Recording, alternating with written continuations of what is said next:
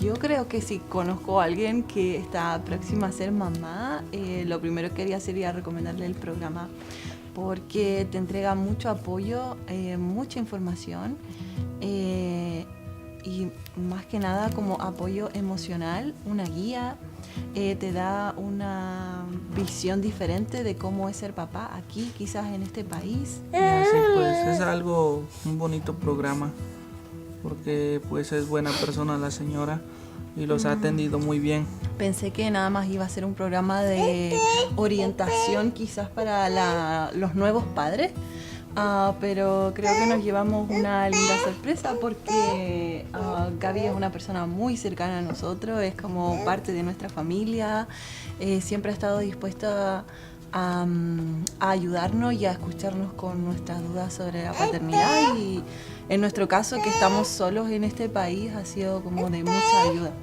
Es un gran apoyo para nuevos padres y más aún si están en nuestra situación, que somos extranjeros, que nuestra familia y amigos, como dice Carla, están en otro país, lejos. Entonces sí, viene muy bien el programa para apoyarse tanto emocional y como anímicamente y bueno, en varios aspectos del programa que nos ayuda a seguir adelante con esta nueva aventura.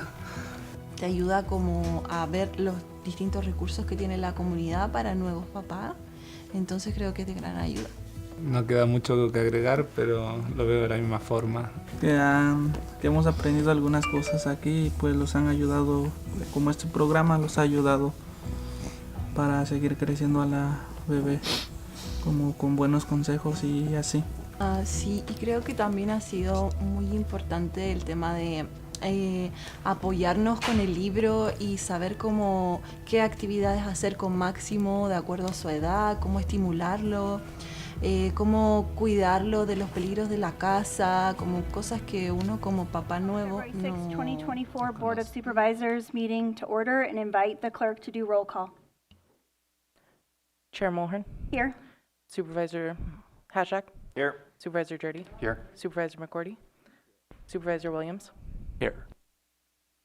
Thank you. If Laura would like to come forward and lead us in the Pledge of Allegiance, and we can all stand, please.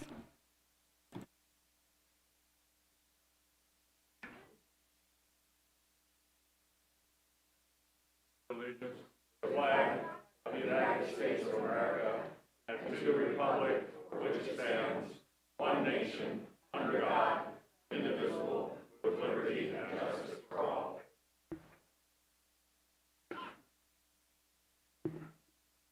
Thank you. Our next item is Agenda Item 2 for public expression.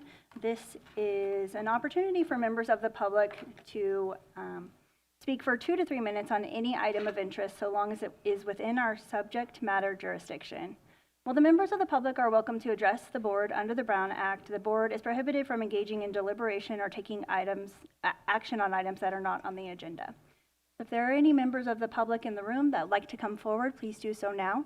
If you can say your name for the record, it's helpful for the clerk to keep track for our records. Thank you. Do I need to bend this forward? Good morning. My name is Kathy Hoyt. I'm the Executive Director of the Mendel Lake Women's Clinic, and I'm here today to introduce you to our clinic and the services we provide. We're a nonprofit community medical clinic licensed by the state of California, offering services to women in Lake and Mendocino County who are encountering unplanned pregnancies. We have served women as a licensed medical clinic since 2008, and previous to that in other non-medical capacities since 1985. We currently operate 2 clinics, one here in Ukiah in Supervisor Mulheron's district, and the other in Clear Lake, and we provide pregnancy testing, STI testing, and treatment options consultation, limited obstetrical ultrasounds, all at no cost to our patients.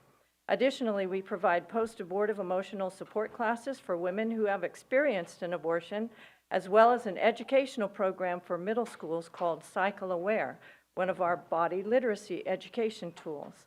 We receive no government monies or grants, but instead we're totally donor supported using no tax dollars.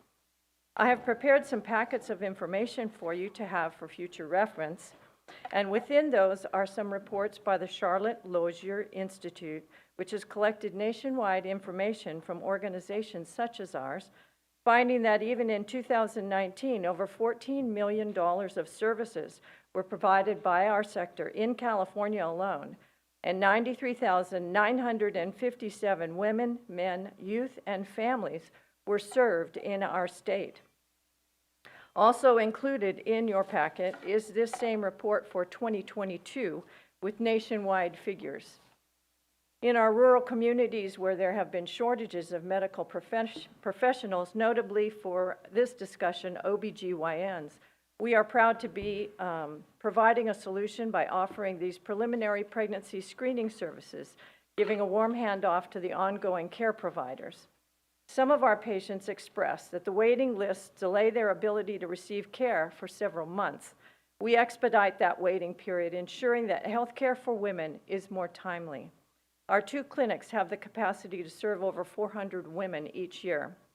Our licensed medical professionals offer quality services and evidence-based education in a caring environment.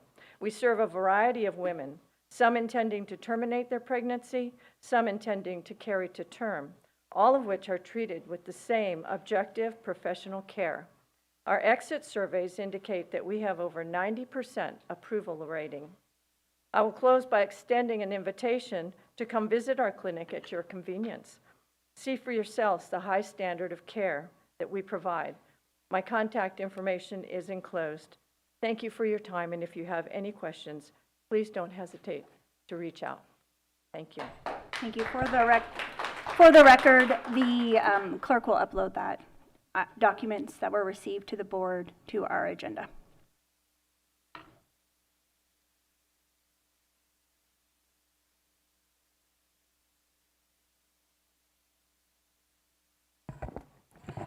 Yes, good morning. My name is Chris Talafero. I'm an Iraq War veteran. I met my spouse in the military, who is also an Iraq War veteran. She grew up in Lake County and actually received her associate's degree from Mendocino College here in Mendocino. After getting out of the military, I started working with United Veteran, or the EDD. I now help veterans find employment, and also became a big part of the United Veterans Council of Lake County, which is 12 veterans organizations that come together once a month, and I go and speak on behalf of the veterans' issues and topics. It was recently brought to my attention that we moved Mendocino County moved their county veteran service office. Now, when I got out of the military and I started working with veterans, one of the biggest things that hurt us in Lake County, being a rural community, is the lack of resources. And I say lack of resources because we're constantly fighting with the state and other areas to bring the resources locally to our local communities. When I was in Lake County, I used to have to send veterans with bus passes to Mendocino County just to have homeless services, because we did not have that in Lake County. We have gone through many changes, brought a lot of resources, but one of the things that helped us tremendously in getting those resources is the support of our local administration, our local board of supervisors. Because we always have to go to San Francisco, Sacramento, to the VA and fight to get those resources that are usually in the big cities. Now, I know that there are problems with communication, that I've heard a lot of different things, and this is just coming to me from my role as a United Veterans Council president. I had the CalVet representative in Lake County last week who represents and gives information to the veterans on where to go to get resources. The representation for the state had no idea that the County Veterans Service Office had moved. So what I'm asking is that please work with the veterans organizations to have a better communication.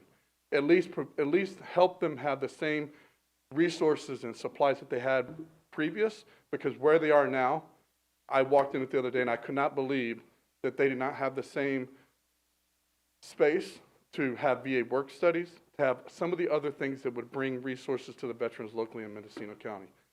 So I will provide my card. I'll provide my information if anybody would like more information, but I would just thank you for your time. Thank you for that. For the board's information and for the public's information, I am working on bringing an agenda item forward to the board that will include communication. It will include potential alternative locations for the current operations. I know that every single board member is interested in supporting our vets and figuring out how to offer a solution for moving forward. So if there are any board members that are interested in joining me and bringing that agenda item forward, they can work through the clerk of the board's office so we can make sure there aren't 3 of us working on it. Supervisor Williams.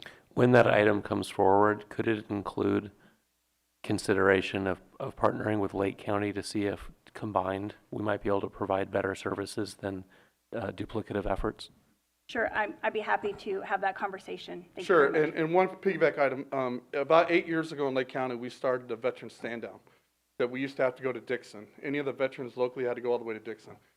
Our stand-down for 8 years has been Lake and Mendocino County stand-down. So we get the information to all the veterans organizations to come and actually bring veterans from Mendocino County to get the resources and supplies locally here, because they're just not the same as they are, again, in the rural communities. Thank you so much. Thank you.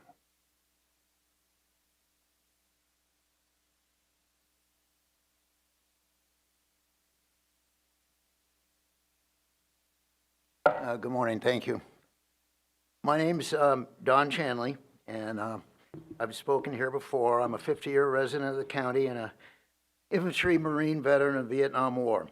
It's been 28 days since January 9th, 2024, when I, along with many veterans and county citizens, addressed this board requesting the VSO eviction be placed as a future agenda item for a full discussion with both the veteran constituency as well as the general public.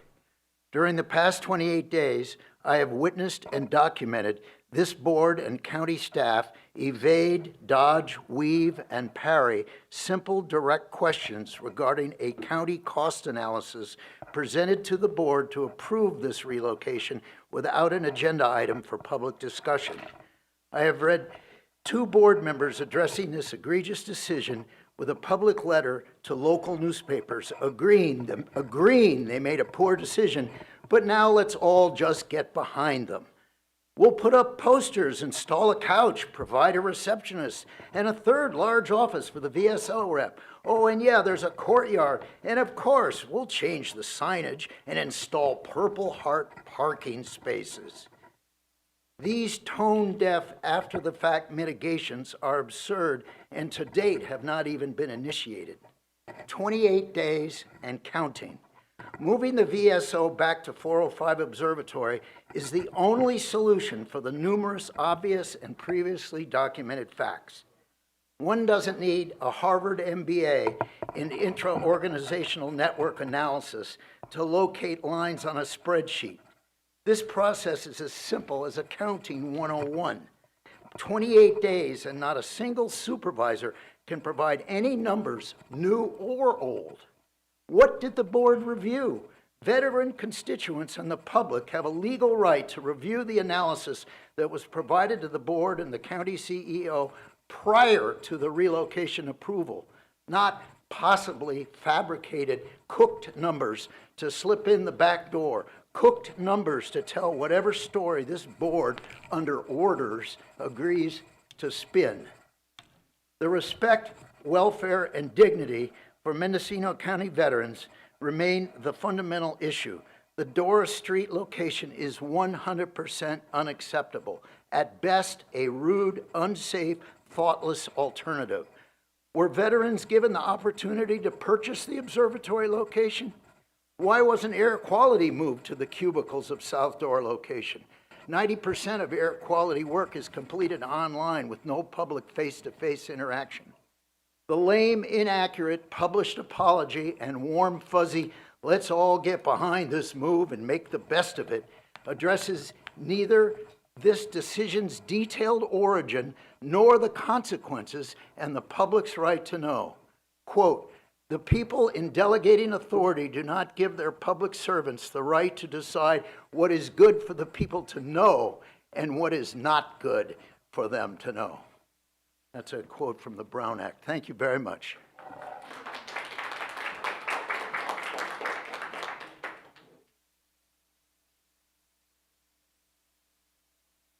My name is Rick Cooper. I am a combat wounded veteran, Vietnam. I also suffer from PTSD. I have personally been in that building, and it caused some serious issues for me. I received a letter which I would like to read to the board from a fellow veteran who I have been around and helped for the last 15 years.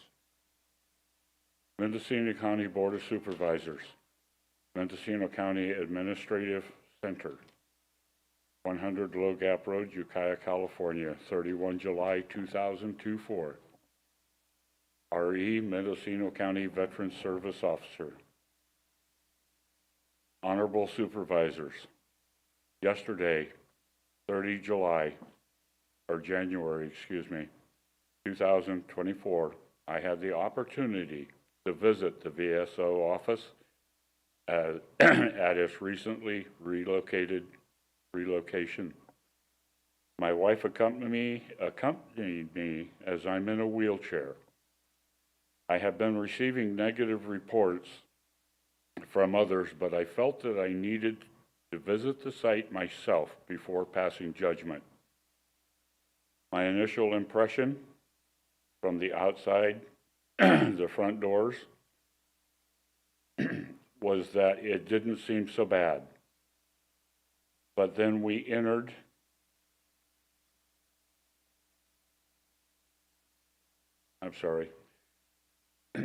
but when we entered, we were invited to see the office space inside.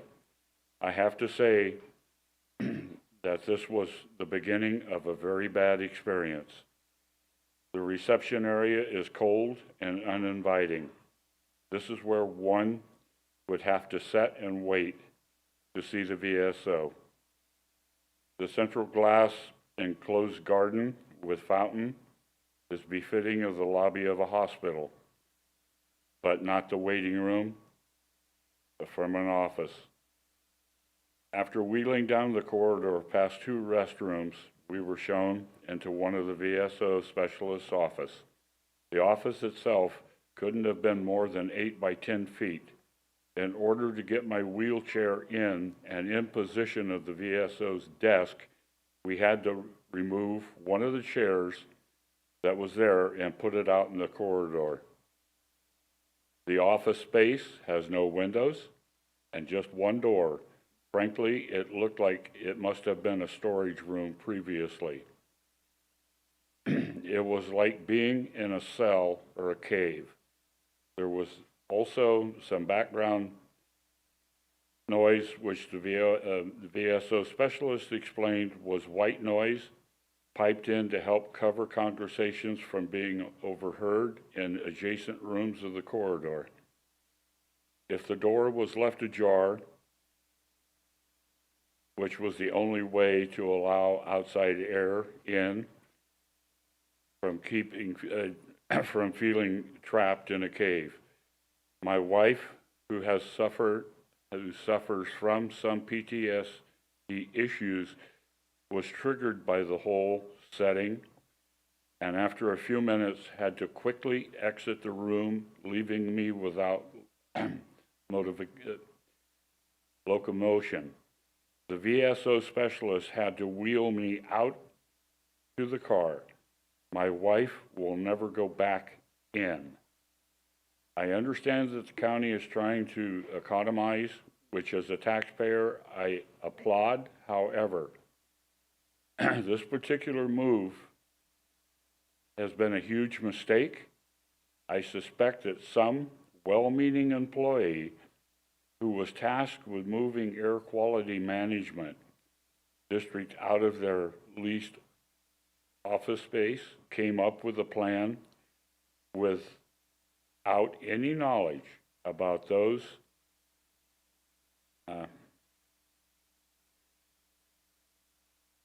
in the VSO office or the needs of the veterans of the service officer, including vets with handicaps and PTSD issues. I am sorry, but this new location, in my estimate, is unacceptable. The county should have sought input and advice from some veterans or veterans organizations before they mandated the move.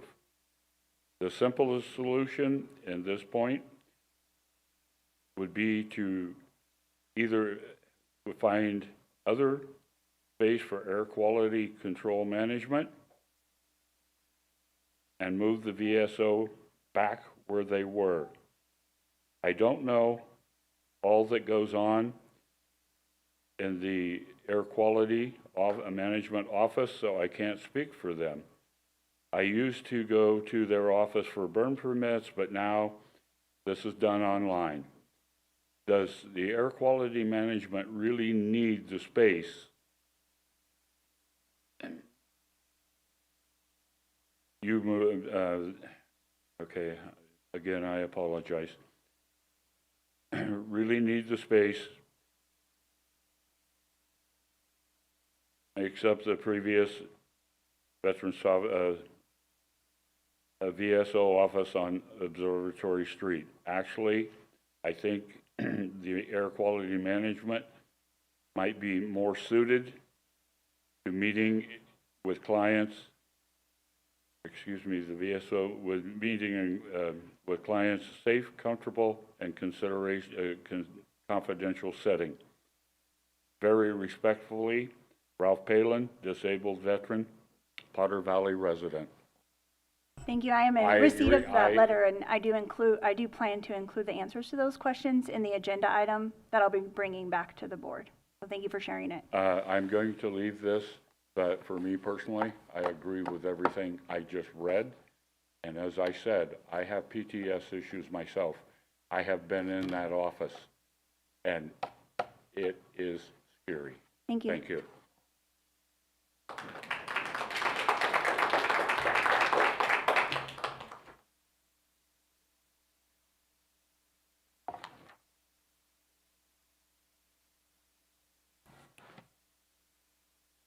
Good morning, members of the board, CEO Antle. Jacob Brown, Marine veteran, candidate for 2nd District Supervisor. I'm here as one of the many voices of Mendocino County whose service to our nations deserve nothing short of our utmost respect and consideration. I want to thank the board for placing the issue of the Veteran Service Office relocation back onto the agenda for further discussion. This is a symbol of your willingness to discuss a very contentious issue. It has been perceived as a profound lack of respect and an abject denial of dignity to individuals who have risked everything for our country's freedoms. While appreciated, the modifications made to the current space within the public health facility does not address the core of the veterans' discontent. We were not merely seeking a physical renovation, but assurance that our voices are heard and valued in decisions that affect our lives. By reopening this dialogue, the board has signaled to our veterans that the concern can be resolved by mutual agreement rather than unilateral declaration. It was not merely a space that was lost, but a symbolic value of that space as a testament to the honor and appreciation we owe our veterans. Your willingness to revisit the issue and to finally engage with the veteran community speaks volumes and will show the board's commitment to the principles of transparency, participation, and recognition of service. Please remember that we ask for more than just a room to occupy. We ask for a space that our veterans feel respected, a space that stands as a beacon of the esteem in which we hold them. I thank the board to have the courage to bring the matter back to the table, to show the veterans of Mendocino County that their service is not forgotten and that their opinion still matters. As elected officials, you must serve all constituents equally and listen when a community speaks up. It's not too late to right this wrong, to show Mendocino County that we honor our promises and our veterans with actions that match our words. Thank you. Thank you.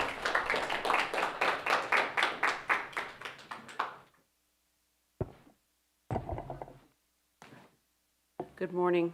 We appreciate this opportunity to express ourselves. My name is Helen Duffy. I'm a relatively new resident of Ukiah, but I will be here for a long time because my husband is from here. Anyway, I respect dignity and recognition of the crucial role that caregivers provide, something that we have in common with the veterans who've just spoken so eloquently. What we are here about is the opportunity for the city to be able to, for the county rather, to be able to raise the wages of the SEIU home health care workers to a minimum of $20 an hour, which is so basic. I can't imagine how when McDonald's is paying $20 an hour very shortly, how we can expect that our parents and grandparents and disabled children are going to be able to continue to have high quality care when the caregivers themselves are trying to feed their families, are trying to pay their rent, keep a roof over their heads on $17 an hour. I also understand that the state of California is willing to make up a large part of the difference that between 17 and 20 that is being demanded by the home health care workers and the others that are members of this local. We depend on these people. They are truly the backbone of our community. They are part of what allows us to provide a quality of life for all of our residents here. And I thank you all, ladies and gentlemen, who have provided this essential service and who deserve a lot more recognition than you have received from your employers, the county. I want to ask that $20 an hour is, and especially when it's not all coming out of the county's pocket, it's a no-brainer that we need to give these folks a raise. Thank you. Supervisor Williams, did you have a question for the speaker or just a? For the board. Okay. Because I think we have several speakers on this topic, and I actually agree with them. It doesn't fit my values to pay less than $20 an hour. I'm sure my friend Supervisor Dirty will point out he also agrees, but where do we get the money to pay it? And both sides are right. I would like an agenda. I'd like to see if there's board support for an agenda item coming back, not to talk about negotiation and should we pay it, but how we're going to pay it. What's our strategy? And obviously, we need to work with other counties. We need to work with the state. This isn't a problem just here, but it's wrong. And I don't want to just, pay lip service and say, well, we support you and we agree, but there's nothing we can do. I think we need to take some proactive steps. So that's what the agenda item would be about, the discussion of strategy to get all wages up to 20. I think that we can't take that as an off-topic item, but I would look forward to any supervisor bringing that forward as an agenda item, working with HR and potentially working with another supervisor. I think that's the appropriate path forward. I don't think it's action for us to poll whether there's support for the agenda item to come forward. No, I don't think we need action for that. I'm telling you as the chair, if you bring that agenda item forward, I'll work with the clerk to get it agendized. I appreciate that. Is it possible to see if there's board support so that I don't bring something forward that doesn't have interest? I think that what it sounded to me, Supervisor Williams, that you're looking at an informational item with a plan. Supervisor Hashak? No, I would support having that discussion. Thank you. Okay, I see head nodding. Thank you. Looking forward to that agenda item. Good morning. Good morning.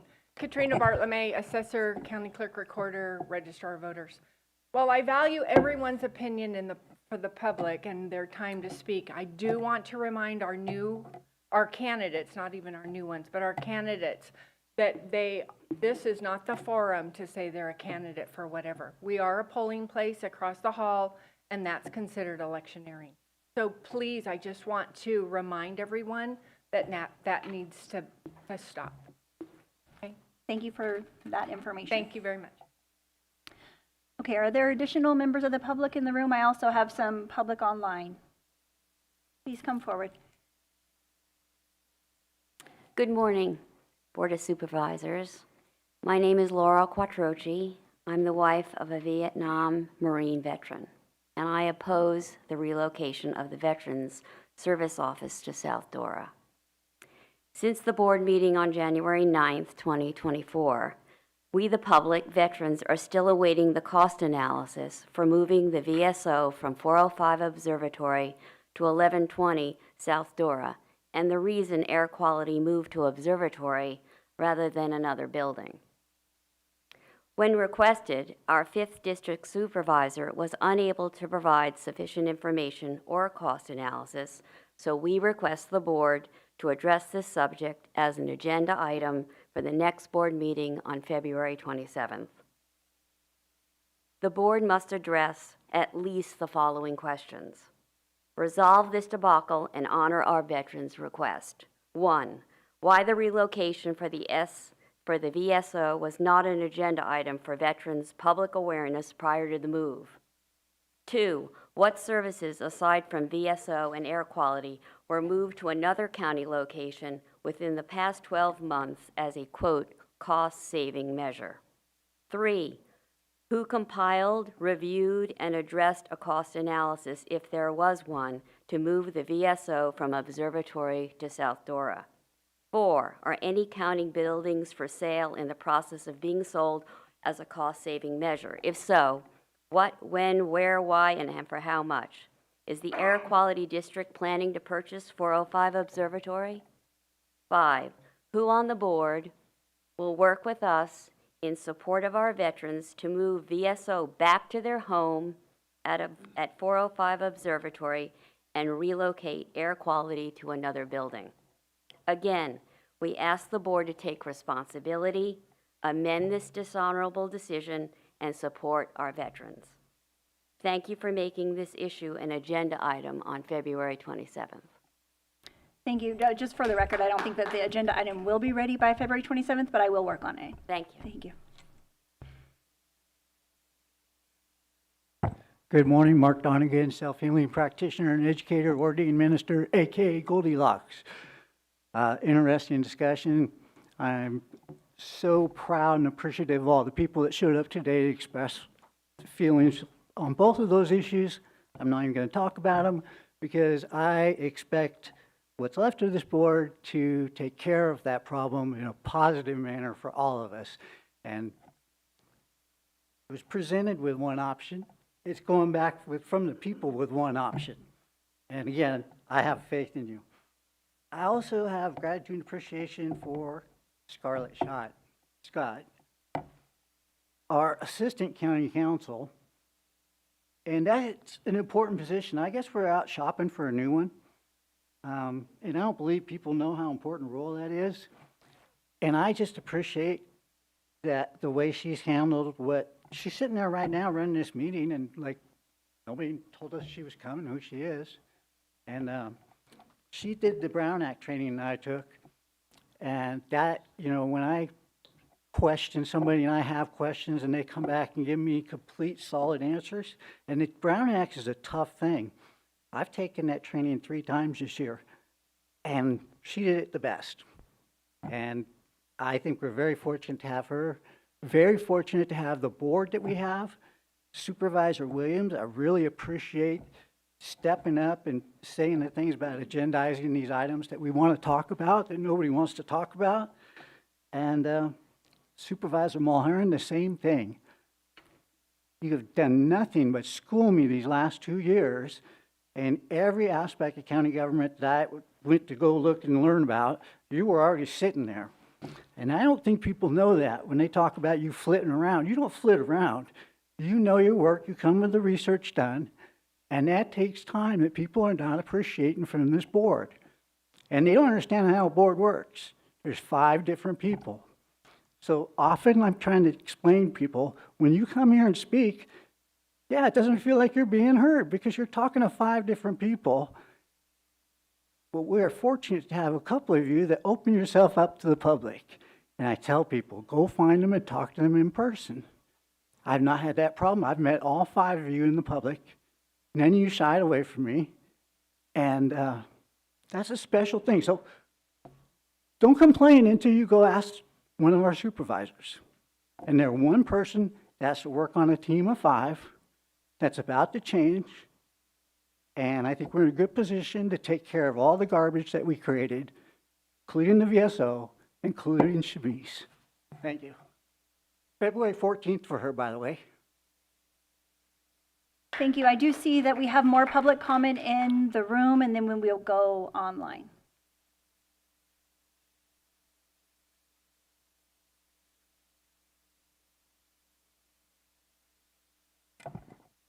Good morning, Chair Mulherin, members of the board, CEO Antle, County Council. My name is Akesh Aidi. I have had occasion to address this board in the past, but today I am introducing myself as the new president of the Mendocino County chapter of SEIU 1021. I've had the privilege of working with many of you over the years, the last 10 years that I've been with the county, but I currently serve as the Public Health Emergency Preparedness Coordinator in professional capacity. The new executive board has met. We've set priorities for the new year and received feedback from membership. These priorities include improving communication with you. To that end, I or another board member will be here every month to report out on the things that membership feels is important for you to know and be on the record. We know that the county is facing challenges. I'm here to tell you that your best resource for creative ideas, cost savings possibilities, and people with deep knowledge about programs, experience, and the people that we serve are your own employees. This is why I'm urging you to tap this resource. Employees want to be involved in the discussions and the decision making. Reach out to them. They know. In the last general membership meeting, staff wanted you to hear this message. In the rush to trim costs and the extraordinary shuffling of staff across buildings and workspaces, they are left wondering if they will return back to the office from a home visit and still have a desk to work at. They feel unheard, deprioritized, and because there is often only one or two people performing critical tasks that cannot be delegated, very much alone. I heard the word alienated in these meetings. I have no doubt that each of you at some point has felt similarly because of the decisions that you have to make. No one deserves to feel like they are alone. Not you, not line staff, not managers, directors, deputies, court clerks, mechanics, veterans, caregivers, or anyone else who is a part of this county team. We are stronger together. As the new chapter president, I invite you to have regular and active dialogue with us as we move forward to carry out the obligations of this county. These are very challenging times, but we will be reaching out to each of you soon to set up a time to talk. Thank you. Thank you.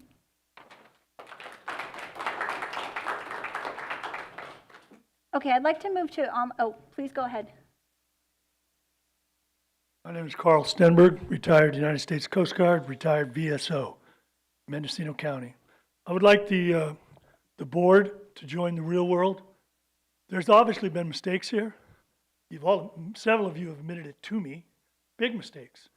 I would like to see someone held accountable, be it the CEO, be it some of her underlings, be it whatever. When mistakes are made, to apologize to us, to say it's an agenda item, to buy us pictures on the wall, to buy us plants for our offices. That's nothing. You guys have insulted the veteran community, and we should like to see some accountability. Thank you.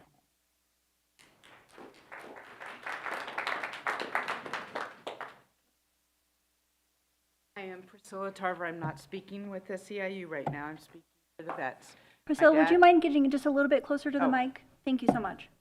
Priscilla Tarver here. I'm not speaking on behalf of SEIU right now, but I'm speaking on behalf of the vets.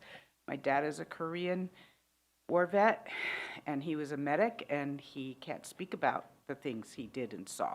He can't. And I remember as a kid, because I was a military brat, born in a military hospital, things like that, the whole thing. And bottom line was, whenever we were old enough and we found out my dad had been in the military and we'd ask him questions, he'd get up and leave the room, or he'd change the subject. He couldn't talk about it. We were raised in church. he would talk to his pastor.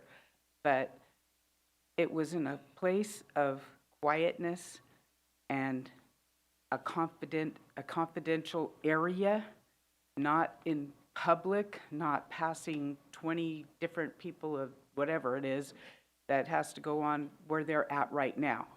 He could never have gone to a place that they're at. And it's a very nice, what can I say,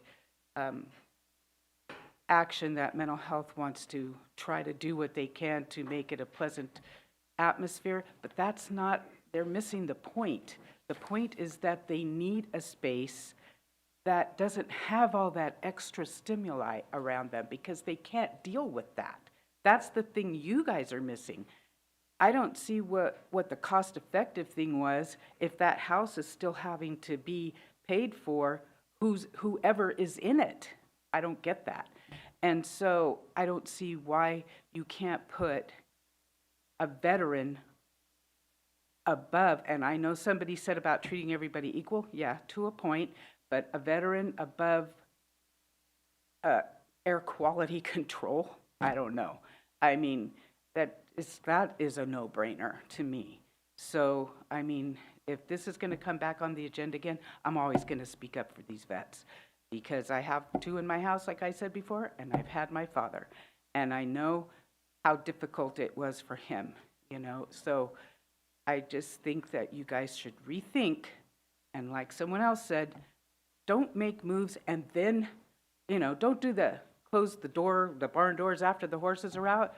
You check on the horses before the barn door is closed. So you check with the vets before you make decisions on their behalf that you haven't even consulted with them about to see what the impact might be of the decisions that you make. Okay, thank you. Thank you. Yes, please come forward. Good morning. I'm going to go really quick here because I know we want to move on. Let's see. This is about public transit mall. So I was trying to make the meeting yesterday. Of course, it was canceled. So I'd just like to reference the several different sites that are supposedly being looked at for a public transit mall. They don't seem to include any kind of emergency evacuation plan or any kind of safety zone. So I would just respectfully request that the board at this time, until we get some more public opinion and some more comments from the Office of Emergency Services about our public transit mall, that the board would consider, as has already been brought up, that there is a lot of people here who have really good ideas and a way to make it viable for a lot more folks. There's veterans here who are going to be relying on public transit as the caregivers, of course, in their home or their spouses get older and older. They're going to need this. Our younger folks are also going to have to use this, having a choice between either a vehicle or going to college. So I just want to make a couple points which I didn't have a chance to make yesterday, and I'm going to go with this really fast here. In reference to a vision of a public transit mall, we should be able to fix the North State Street off-ramp and on-ramp.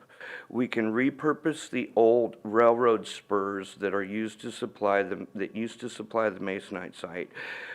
We can create more foot traffic at the north end of town. We can utilize the Ford Road underpass to access North State Street safely from a stoplight instead of trying to cross 5 lanes when you get off the North State Street exit.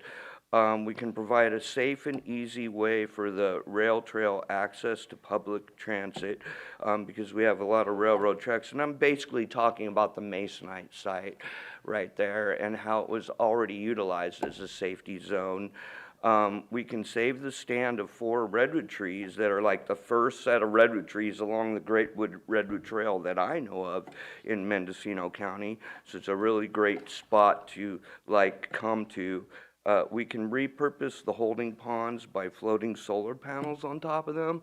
Now, I'm not sure, I haven't been able to keep up to date on the holding ponds themselves, if they're actually drained or have water in them. But if we have to keep water in during the summertime and we're using water, why not shade them with some solar panels? We can create a safety zone and a meeting place for loved ones after and during natural disasters, and without enlarging the 101 State Street overpass, and at the same time providing a long-term economical viability to business that will be squeezed out after the loss of fossil fuels, such as factory pipe. Obviously, you're not going to need a tailpipe if you don't have any gas engines allowed on the roadways anymore. So thank you for your time. And Chair? Thank you. I think that there may be a Yeah, question. I'm afraid for you. you're a man with a lot of good ideas, and I appreciate it. I'm not sure if this is the right audience. I think these projects I could was potentially directed be by MTA. MCOG to make this. I tried yesterday, and I've been trying to work with them as best I can. But I just want to make sure that you're speaking to decision makers in regard to these projects, and I don't think these are projects that will come before us. Thank you. I actually think some of these projects have come before us. So Supervisor Jurdy sits on the MCOG board, and I think he'd like to comment on this. thank you. So, sorry that there wasn't a quorum for Monday's meeting, but the MCOG will meet again the first Monday in March 4th here at 1:30. And then also the Mendocino Transit Authority, February. they meet the last Wednesday of the month at 1:30 in Ukiah, Fort Bragg, your choice. Okay. And for the record, could you state your name for the record? Gizmo. And Gizmo, I'd like to have coffee with you because I think that there are a bunch of pieces that you're referencing that I can try to help you connect. Okay, great. Okay. Thank you very much. Thank you. I'm available through, you probably know how to get a hold of me, through my phone number. I don't have a computer. Thank you. Thank you. Good morning. My name is Fabiola Regis. I'm here because I'm kind of nervous. That's okay. I'm a household of 5 people. My daughter is in Sonoma State. It's so hard for me. With $17 is not enough to help her. She has to commute to Sonoma because I can't afford paying a rent over there. It's too expensive. Paying us $17 is not enough. I would like to get a raise. I tried to get somebody who help with my daughter. She has Down syndrome, and I need a break. I want to go back to work. I'm a cook in a observatories by Dora State, South Dora, and I want to go back to work, but nobody want to work for $17. They say, oh, I'm waiting to work at McDonald's or Burger King because they're going to make like $22. So I don't. It's hard for me, and I need a break. I've been already five years with her. It's hard. Thank you. Thank you for sharing that. I do have 3 callers online, but I'll take 2 more public comments in the room and then move online. Good morning, Cesar Alvarado with the Caregivers Union. I just want to share some information with you. Mendocino County has the fifth most severe caregiver shortage in California. In 2022, more than 371,000 authorized care hours went unused. In other words, Mendocino County was not able to find caregivers for 371,000 hours. I mean, I just did the math, and it's over $6 million. Money that didn't end up in the pockets of Mendocino County residents. And it's many reasons for that, but the number one reason, nobody wants to work for poverty wages. Nobody wants to work. So I appreciate, some of you trying to bring this item on the agenda and find solutions, but we're in the middle of negotiations, and the solution is simple, better wages. This shortage will get actually much worse. We call it the care cliff. Many counties are already, and not many counties, this county is already having issues trying to find caregivers.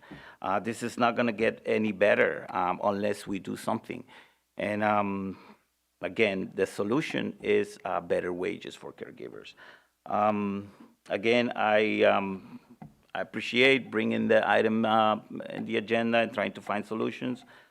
But again, solution is better wages for caregivers. Thank you. Thank you. I know you only want one more, so I'll be quick. Well, just for now, go ahead, please, and then I'll go online and That's then fine. come back to the room. My name's Kennedy Cooper. I have the pleasure of being the current sole VA work study student for Mendocino County this semester.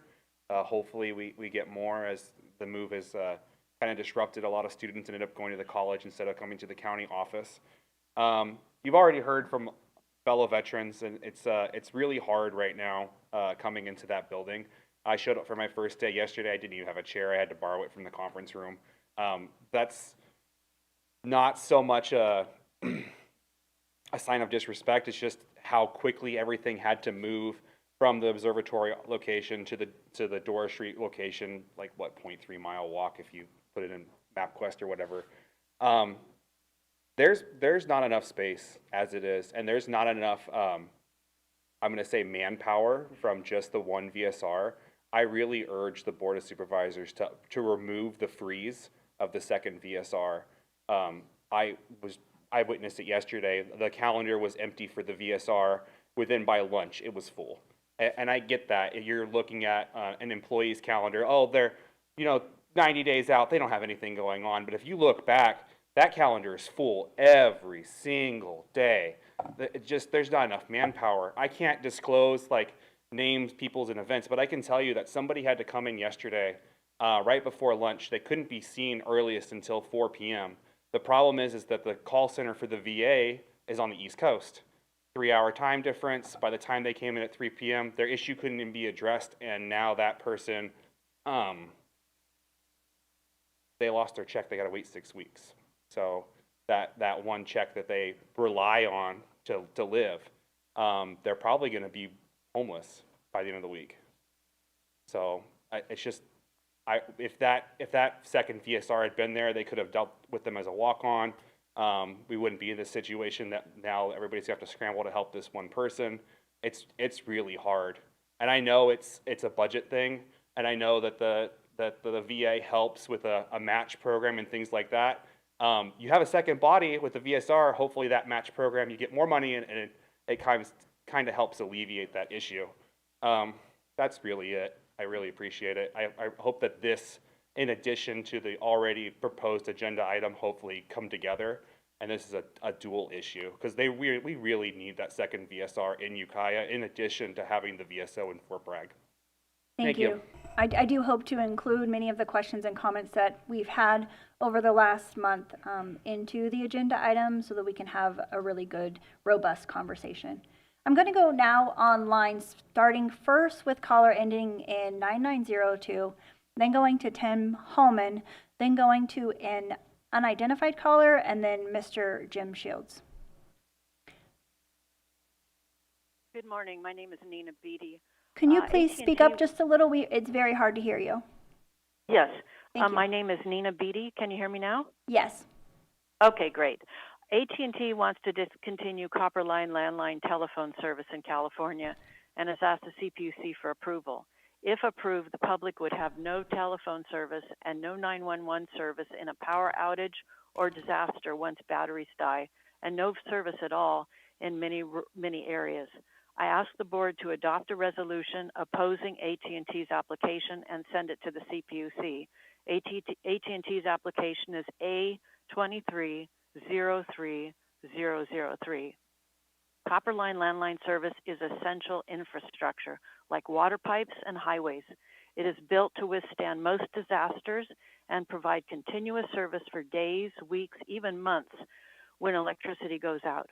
Also, AT&T's contract with the state as carrier of last resort, or COLR, means everyone gets telephone service without discrimination, without extra fees or credit checks. AT&T wants to eliminate this contract. If approved, customers, particularly in rural areas, may have few or no options for any type of dependable telephone service.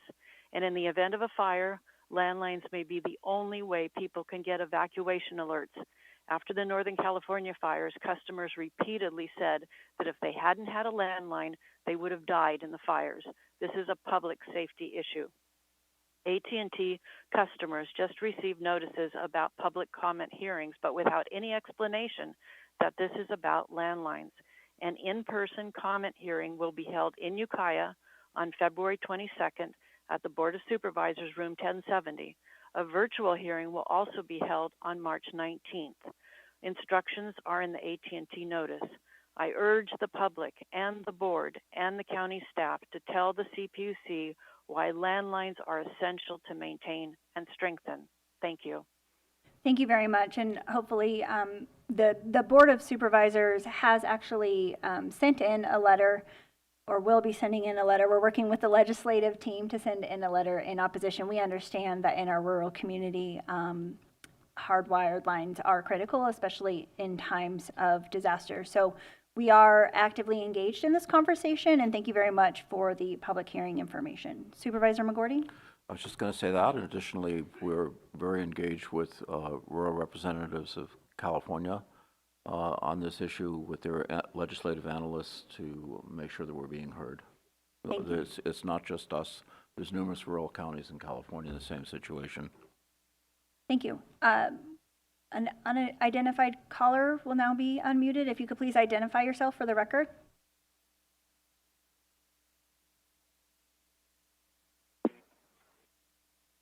Hi, my name is Marilyn Garrett. I'm calling from Santa Cruz County on the same issue of saving landlines. And I want to compliment you on your listening to people, giving people time to speak. It's what all Board of Supervisors should be doing. There's a lack of that in my county. I am speaking to you on a landline, and that's all I have.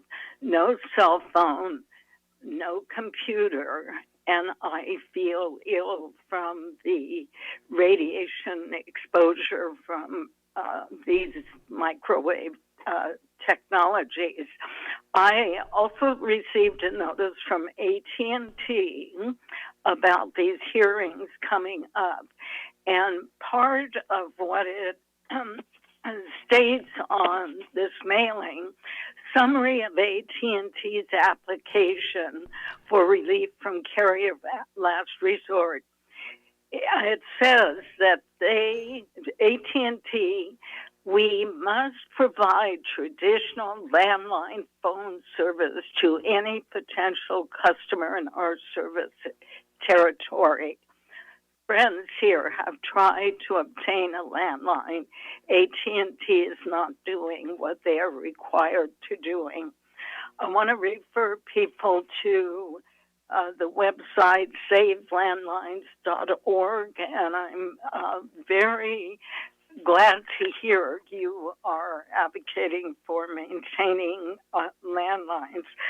I also want to say, as I was listening to people's comments before your board about the lack of resources and how we need to improve communications, saving landlines is absolutely critical to it.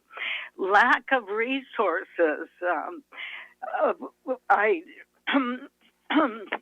excuse me, why do cities and counties have a lack of resources? Where is our tax money going? Over half of our tax dollars goes to the military budget. And so we're fighting over the crumbs that are left. We need to reorder our priorities. Recently, and this affects everyone, World Beyond War put up some billboards, and they did a fundraiser for food, not bombs. That's what we need, right? Food, not bombs. Housing, not bombs. David Swanson heads World Beyond War. The billboard said 3% of the U.S. military budget could end starvation on Earth. We also need elected officials to advocate for keeping money from being siphoned out of our counties and cities and going to this deadly military budget. Thank you so much, and I also want to refer the previous speaker, Nina Beatty, filed a protest to the application of AT&T number 2303003, and you can read and maybe incorporate in your work this document that she submitted. It's excellent. Thank you for your time and your help of the public to maintain landlines and provide for the well-being of your community. Thank you. And for the record, the team member confirmed with me that that letter was sent in yesterday. So we appreciate you all calling in. And we will now go to Jim Shields and then back into the room.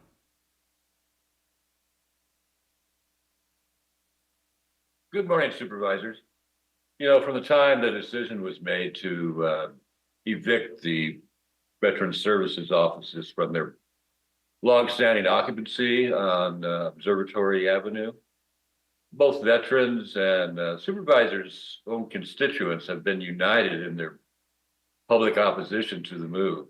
And without a doubt, the overwhelming public response to this decision is opposition to this decision. And I think the board knows that. Both supervisors, Haschek and McGorty, two supervisors that I've worked with over the years on a number of different things. I have all the respect in the world for both men. They admit this fact in their letter that they sent out recently to the public when they stated, supervisors learned about this from constituent outrage. But their letter also proposes how to settle the dispute and basically make things right. When they said, some will say that we should just move the Veteran Services Office back to the House Observatory. And if John and Glenn would have just stopped right there at that juncture in their letter and followed the advice that they had given to just move the Veteran Service Offices back to the House Observatory, they would have instantly solved the problem and eliminated all of the constituent outrage, and people would have applauded them for doing the right thing. But that didn't happen. You know, instead, what happened is that the supervisors, without any public notice or discussion, supported the decision by, more or less faceless staff who, by the way, didn't even bother to inform their bosses, the supervisor, that this, I call it a stink bomb, was about to be lobbed into the public arena. I've always believed that problems just don't happen, people make them happen. And the good news about that is that if people can make them happen, other people can make them unhappen. And that's kind of a shorthand definition of politics, which is, it's the practical art of adjusting and refining and correcting the governing process whenever it's not working. And right now, folks, I think we all know that this process is not working. And you can come up with 1,000 reasons not to do something, but you only need one reason to do it. And I think it's time for you to do the right thing. And, that would be to move the Veteran Services Office back to Observatory Way. Thank you. Thank you, Mr. Shields. I think that is there a question directly for Mr. Shields? There's a question for the board. Bringing it up now because Brown Act, I can't do it outside of this meeting. I haven't seen a financial analysis, meaning line items of the expenses and the revenue for this program. It's really hard for me. I support the veterans, no question. And I know our county staff is struggling with finances. I would like to see that analysis so that I'm a little bit more educated in the discussion. I've requested it. I'm curious if the other supervisors have it, the two who wrote the letter. It will be in part of my agenda It'll item. be attached prior to the meeting.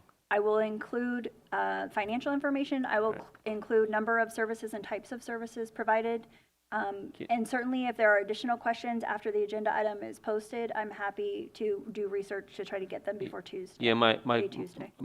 my question will be the line items, revenue and expenses, what comes in for this program? And expenses would be staff, lights, security, A87, all of it. Yes, absolutely. Okay. Okay, there are no additional comments online. Are there any additional items for public expression in the room?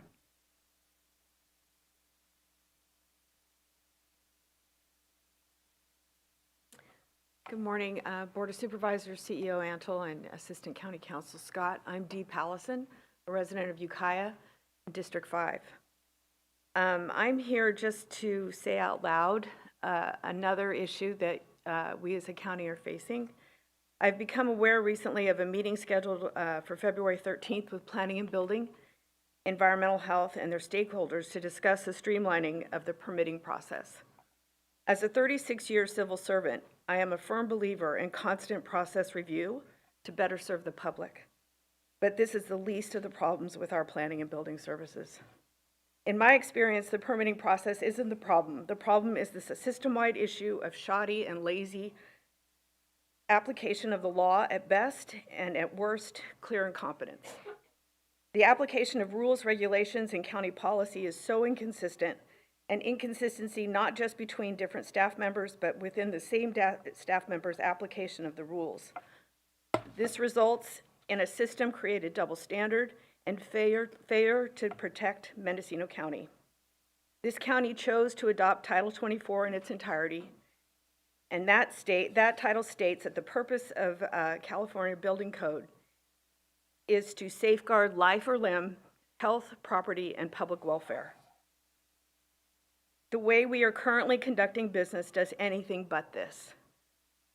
It's time for a much broader change in Mendocino County, far beyond the streamlining of the permitting process.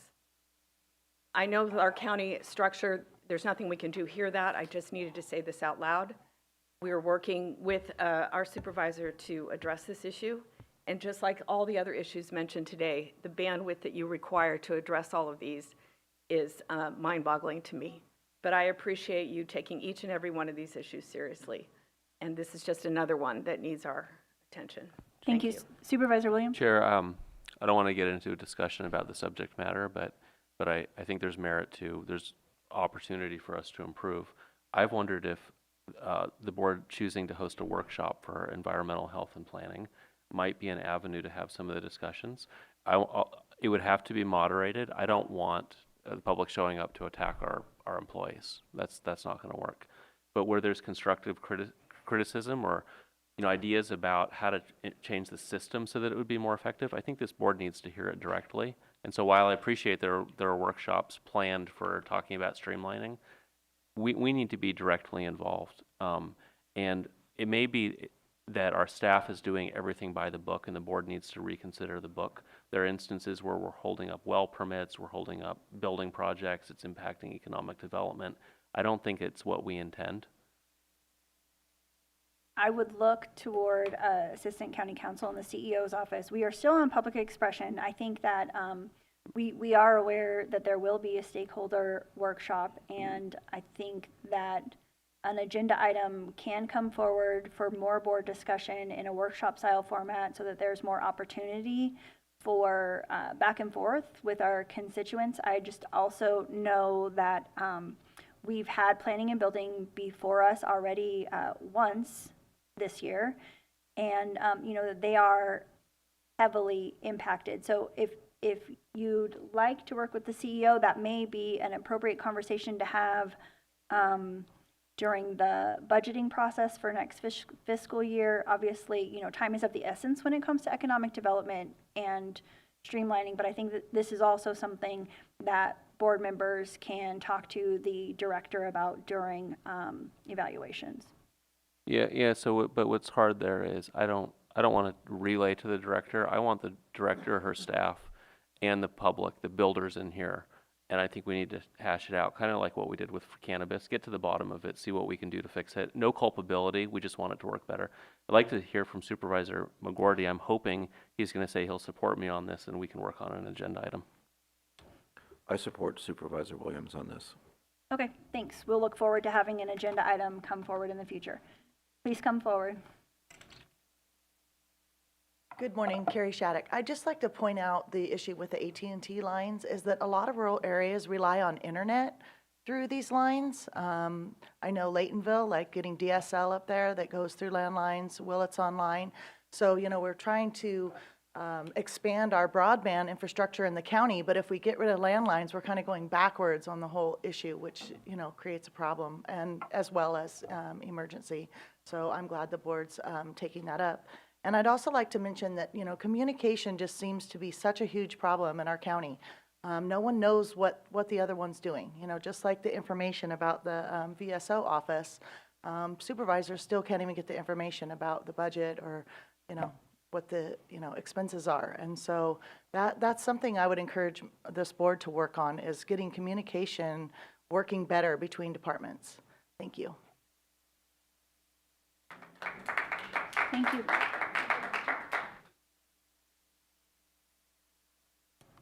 Good morning, members of the board. My name is Alice Laura Stenberg. I'm a retired Veteran Service representative for Mendocino County.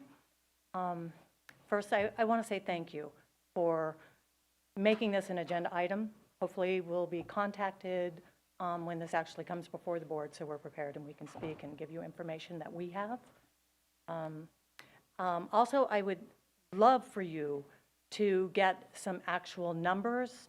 Please invite the Veteran Service Officer here so he can give you the actual numbers that you're looking for. There's so much that that office does that I just don't think you guys really know what we do. So it's really important. I know that we used to come here at least once a year and give a presentation. We had PowerPoints, and we would just give all that information. And for some reason, that just, I don't know, fell in the cracks, and it just doesn't happen anymore, and you guys aren't apprised of what this office really does for our county and our veterans. So again, I don't know how you're going to let us know when this actually is coming before the board so we can be here, but we need to leave our emails or whatever so you can send us something. That would be wonderful. I've been keeping track of all of the public comment and letters I've received, so I will be reaching out to have more conversations before I bring the agenda item forward, and then let you know when the agenda item comes forward. Perfect. Thank you. Are there any additional public comments in the room before we move on to the consent calendar? Hi, first of all, I just want to say thank you to Supervisor Williams. I love that you question a lot of stuff. Makes me feel like you're trying to be super involved and really take the public into your consideration, and I want to thank you for that, because you're always speaking up, and I that's great. So, but my name is Priscilla Tarver. This time I'm speaking up for the SEIU 2015, the Caregivers Union. My boss said the piece I was going to say, so I just want to enhance that, and that is in regards to the state numbers that were come up with as far as the unfilled hours in the county that we weren't able to fill because we had a shortage of workers. We're always coming to you guys about negotiations. I just do not see how this has to be such a fight. So bottom line is, you know, I'm going to be too old to be the person that takes care of you, but somebody behind me that's younger will be. And we came in diapers, we'll go out in diapers, just fact. Two things, taxes and death. And in the meantime, somebody has to take care of you till you get to that point. So whether you have a lot of money and you think you're going to be able to do that, it doesn't matter. Your money is still going to make the stuff happen, whoever it is that's taking care of you. So once again, $20 an hour is not that much. And I do not compare other counties because I only live in one county. So this is where I spend my money. When you give us money, we're spending it back into the system. I don't even see how that can be questioned. And then on top of that, you are not putting out all the money. It's a very little amount per dollar that the county is going to put out. And when you're doling out money to this and to that, you keep skipping over us. And so, you know, I just think that you should start thinking about just doing the right thing. It's not a lot to ask. It's just do the right thing. You can't keep ignoring us. We're never going to go away, and you're going to get older. So, and you know, you're going to need that care.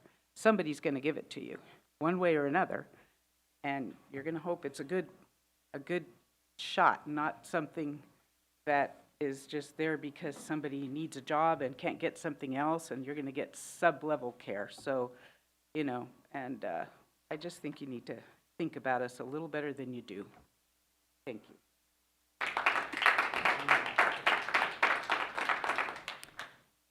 Thank you. Is there any more public expression in the room? If you could please come forward.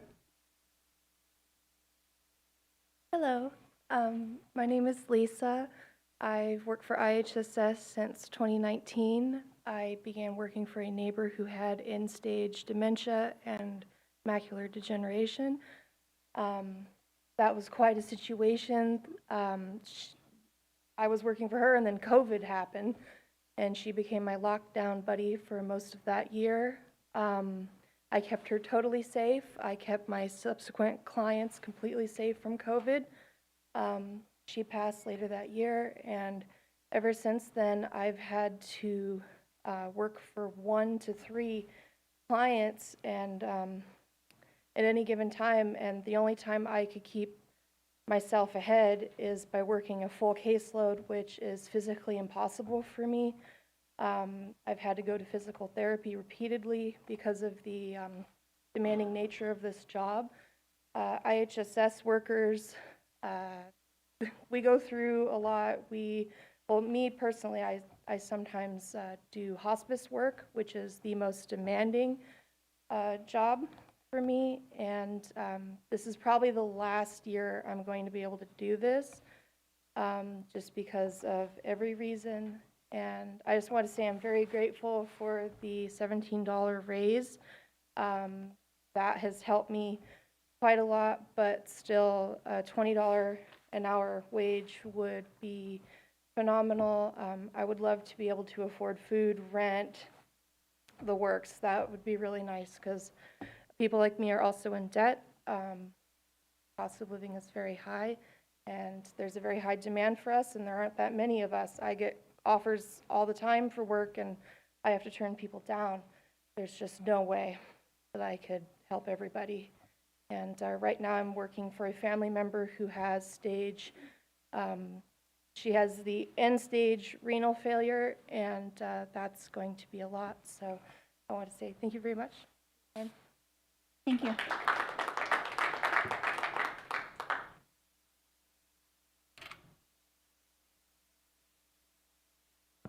Hello, board. My name's Jason Martinez. I'm actually struggling really hard. I have to work 7 days a week.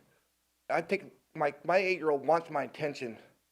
Every time I get home from work, I'm really tired. I'm trying to spend time with him too. I like to take days off. I can't afford it. With my rent and everything else, gas, food, to make sure he has everything, I have to make him suffer. I shouldn't have to have him suffer either, at all. The $20 an hour, that's okay. I can take the days off, times off from him. It's like half our providers are leaving us. We are struggling really much. It's hard on us to do all this. I have 3 clients. One of them might be dying. And it's really hard. I try to make sure I'm there for him too. Make sure I'm there all the time. I take my kid to work. If I shouldn't have to take him to work with me. I should have enough time where he can get off school, I can spend time with him, or go to the park with them. And it's hard, and especially with his mom too. We're separated, and he's jumping back and forth to the house, and she's working the same way I do. It's hard she can spend time with him too. I hope you do the right guys to do the right things for us. It's like I had to take him out of school to come here because I didn't have nowhere to watch him at all. when he's through school, when he gets off school. It's really hard on us. Please do the right thing for us. That's about it. Thank you so much. Thank you.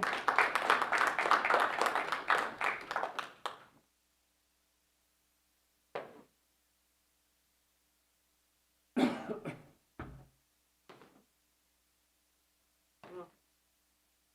all leaving, but can I say one thing on their behalf real quick? I think like I have a minute left, if that's okay.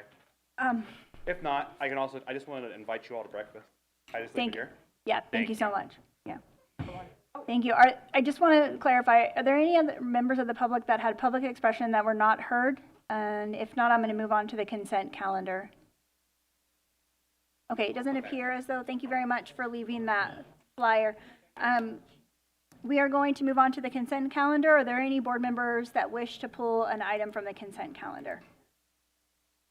I'm not seeing any pens, and so I would look in the room. Are there any members of the public that wish to pull an item from the consent calendar, either in the room or online?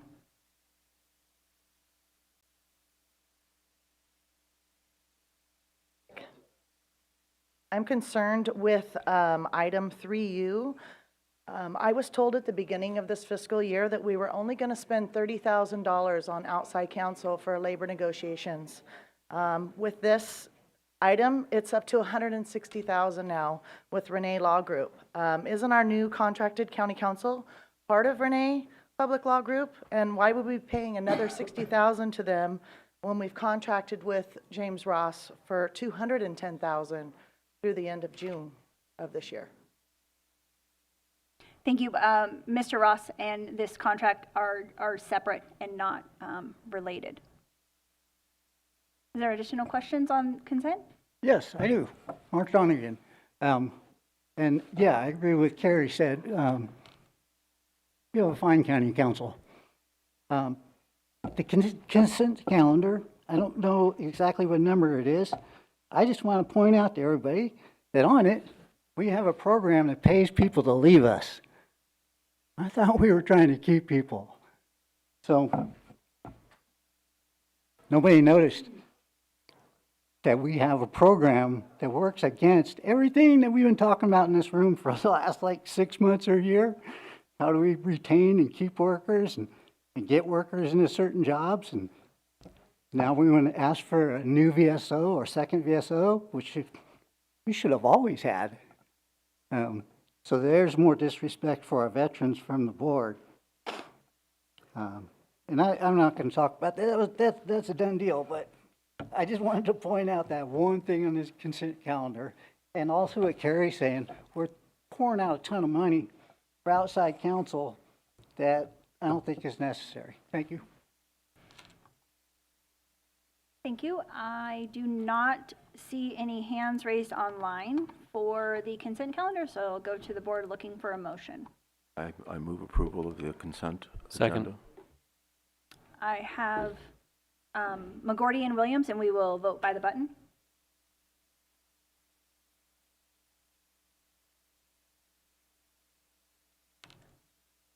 Thank you. The motion carries unanimously. Thank you. We will now move on to item 4A, discussion and possible action including acceptance of informational reports from the assessor, clerk, recorder, registrar of voters, acting auditor, controller, treasurer, tax collector, district attorney, sheriff, and various other county department heads as needed. I would just look in the room and see if anybody wants to come forward, and if not, I'll go ahead and move on to item 4B if there are no updates. I'm not seeing anybody come forward, so I'm going to move on to item 4B unless there are updates from anyone in the room. Chair, I thought I saw the sheriff's hand go up.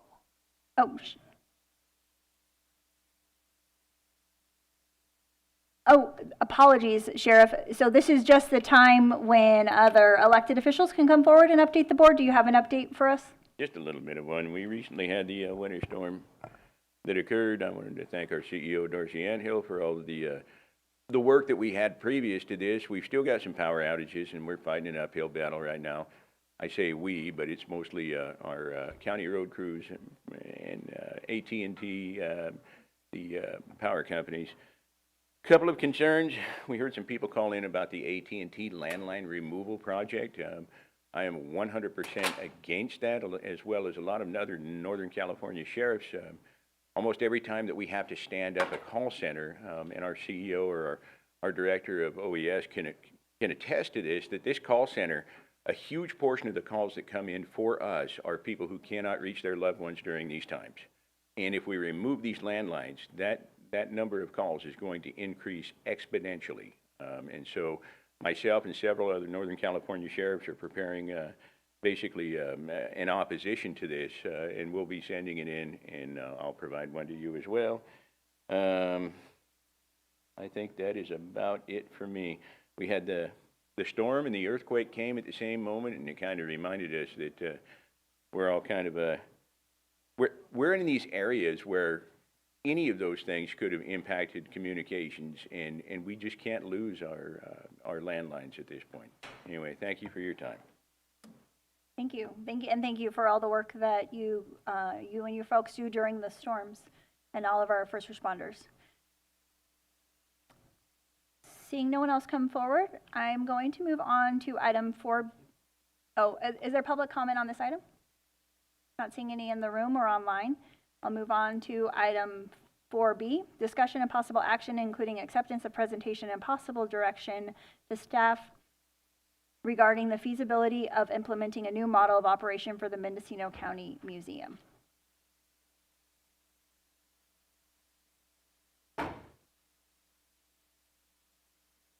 Okay, perfect. We are just going to make sure that we're all set up for the Zoom presentation. Supervisor Hashek, did you have a comment before we begin? Well, I'd just like to say that Supervisor Jurdy and I have both participated in quite a few meetings with the museum, and I think that the presentation that the museum staff is about to give is really, it's a step forward in creating a more efficient and effective museum model. And so I look forward to this. I think it will decrease the cost to the county. It will provide better service, and still recognize the fact that we have a collection that represents the history of Mendocino County, and that is something that we're kind of charged with. As a county, we've taken that on. We've taken this collection received, things from the county over the years, and this is really the charge that we have, is to protect that. And so I think that this model that Ms. Matson's going to present is the best way forward, and I think she needs some guidance from us to move it. Thank you. Okay, it looks like the slide presentation is all ready. Are you ready to start? Okay.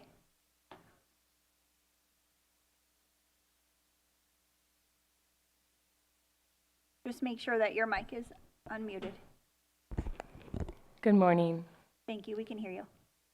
Good morning, Board of Supervisors and Darcy Antle. I wanted to thank you for the opportunity to share this presentation with you today. Essentially, this morning I'd like to go over, I'd like to give you a brief update on the museum, and I'd like to share the process of researching this presentation, and then go ahead and provide you with an overview of the Kern County model, which is a nonprofit public partnership where Kern County retains ownership of the collection and facility, contributes financially, but a nonprofit operates the museum on a daily basis. So I would like to share how this model could potentially benefit our county, and I'll conclude my presentation, and I'm happy to field any questions that you have. I'm just going to scoot a little closer. I'm stretching. So last year, I was really pleased to be able to bring forward our strategic plan for the museum, and I know at that time you were able to get a lot of information about the progress and the success of our museum. But I just wanted to take a brief moment to let you know that the museum continues to thrive.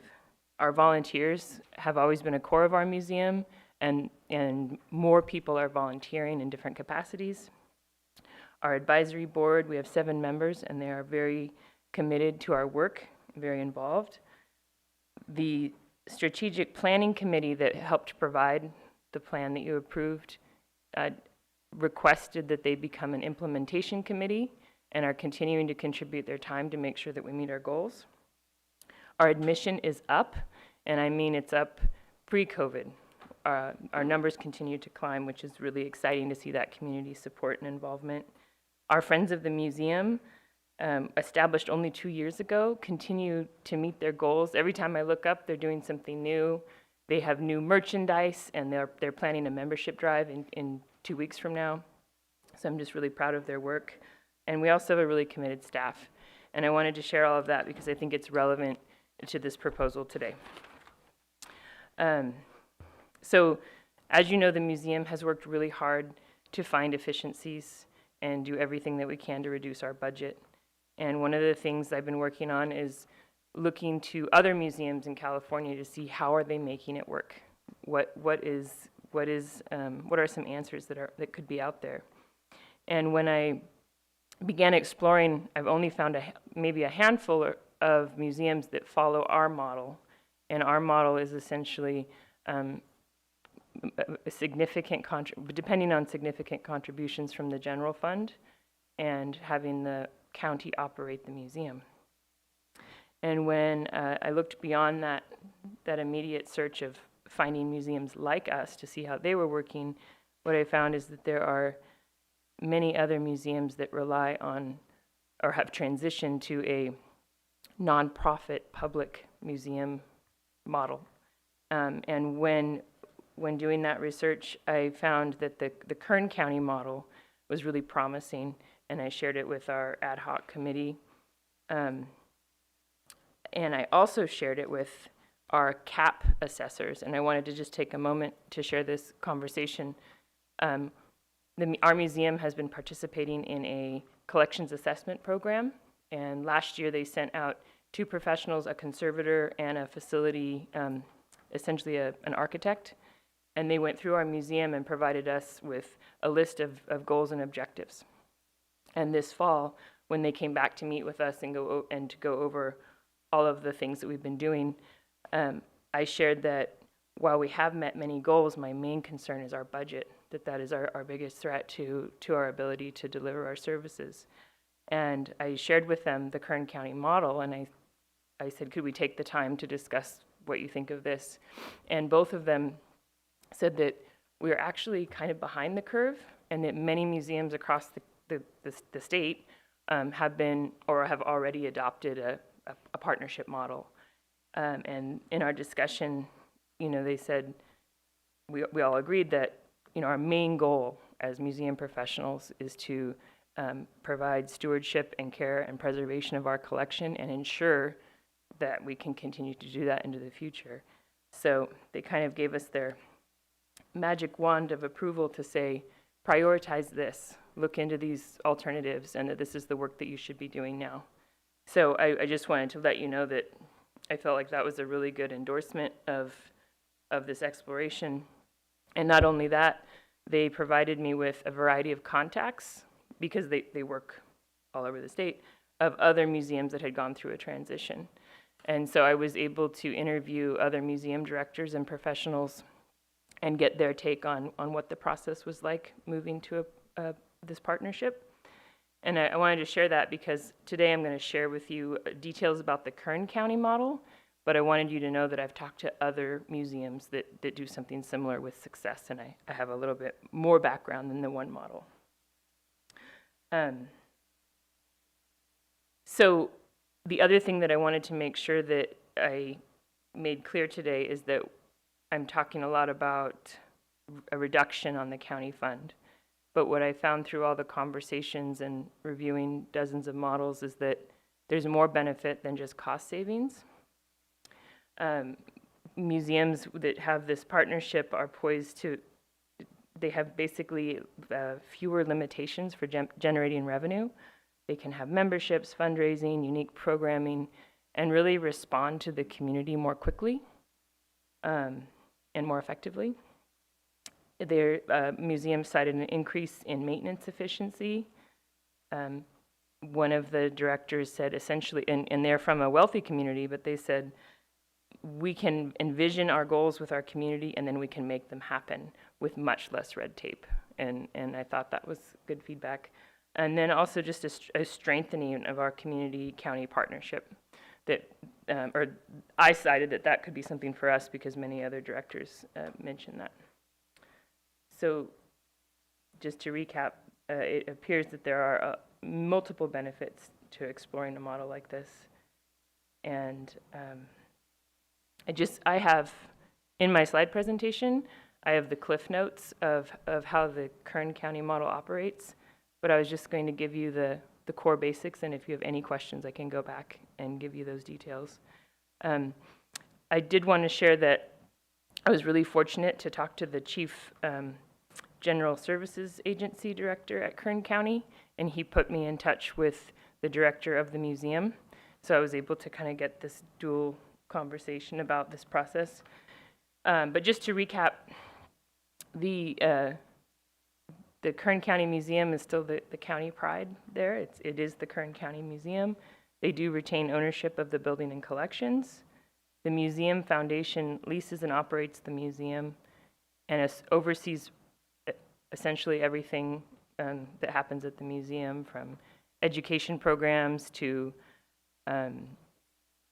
maintenance, groundskeeping, admissions, and also grant writing. So they do all of that work. However, I also want to emphasize that the county does continue to provide funding annually. So just like our budget, every year the county decides and provides a certain amount of support to the Kern County Museum. And the director emphasized that ongoing support is essential to making this dynamic work. Let's see. So when meeting with our staff and nonprofit entities, we took the Kern County model and just did a preliminary kind of review to see if there could be cost savings for our museum if we did something similar. And we definitely saw a reduction in insurance costs. For Kern County takes on the insurance, but by having a nonprofit take over the insurance, there's significant cost savings there. There were fewer expenses for salaries and benefits, reduced costs associated with custodial maintenance, landscaping, and definitely an increased opportunity for fundraising. So those are benefits that I think could be possible for us. So I think that this is a good idea. I think this meets a lot of the needs of our county and community, and I think that we could come back to the board with a more detailed proposal and possibly even a timeline. I included this transition to show some of the ideas that we had that we could bring back if it's of interest. One of the most important things is meeting with our community partners, because this would be a significant team effort, which we have done to some extent, but of course would like to delve further into that. We do have funds in our community foundation account, and it's possible that we could utilize some of that funding to help procure some contract support to get this transition in place. These dates I just put in there, but because I wanted to make sure that I wanted to convey that we can be, while this will take a while, there is action we can be taking to get there, and we could prepare a more detailed timeline. And then lastly, if this is of interest to the board, Mike McCoy, the director at Kern County, is also, he's willing to come here and spend a day or possibly more and open himself up to answering questions from our community or stakeholders.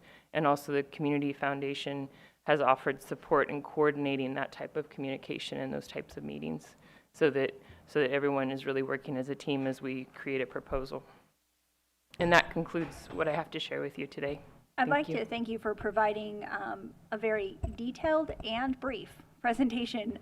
It was much appreciated when I was reviewing my agenda items. I'm first going to go to Supervisor Jardy, then Hashek, and then McGordy. Yeah, thank you, Chair. And I big picture, I think the museum is in really good hands with Karen Matson, and I appreciate and have many times acknowledged her good work there. And I think it should, every presentation on the museum and discussion about the museum should start with that. As someone, a member of the public, I've visited the museum many times over 20 years, and it's never been in better shape. The collections are cleaner, they're bug infested free, which is not the case 10 or so years ago.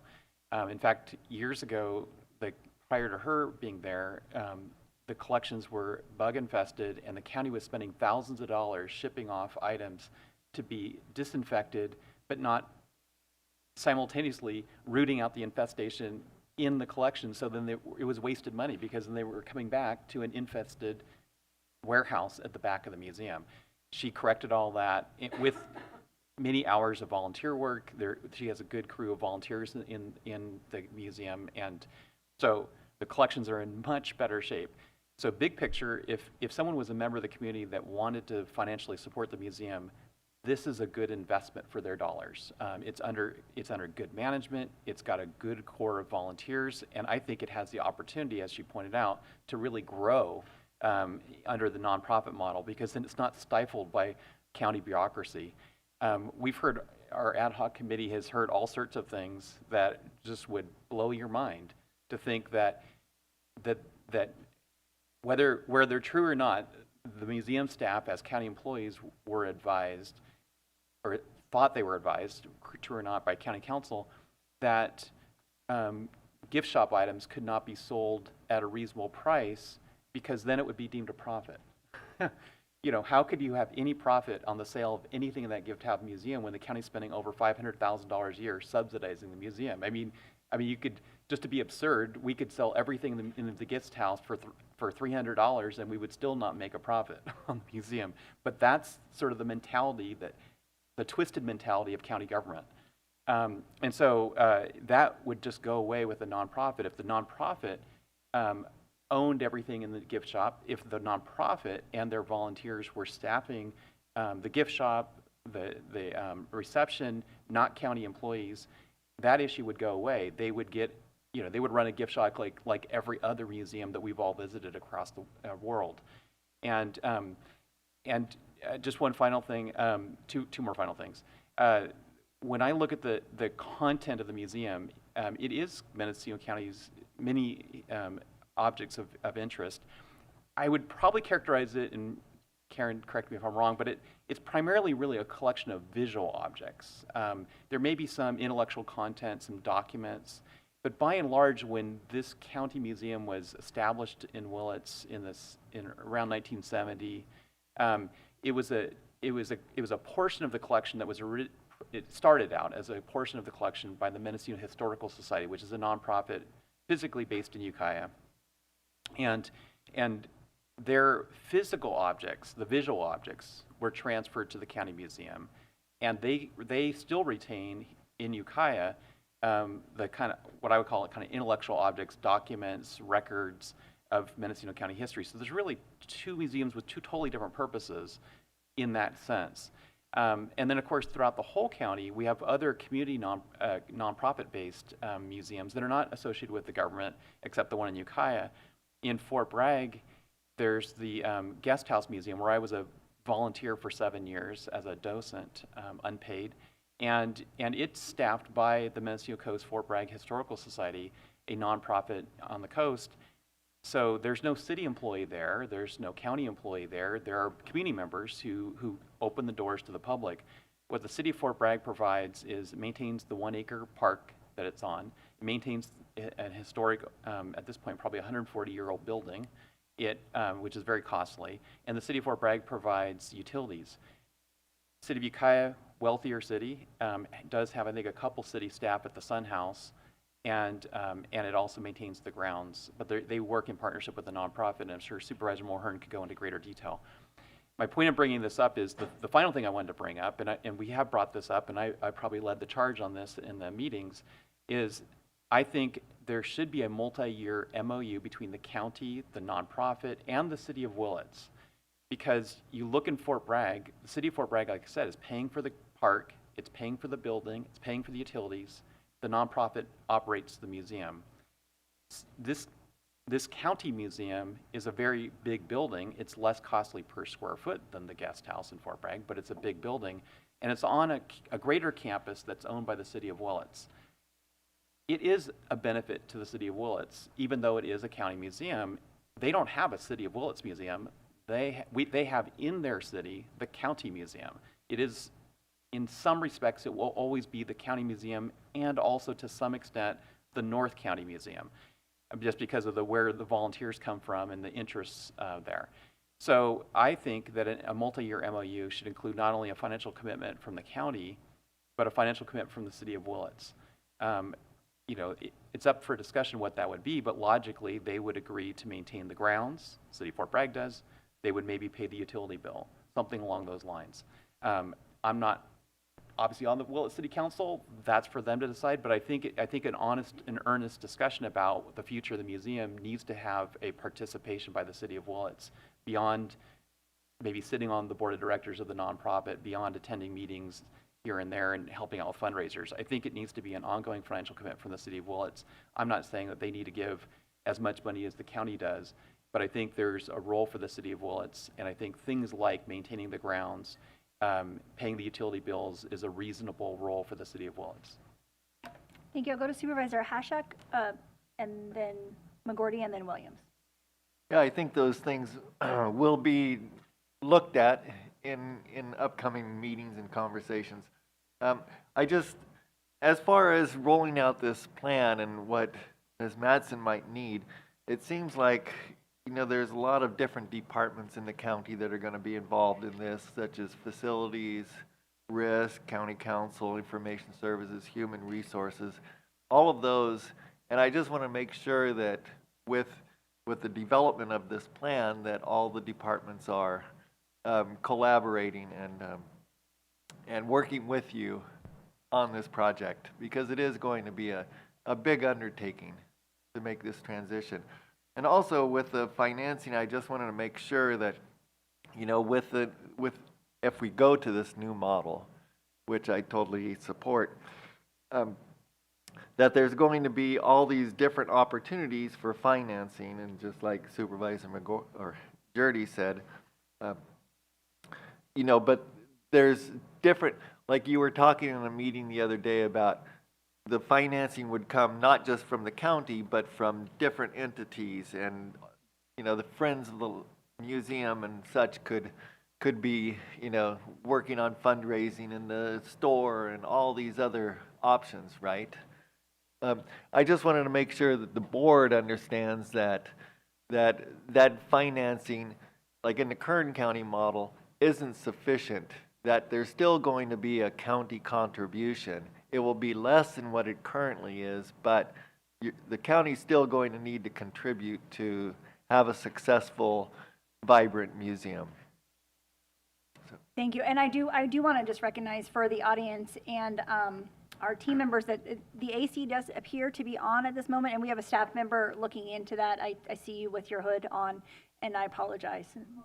So thank you very much. Supervisor McGorty and Supervisor Williams? So first of all, I'm a big fan of museums because I have a saying, you can't know where you're going if you don't know where you came from. So, and we do have some good examples of public-private partnerships. I think of the Mendocino Coast Botanical Gardens and the Mendocino Coast Parks District as being one of the best, where they essentially run the gardens with, I think they pay $1 a year, maybe, is that correct? And they do the rest, and it's a fabulous place to visit. It is well subscribed. It brings in tax dollars, TOT, because it's a place to go. Here in Ukiah, the Grace Hudson Museum and the Sun House Guild are similarly a good partnership, where the Guild in particular has been wonderful at raising money for endowed futures.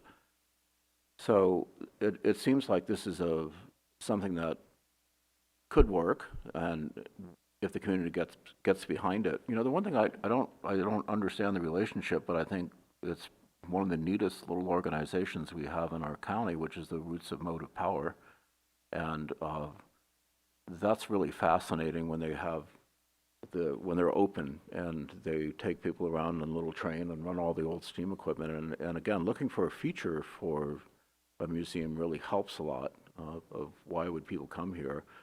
I was on a train in Australia, and the conductor was taking my ticket, and he goes, "Oh, Northern California, where from?" And I said, "Ukiah," and he goes, "The skunk train." And it turned out that he was a train enthusiast, and he knew about all of the old trains all over the world. So, you know, there is a real theme to kind of root the Willits Museum, the Mendocino County Museum, which is our pioneer background and the very interesting age that we had 100 years ago before everything became strictly powered by gasoline and diesel. And I just hope that there's somehow that you could work that group in, and if you're not already. I don't know if you have a comment for me on that.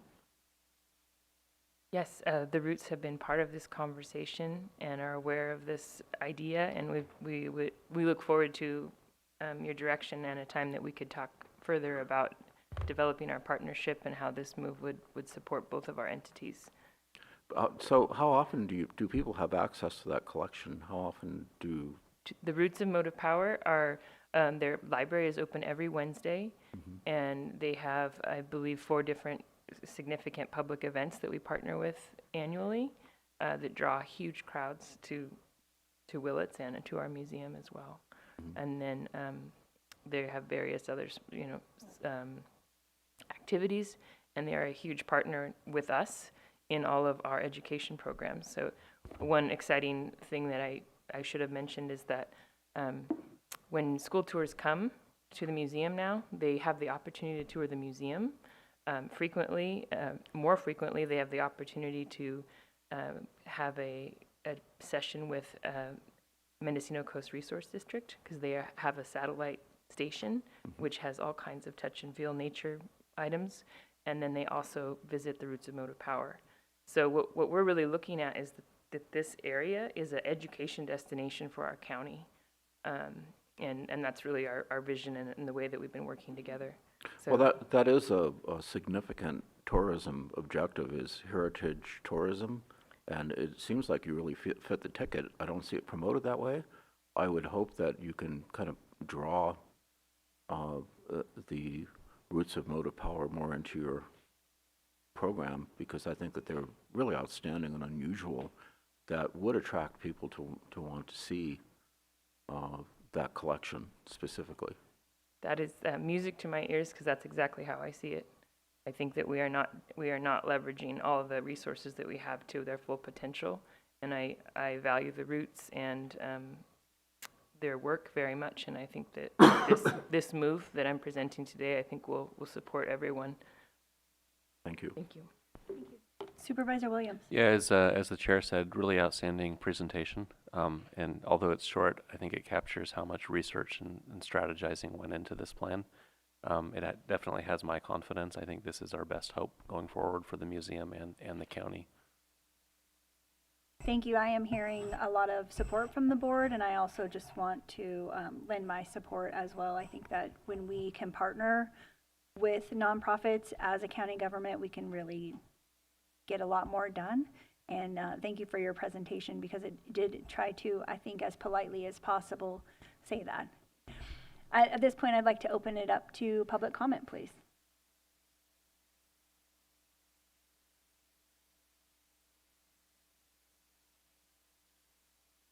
County Museum, meaning I'm a member of the organization that aims to support our county museum and ensure that its valuable resources continue to thrive.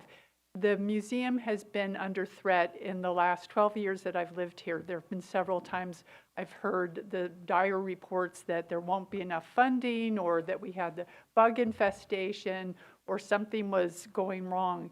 And I agree that getting to know Karen and her very capable staff, the curators, the dedicated volunteers, has been wonderful to see the new direction of the museum.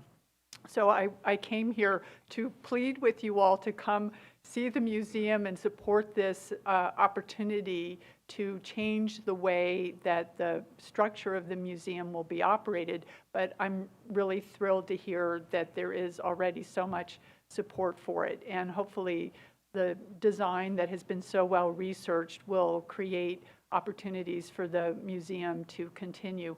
I've been involved not only as a friend, an official friend, but I've also been involved in providing an exhibit in 2016, Main Street Then and Now, and that gave me an inside look into what is possible with this museum and how valuable the resources are there. There are a lot of visual artifacts, but there are also old diaries there that I read from people who were hunting in the county in the 1880s.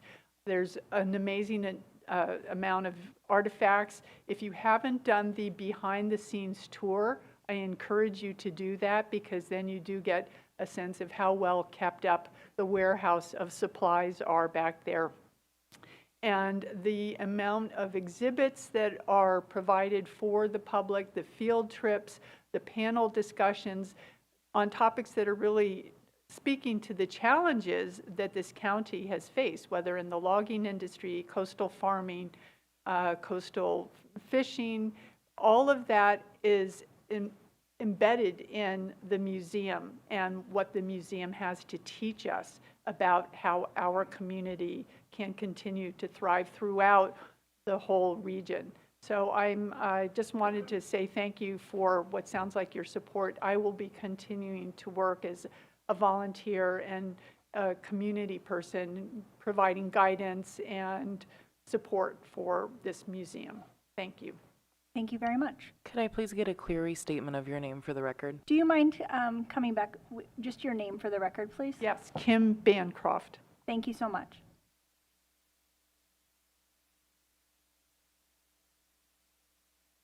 Well, good morning. My name is Bernard Kameroff. I'm the director of the archives for the Roots of Motive Power, and I'm officer of Roots. And I'm here on behalf of Roots to support Karen and the museum and their ideas. Roots, which has been in Willits for 40 years now. You may not know that it was Roots in partnership with the county that obtained the funding and launched the efforts to build the new wing of the museum, which includes 2 of the galleries, the museum, and their meeting rooms and classrooms, and also our library and our engine house, where Roots volunteers gives tours to community groups and school groups year-round. So Roots has a very vested interest in the museum. Our cooperation and our volunteers who work many, many hours to build that extra addition to the museum. That's where a lot of our work is. That's where I run the archives, who we constantly see visitors from the county looking up the history of our county, because that's a big part of Roots. We don't just remodel old locomotives and equipment. We just operate it, but we use it to tell the history of this county, particularly the history of the railroads and the histories of the families that started the timber industry and provided a lot of employment.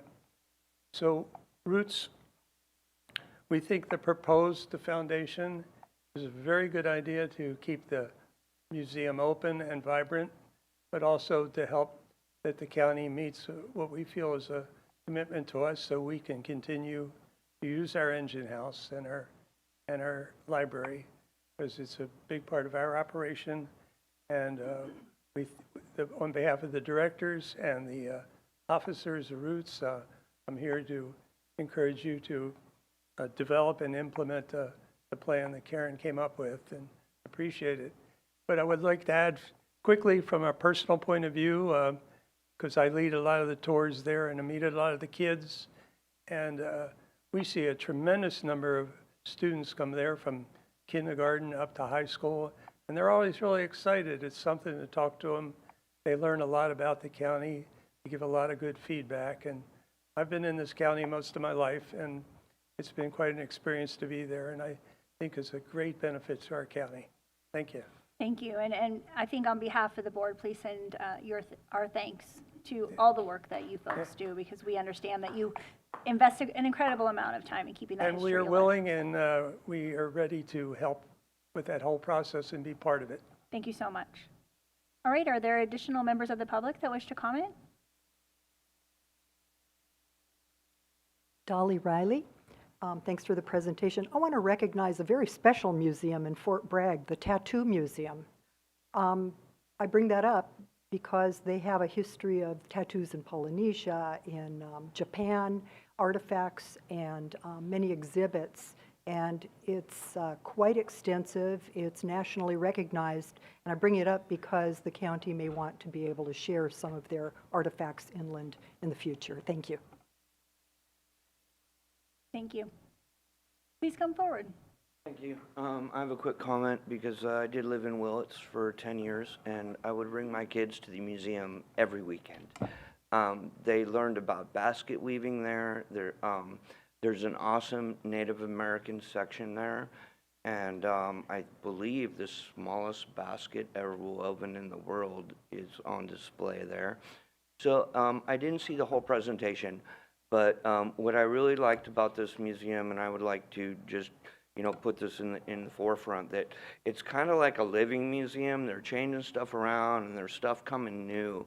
And so possibly in the future, if we can work more with the Native Americans and introducing fire to the land in a way that is not a firefight, I think is a really great place where the museum can drive this conversation by utilizing what we know from history in the past has worked on our land.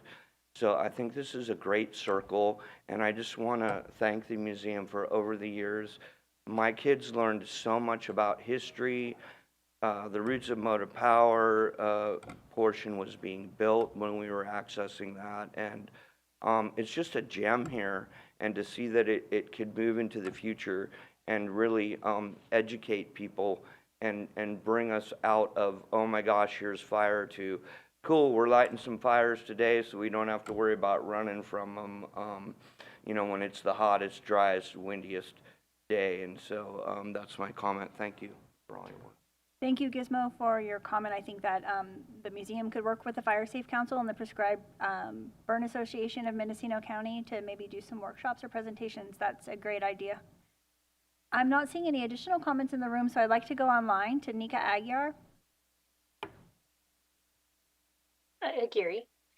I'm a professor here at the college. I'm also on the board at the museum, and I would just like to say that the board, I personally am very much in support of the plan that has been put forward by Karen. I know that there's interest from the college at partnering in this, and I really encourage the board to provide clear direction to pursue this, and to also, I really want to echo what Supervisor Haschak said. This system offers greater flexibility and the ability to better serve our community, but it also means that we need to be sure that we continue to support it. It does require all of us, both the nonprofit and the community, but also still the county. And so I would really love to see that support and that wholehearted connection formed in a way that we can move forward and not do this every year. That we can really see the museum flourish and grow and not be so closely just associated with Willits, but really be here for all of the county. And I know that Karen and everyone at the museum has been doing amazing work at that, and we see more and more of it every year. And the only way for that to continue is for us to work with a new model. And Karen's done amazing work coming up with something that has proof that it has worked for others. And I would just love to see clear direction and clear resources going forward to make this possible. Thank you very much. Thank you. I am not seeing any additional comments online, so I'd just like to go back to the board before we move off of this item. Karen has provided a lot of information for moving forward. I think for me, not having served on the board at the time that Supervisor Jurdy was referencing, I certainly, as a council member and community member, heard about the issues that had happened at the museum. So just as a county supervisor, I would love for the county to still be engaged and involved, because we did have such a role in acquiring many of those items. But I also want to make sure that we have some type of flag waving that happens if it doesn't seem to be going as well as expected. I would love to make sure that there's a process in which the board will be notified as quickly as possible in whatever proposal or contract you come back with. I think we're headed down the right path. Supervisor Jurdy? Let me see if this captures what I think both Karen's recommended and I think what we've discussed and the public's discussed, which is a motion by the board to support county staff and maybe the ad hoc committee continue to work with community members on moving the museum forward along the lines of the Kern County museum model, and with the intent of bringing back a transition plan that includes a MOU between the county, the city of Willits, and other partners for a long-term funding strategy for the museum. Second.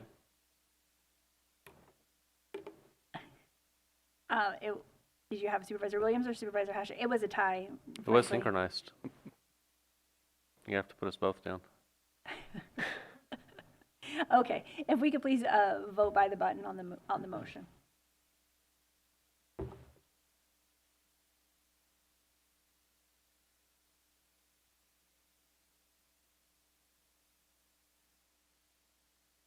Thank you. It was a unanimous decision. Thank you very much for your presentation, and thank you everybody for joining. We will now recess for a 15-minute break, so we will be back at 11:20 to hear item 4C regarding the Redwood Valley Municipal Advisory Council Draft Community Action Plan. Thank you.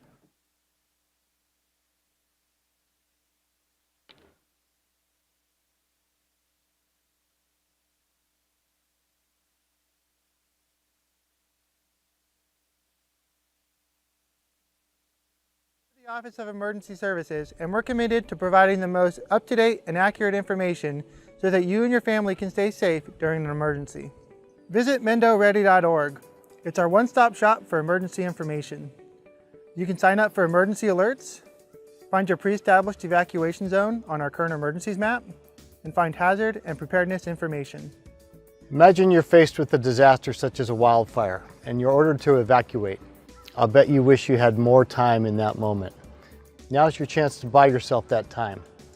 Sign up for Nixle and Mendo Alerts on our website, MendoReady.org. Do it today.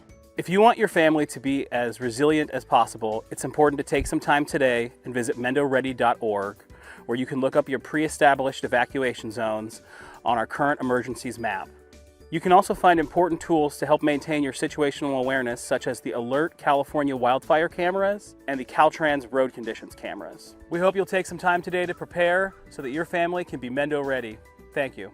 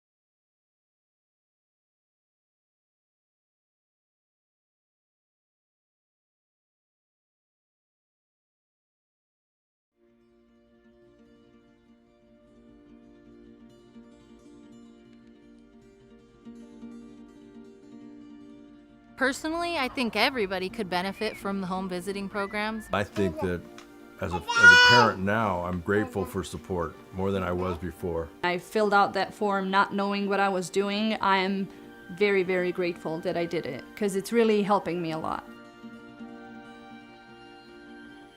Bueno, creo que por mi parte esperaba algo totalmente diferente, como un programa más frío, por decir algo, no tan cercano a la familia. Y a través del programa nos hemos dado cuenta que también pasa a ser una familia con nosotros porque nos apoya en los momentos difíciles o cuando nos hemos visto en dificultades. Well, I was a new mom and I had no experience taking care of a newborn. There isn't like a book on how to raise a kid. We come from like a lot of family history of, drugs, violence, alcoholism, so we didn't want our daughter to experience any of that. The thought that a parent was supposed to be loving, nurturing, supposed to be there for their kid, provide food, shelter, joy, and going in, becoming a parent for her, I had no clue how to provide that. Cómo pensar educarla, ajá. Cómo educar a un hijo porque pues nosotros nunca, es la primera vez que íbamos a ser padres. What I think parents should know about home visiting is that you can learn a lot of new things and tips and tricks, how to take care of the baby and what to do, and if you're, stuck in a routine and everything being monotonous, like they give you new resources and new tools how to handle parenthood. It was nice to have them kind of guiding me, even though I was not a first-time mom, I felt like a first-time mom. It totally blew my mind over time. So much information that I had no idea about. She was straightforward when, teaching me this stuff and answered any of my questions. Just a really positive experience. What I think that parents could benefit with the program is just having someone here for you, especially for first-time parents. It can be very isolating and it can be very lonely, and having the home visitor changes that and it feels very good. For me, having a home visitor is like having a second mom there. A lot has changed. I'm definitely more knowledgeable taking care of her. And I know that anytime I need advice or help from somebody, I can just call her. It's just that little positive nudge to, hey, I'm noticing something, let's find a way how to change it. And she's like, you know what, Amanda, let's pick you up, dust you off, and let's go over to, see about either getting your driver's license or seeing about, going to college, see if we can start something for you. It's totally worth it.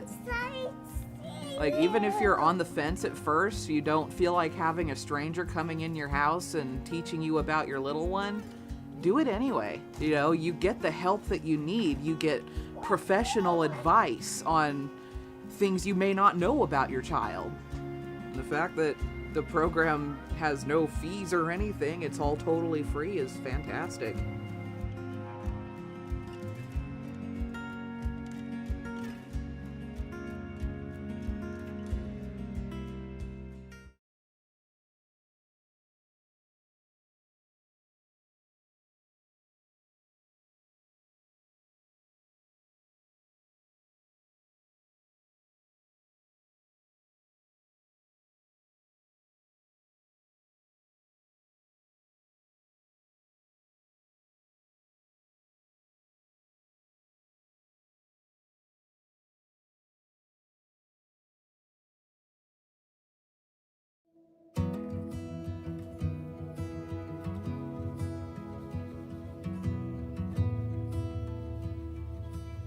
Yo creo que si conozco a alguien que está próxima a ser mamá, lo primero que haría sería recomendarle el programa porque te entrega mucho apoyo, mucha información y y más que nada como apoyo emocional, una guía, te da una visión diferente de cómo es ser papá aquí, quizás en este país. Y así pues es algo, un bonito programa, porque pues es buena persona la señora y los ha atendido muy bien.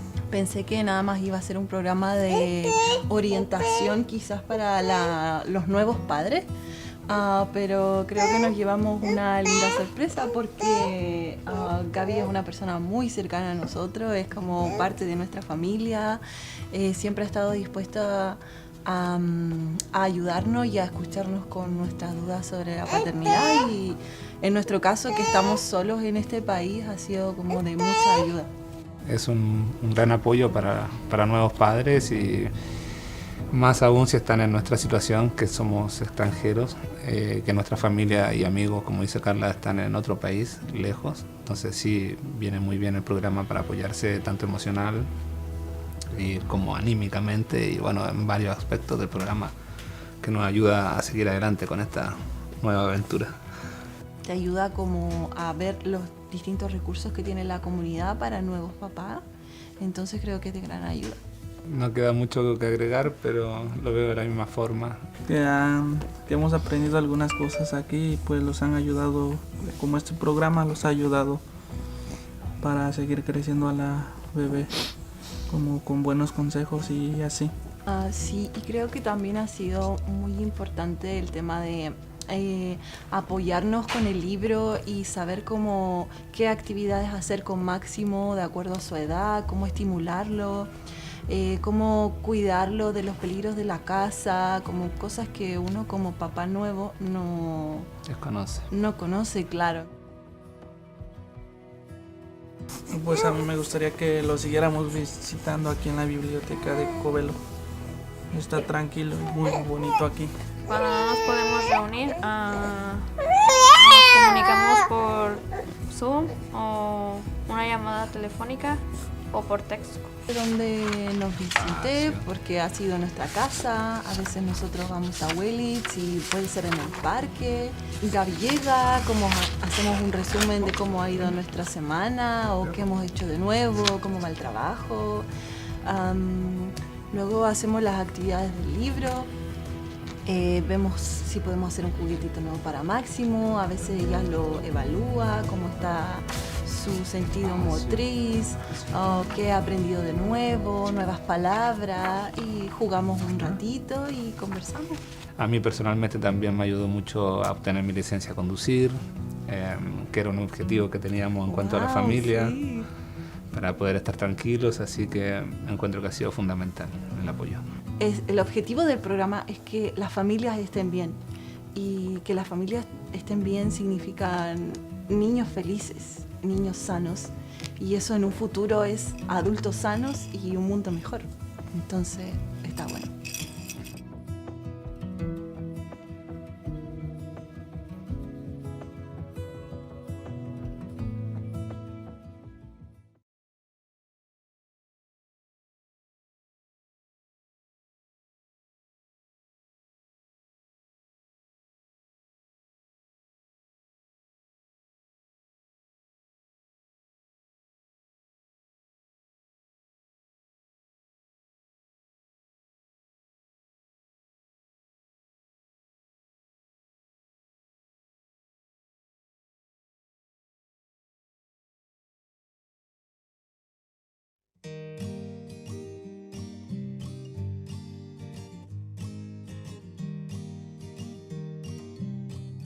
She has made me feel like I'm important and I can go at my own pace, and that's all you need sometimes when you're feeling like you got nobody. It was helpful to have somebody there kind of holding my hand and guiding me and letting me know this is kind of the normal. It felt like I was becoming a new mom. And we are on item 4C, discussion and possible action, including direction to planning and building services staff regarding prioritization and scope for the Redwood Valley Municipal Advisory Council Draft Community Action Plan and Design Guidelines Adoption Process. Planning and Building Director, Julia Krog. Thank you, Julia Krog, Planning and Building Services Director. So this item was previously in front of the board on September 26th of 2023. At that time, the board requested that the Redwood Valley Municipal Advisory Council and Planning and Building work together to find a solution to move the project forward, addressing some of the concerns that were presented by staff regarding implementing mandatory design guidelines in this area. And so on November 28th, Planning and Building met with representatives of the MAC to review revisions that they made to the design guidelines, where they changed the guidelines from mandatory to voluntary. So this change alleviates the original concern that was expressed by Planning and Building Services regarding the design guidelines, in that at that time we thought they could present a barrier to economic development and construction of multifamily housing in Redwood Valley. Since these are now voluntary, I think this really now speaks to guidance on how the community would like to see development occur within Redwood Valley, but are not binding to any property owners. So it will also not slow down the permitting process for typical building permits as well. So that alleviates a huge portion of Planning and Building's concerns originally. Today, we are asking for board direction to initiate work on this adoption process in fiscal year 24-25, and we'll include that work as part of our work plan for that fiscal year, including budgeting for this work as well. So this comes on the heels of Planning and Building coming before the board on January 23rd, where we previously mentioned, and the board supported at that time, deferment of this work to fiscal year 24-25. If the board moves the recommended action today, Planning and Building will begin work on a more thorough review of the documents as presented by the Redwood Valley MAC, including working with the Office of County Counsel on determining the most appropriate method for the county to adopt the Community Action Plan and design guidelines. Just as a little bit of information on what that process would look like, if we did pursue doing a general plan amendment, there is a process required, including referral to agencies for their comment, tribal consultation, California Environmental Quality Act review and compliance, as well as a report and recommendation from the Planning Commission before any board action could occur on the Community Action Plan and design guidelines. Other methods that we can discuss as well may also include looking at adopting this as an independent document from the general plan, but that's something that we're going to discuss further in the coming months once really digging into the work here.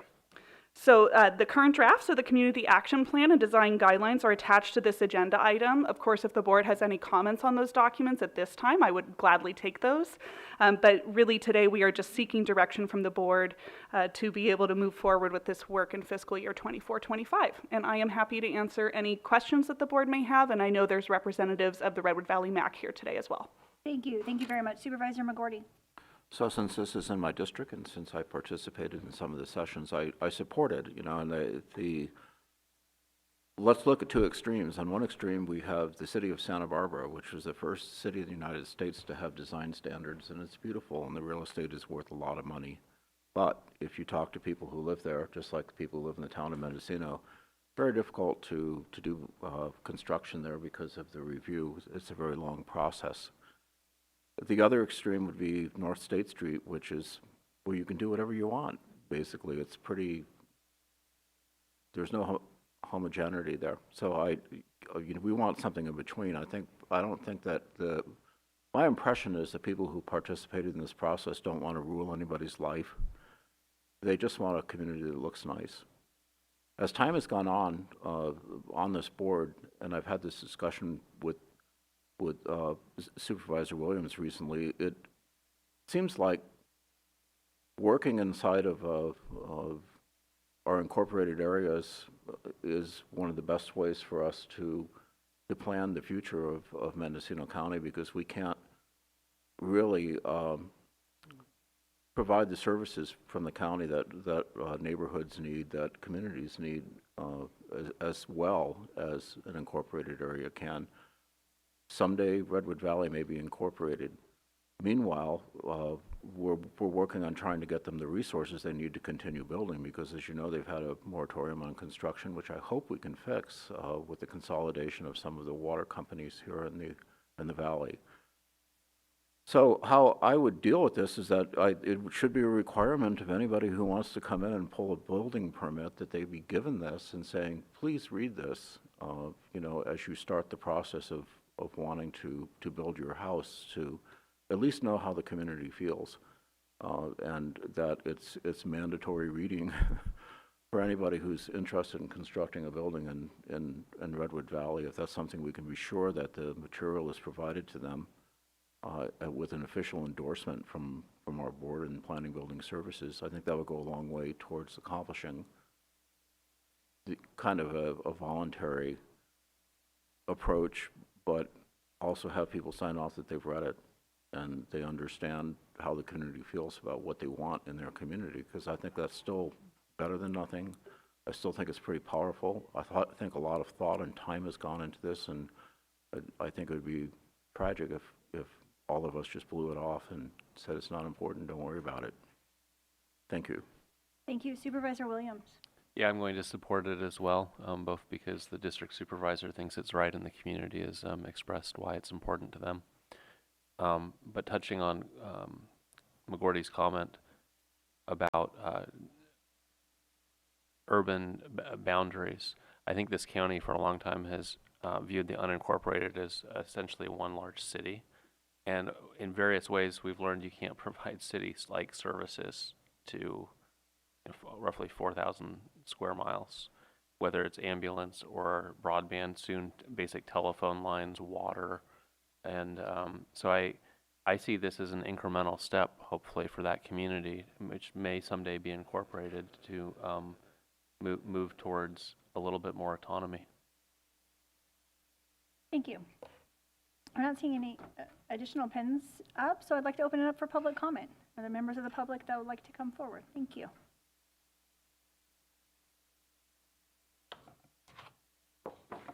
I have a copy of what I'm going to say for the clerk to be able to give to the board. My name is Dolly Riley. I'm chair of the Redwood Valley Municipal Advisory Council. Greetings, supervisors, council CEO, and director, PBS, Krog. The Redwood Valley community has worked for 7 years to construct our development design guidelines. You may recall Redwood Valley Community Action Plan was acceptable to the Board of Supervisors last fall, but the design guidelines were not. And as Director Krog stated, a team worked before last November to rewrite the design guidelines, changing all the shalls to should and all the mandates to suggestions. Let's see. I was earlier informed by Director Krog that the approval of the guidelines would not exist until fiscal year 24-25 or later, so I'm really happy I'm here today.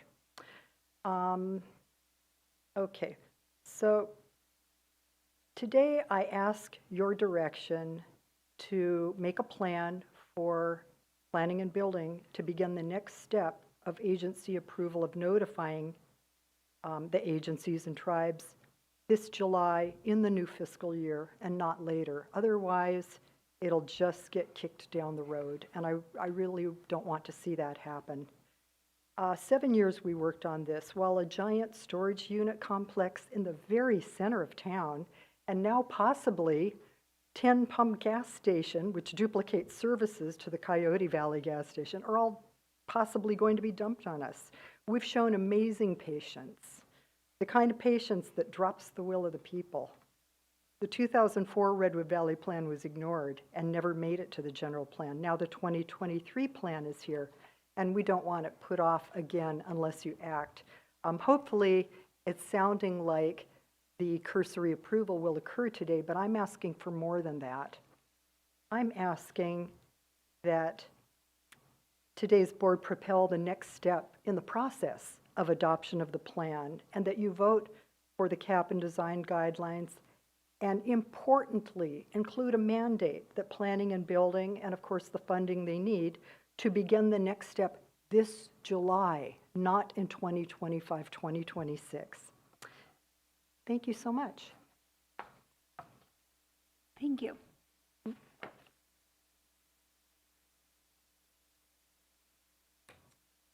Good morning. I'm Ginny Reynolds. I am the Vice Chair of the Redwood Valley Municipal Advisory Council, and I have also been working on this plan since 2004.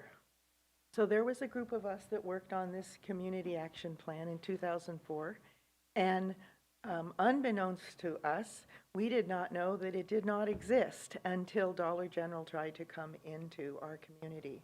I have lived here for 50 years, more than my adult life, my whole adult life. I moved here when I was 20 years old, and so I'm 1 year short of 50 years here. I plan on raising my children and my grandchildren here. Redwood Valley has come together, and we have proven to this county that we are strong, that we work together. It's hundreds of people have worked on this community action plan. And that's not an exaggeration, because we had 70 people at one meeting, we had 60-something people at the other meeting, and over 100 people have helped draw up this plan. When the fire happened in Redwood Valley, if we had not been working on this plan and meeting with one another, we could not have had the wonderful support that we had in creating our own disaster action plan right there at the Grange after the fire. I think we've proven to you that we are working together. I personally have talked to Mr. Lee Burgess, who built the complex, and he was very, I heard him. He said, well, there wasn't sewage and there wasn't water, and so I thought that was the best thing to do. He said, if you have other ideas of how to make that better, I'm open, but we're talking with people. There was a big complaint about being the gas station having these neon lights that were causing, light pollution. But when I put it out there, I called people in the community who had come to the community action plan and asked them, how do you feel about this? And several people came up, one woman in particular that really touched me.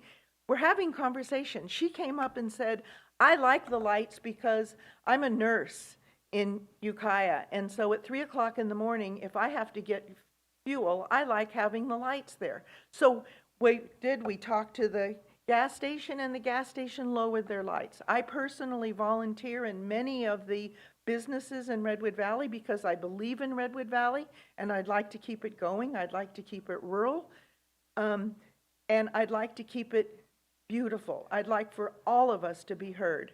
I think the community action plan should be approved, and it should be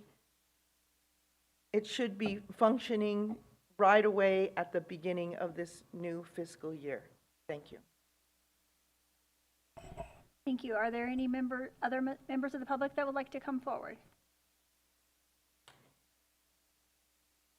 My name is Patricia Reyes-Yarbrough. I'm a member of the Redwood Valley MAC, and I urge you to consider the words of Dolly and of Ginny very seriously and to continue working toward the adoption of this plan. It's a really important plan. It's been in the making for many, many years, and the people of Redwood Valley expect you to be supportive of it. Thank you so much. Thank you.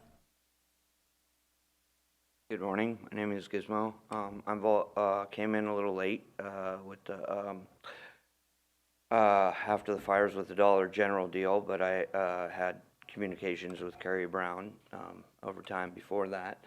I have participated in these meetings for, like has been said, for 7 years.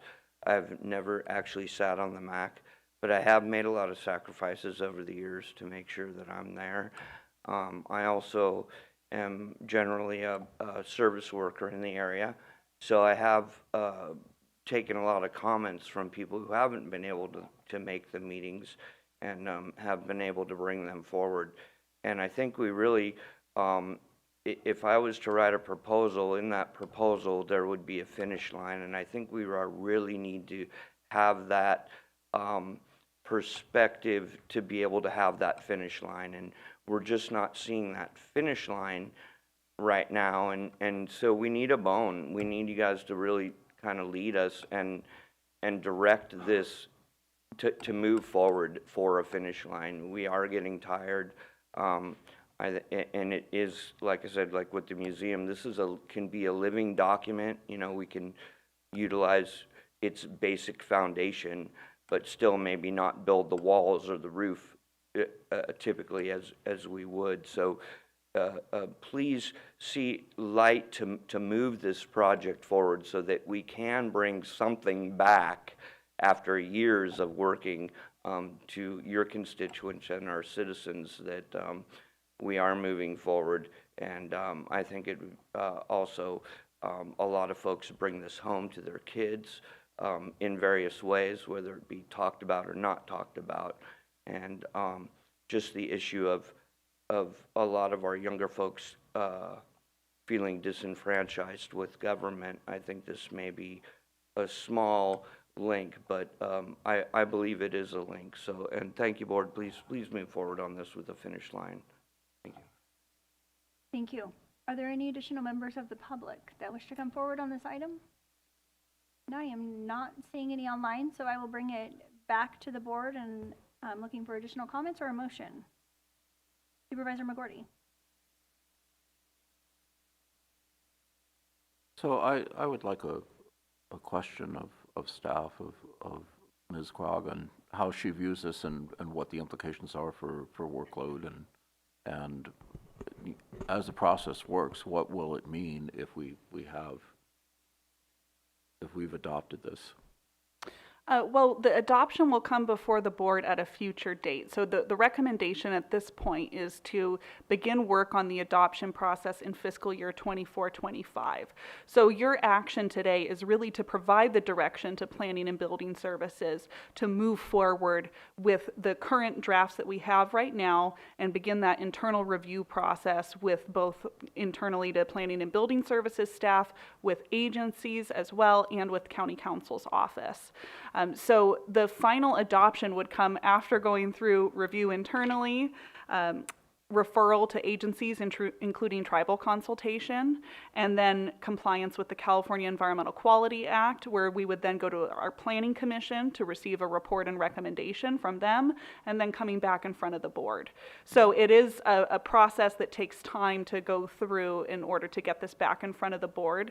But your support today would really be saying that we want to make this a priority in the department's workload for fiscal year 24-25, and we will budget accordingly to include that as part of our work plan.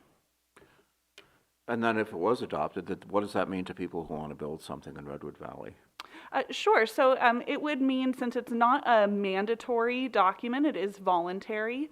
At least at this point, it would be something that truly could be made available to folks who are looking to develop within Redwood Valley, saying here's, design guidelines that have been adopted for your consideration and moving development forward. And then for any discretionary projects, we would conduct a review to see whether or not there's any particular policies or anything along those lines that may be at conflict with the development that's coming forward. Okay, thank you. Thank you. Supervisor Williams, Jardy, and then Hashak. Yeah, through the chair, question for council. Why do we need CEQA review for guidelines that are voluntary, that are simply a recommendation?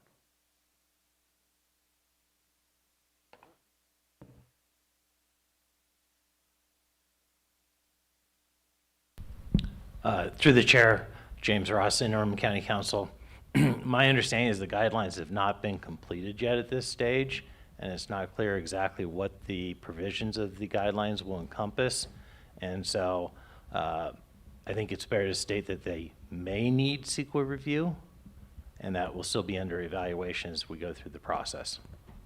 And if I may just add, I think the other component is the community action plan component. So as of right now, I do believe that hits the threshold of being considered a project pursuant to CEQA and may not fit one of the exemptions that may be provided. But again, that is analysis that will be conducted after receiving direction today, because it could be exempt underneath a statutory exemption, a categorical exemption, or something along those lines.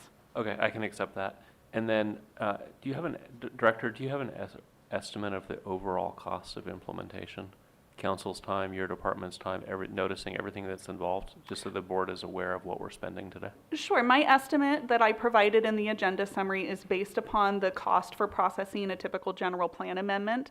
So I estimated that at around $30,000. I rounded up to the nearest $1,000 mark. That's not an exact number, but that's really based upon the amount of staff time involved with preparing referral documents, sending those documents out to agencies, review with council, preparation of agenda packets, public noticing costs, and again, another agenda publication and a packet being produced for the board as well. So that's the estimate that's provided. It could come in less than that, it could come in more than that, but that's the general estimate that we typically have for projects that are a general plan amendment. Thank you. Supervisor Jardy and then Supervisor Hashak. Thanks, Chair. So if the only item that might be subject to CEQA review is the community action plan and not the suggested guidelines, couldn't the board direct that the guidelines be adopted almost immediately, brought back to the board almost immediately, in the next month or two? And then if the action plan does require full CEQA review, it would proceed on its own course? County Council. I'd like to defer my comments to Deputy County Counsel Matt Kierdowski, who's been working on this project more fully than I have. Okay, great. Thank you. And I see that he's coming up to the podium now to be able to answer that question. Deputy County Counsel Matthew Kierdowski, and there hasn't been a lot of discussion with council on this item as of yet. I think the department wanted to come here for board direction to confirm the board wanted to go forward with the drafts that are proposed. I haven't given a lot of thought as to the design guidelines, which are referred, I think the community action plan discusses that as guidelines, why those would come first and not second. If in the guidelines, the community action plan as written, I believe, I was looking through it this morning, is assuming it's a general plan amendment. So I probably wouldn't adopt the design guidelines with the current document saying it's being done under a general plan amendment. Well, again, they were written not as guidelines, but as requirements originally. So I think we'd have to at least go back and revise them to reflect that. Again, I'm not sure how much revision or review has been done by the department on this matter, but as it's currently written, I would say the community action plan would come first, and we could do the guidelines at the same time, as opposed to guidelines first, then community action plan. Well, what I'm suggesting is that we change our thinking. We'd have to analyze that. Director Krog, yes, please.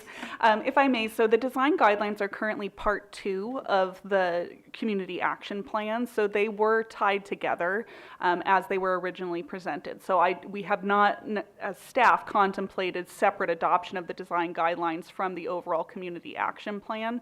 That would require additional review on our end about what that process entails and what that looks like. There still is a question of, does something even in a non-mandatory component and a voluntary component that relates to planning and design of structures require any report and recommendation from the Planning Commission as well? So I think that that is something that we would have to look into, and we can certainly come back to the board, but then I'm going to give the unpopular comment as well, is when I was before you in January about board priorities and directives, we were really stating that we are at full allocation of our staff time at this time. So additional work on this right now, even if it's as simple as coming forward, I know it sounds simple to say come forward and we'll adopt the design guidelines, but there is an amount of staff time that's involved in that would be taken away from other of the priorities that we discussed in January. Director Krog, I have a question regarding that process. I think it sounds very much to me like the board is in support of moving this forward as the community of Redwood Valley has asked us to. While we're, and frankly, it's 4 months until 24, 25. What is the process through which, if somebody is applying for a building permit, they could just receive a copy of this and say, this is on the way, just so you know? I mean, I think the concern is that there not be a large facility that's put in place while the process is moving forward. Sure, I think as we have been doing with various ordinance updates, we would likely create a page on our website that would say this is something that we're working on that's forthcoming. And we can certainly, if folks come in, we can say you may wish to review this. It is not required at this time. It is a draft, but you may want to see the direction that this community would like to move forward with. And I think that the MAC also, when they receive discretionary projects, they can also consider, on referral, they can consider whether or not they provide any comments that are reflective of that as well. Thank you for that. Supervisor Hashek? Well, I appreciate Supervisor Journey's ideas about trying to think differently about how we can approach this issue. And I think there was a statement said that this was going to come back in 25, 26, and so it sounds like if we do approve it, you could start working on it in a few months, right? The recommended action is to begin work on this in fiscal year 24-25. As I stated what that process includes, I think I just had noted when we came forward in January that the board may have the ability to, of course the board has the ability to say whether or not you want that deferred to further fiscal years. As it is right now, our recommendation with this agenda item is that we start that work in fiscal year 24-25, acknowledging that Redwood Valley has been incredibly patient with this update process. And I know was slowed down during the times of COVID, and here we are now with a draft document to be able to start working on that adoption process in the fiscal year. Thank you. Thank you. Supervisor Williams? We're not all as patient. I move the recommended action. Thank you. I second. Okay. Please vote. Is there additional public comment? Okay, thank you.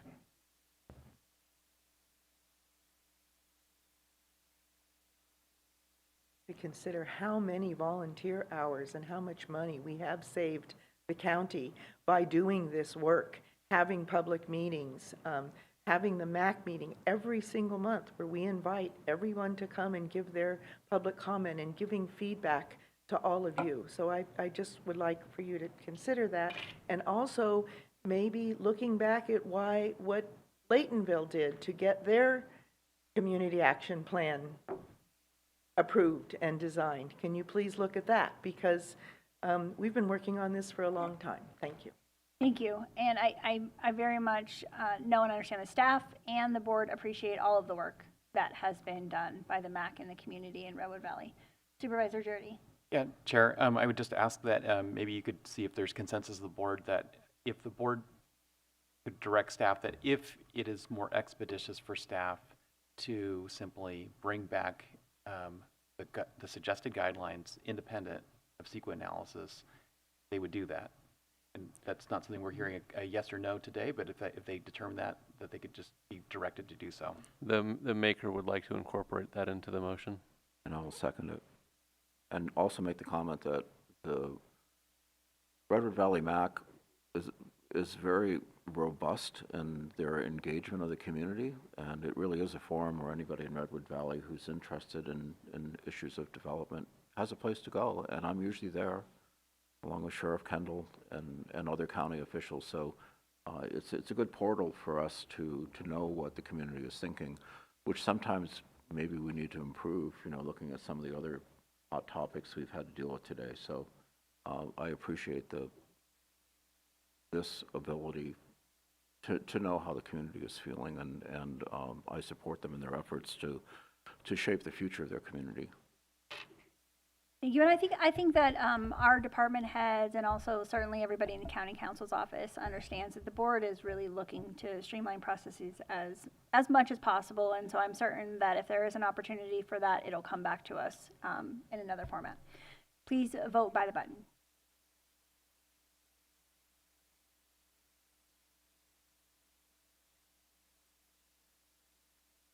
Motion carries unanimously.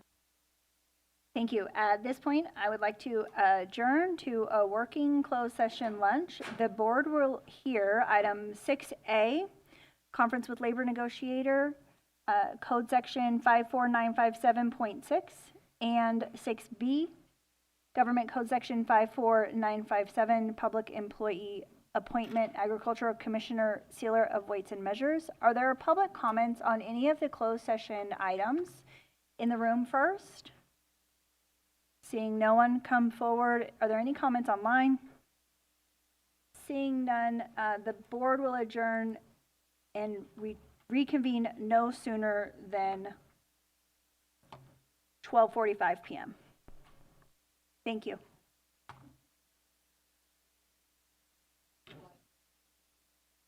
Thank you.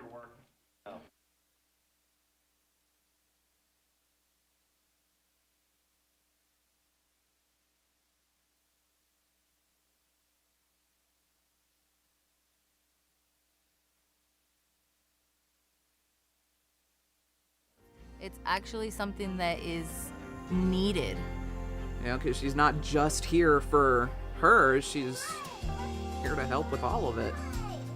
She helped me create a safe space where I feel comfortable enough to ask for help. Don't be afraid to take that step. Like, don't be afraid to get help. It's always okay to have extra support. I would say, give it a try.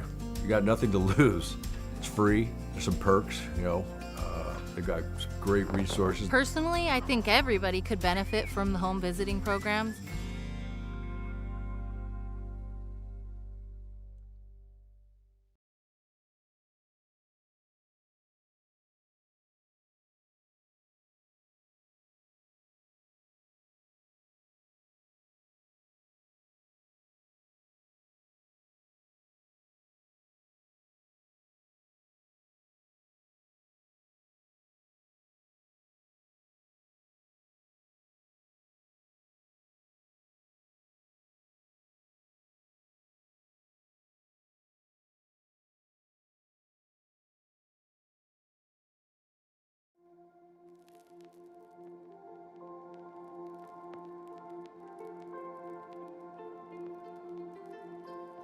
I realized that my life was going to change dramatically in ways that I did not know or understand or even comprehend. I was going to have to really go to the well and become accountable and adjust to a lot of things differently. Que queríamos era que naciera, ya, sí, ya quiero tener, entonces ahorita lo que tenemos es aprovecharla, quererla y cuidarla lo más que se pueda. Creo que a todos nos preocupa la primera vez que nos dicen que vamos a ser padres. When we started the program, my daughter was about 3 months, and my daughter's 22 months now. Something I love about my child, that she's healthy, she's happy, she knows that she's cared for and loved. Those are some of the things that I wanted to make sure that she had, and she has them. I'm happy today with my daughter. She's the greatest thing in my life, and I'm glad to wake up and see her, and everything I do it for her. Sí, bueno, yo también vengo de una familia separada. Creo que por eso también me motiva a estar más presente con él, de quizás también estar de la forma quizás que yo no la tuve para Máximo. Y también comprender que el padre no solo es el que pone los límites y las reglas, sino que también está ahí para hablar, acompañar, regalonear, jugar, cosas lindas también, no solo ser el guía para el niño, sino que también un compañero de vida. I was more of a elated and thankful because for 3 months I was in baby land, and when you're in baby world, you're just kind of flying by the seat of your pants and hoping you know that you're just supportive in the ways that you can be supportive. Pero pues aquí pues ya los enseñan un poquito más cosas que uno no sabía, como cuidarla, cómo desarrollarla, cómo educarla, y pues es algo bien porque pues cosas que yo no sabía, pues ya usted nos las dijo y todo como consejos, y pues muchas cosas que se aprendieron. Bueno, creo que por mi parte esperaba algo totalmente diferente, como un programa más frío, por decir algo, no tan cercano a la familia, sino más bien un programa de estado programado para la ayuda solamente. Y a través del programa nos hemos dado cuenta que también pasa a ser una familia con nosotros porque nos apoya en los momentos difíciles o cuando nos hemos visto en dificultades. Siempre nos hemos podido apoyar en Gaby a través de su programa. Encuentro que ha sido fundamental el apoyo. You know, my experience has been nothing but positive. Annette has been wonderful. She's on time. She lets me know if there's going to be any changes in the schedule. Not only did we get the assistance with this program, but we also made a really good friend. I'm happy to call Gabby our friend. I still feel the challenge of being a parent now in today's world is immense. I think that you need support. Es un gran apoyo para nuevos padres y más aún si están en nuestra situación, que somos extranjeros, que nuestra familia y amigos, como dice Carla, están en otro país, lejos. Entonces sí, viene muy bien el programa para apoyarse tanto emocional y como anímicamente y bueno, en varios aspectos del programa que nos ayuda a seguir adelante con esta nueva aventura. Don't be afraid to take that step. Like, don't be afraid to get help. Because, you know, you might think that you know what you're doing, but it's always okay to have extra support, and don't do it alone. Give it a try. You got nothing to lose. It's free. I'm grateful that I took advantage because it's something that has put me in touch with my child or closer to my child and her development.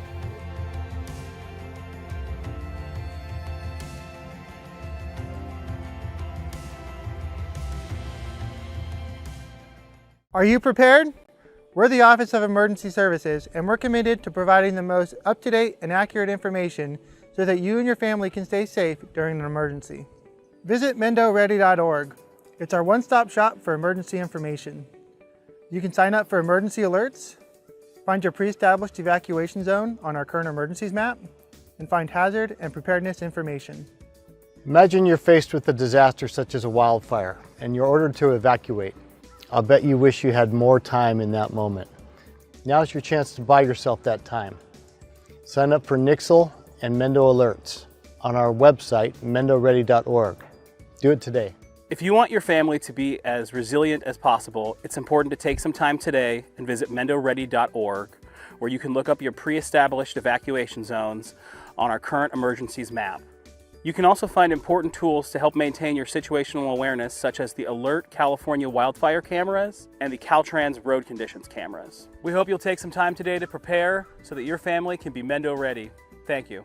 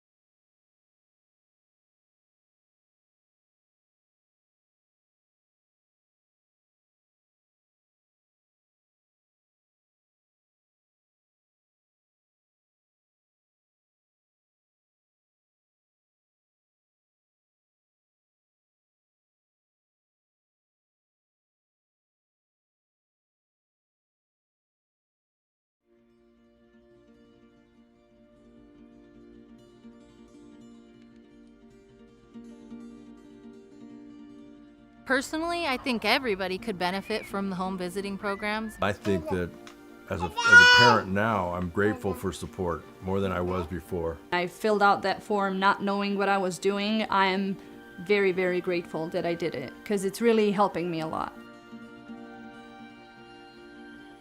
Bueno, creo que por mi parte esperaba algo totalmente diferente, como un programa más frío, por decir algo, no tan cercano a la familia.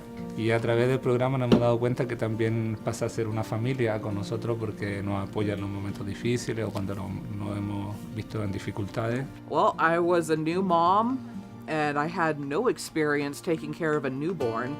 There isn't like a book on how to raise a kid. We come from like a lot of family history of, you know, drugs, violence, alcoholism, so we didn't want our daughter to experience any of that. The thought that a parent was supposed to be loving, nurturing, supposed to be there for their kid, you know, provide food, shelter, joy, and going in, becoming a parent for her, I had no clue how to provide that. Cómo pensar educarla, ajá.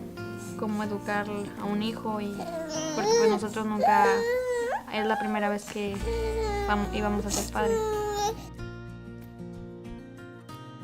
What I think parents should know about home visiting is that you can learn a lot of new things and tips and tricks, how to take care of the baby and what to do, and if you're, you know, stuck in a routine and everything being monotonous, like they give you new resources and new tools how to handle parenthood. It was nice to have them kind of guiding me, even though I was not a first-time mom. I felt like a first-time mom. It totally blew my mind over time.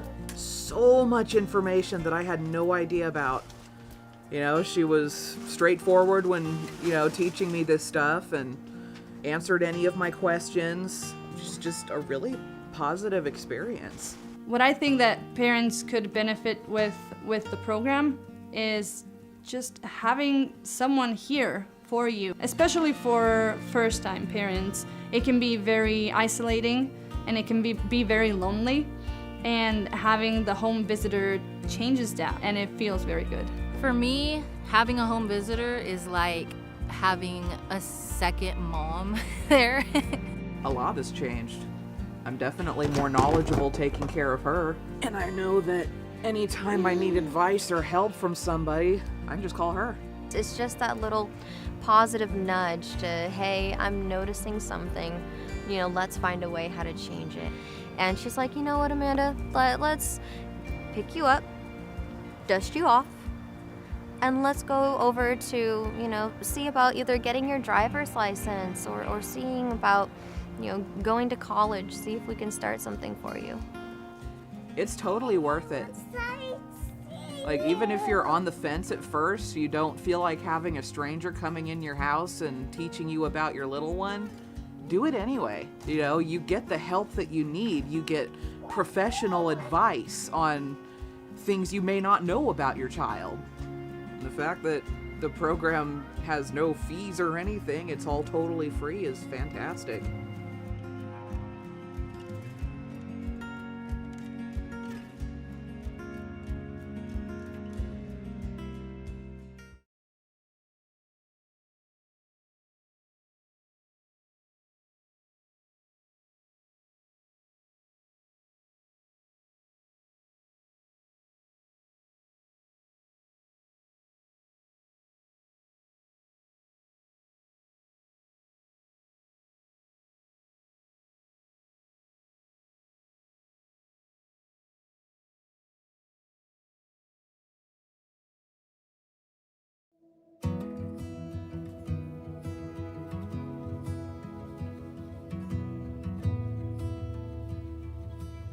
Yo creo que si conozco a alguien que está próxima a ser mamá, lo primero que haría sería recomendarle el programa porque te entrega mucho apoyo, mucha información, y más que nada como apoyo emocional, una guía, te da una visión diferente de cómo es ser papá aquí, quizás en este país. Y así pues es un bonito programa, porque pues es buena persona la señora y los ha atendido muy bien. Pensé que nada más iba a ser un programa de orientación quizás para los nuevos padres, pero creo que nos llevamos una linda sorpresa porque Gaby es una persona muy cercana a nosotros, es como parte de nuestra familia, siempre ha estado dispuesta a ayudarnos y a escucharnos con nuestras dudas sobre la paternidad, y en nuestro caso, que estamos solos en este país, ha sido como de mucha ayuda. Es un gran apoyo para nuevos padres, y más aún si están en nuestra situación, que somos extranjeros, que nuestra familia y amigos, como dice Carla, están en otro país, lejos. Entonces sí, viene muy bien el programa para apoyarse tanto emocional y como anímicamente, y bueno, en varios aspectos del programa que nos ayuda a seguir adelante con esta nueva aventura. Te ayuda como a ver los distintos recursos que tiene la comunidad para nuevos papás, entonces creo que es de gran ayuda. No queda mucho que agregar, pero lo veo de la misma forma. Que hemos aprendido algunas cosas aquí y pues los han ayudado, como este programa los ha ayudado para seguir creciendo a la bebé, como con buenos consejos y así. Sí, y creo que también ha sido muy importante el tema de apoyarnos con el libro y saber qué actividades hacer con Máximo de acuerdo a su edad, cómo estimularlo, cómo cuidarlo de los peligros de la casa, como cosas que uno como papá nuevo no conoce, claro. Pues a mí me gustaría que lo siguiéramos visitando aquí en la biblioteca de Covelo. Está tranquilo y muy bonito aquí. Cuando no nos podemos reunir, nos comunicamos por Zoom o una llamada telefónica o por texto. Donde nos visite, porque ha sido nuestra casa, a veces nosotros vamos a Willits y puede ser en el parque. Gaby llega, como hacemos un resumen de cómo ha ido nuestra semana o qué hemos hecho de nuevo, cómo va el trabajo. Luego hacemos las actividades del libro.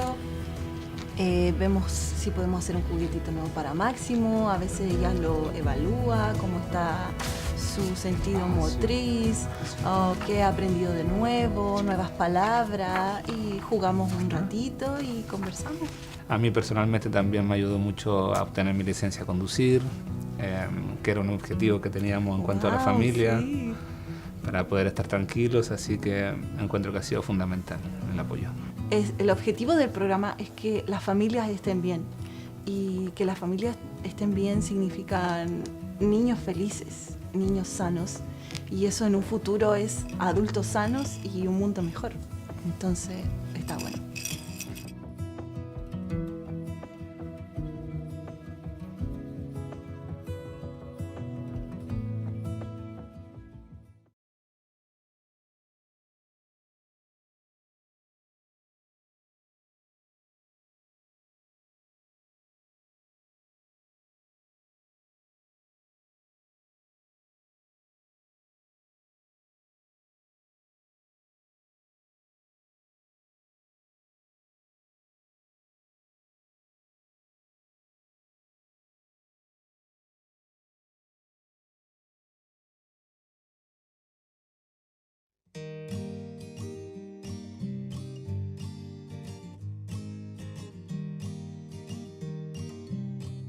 She has made me feel like I'm important and I can go at my own pace, and that's all you need sometimes when you're feeling like you got nobody.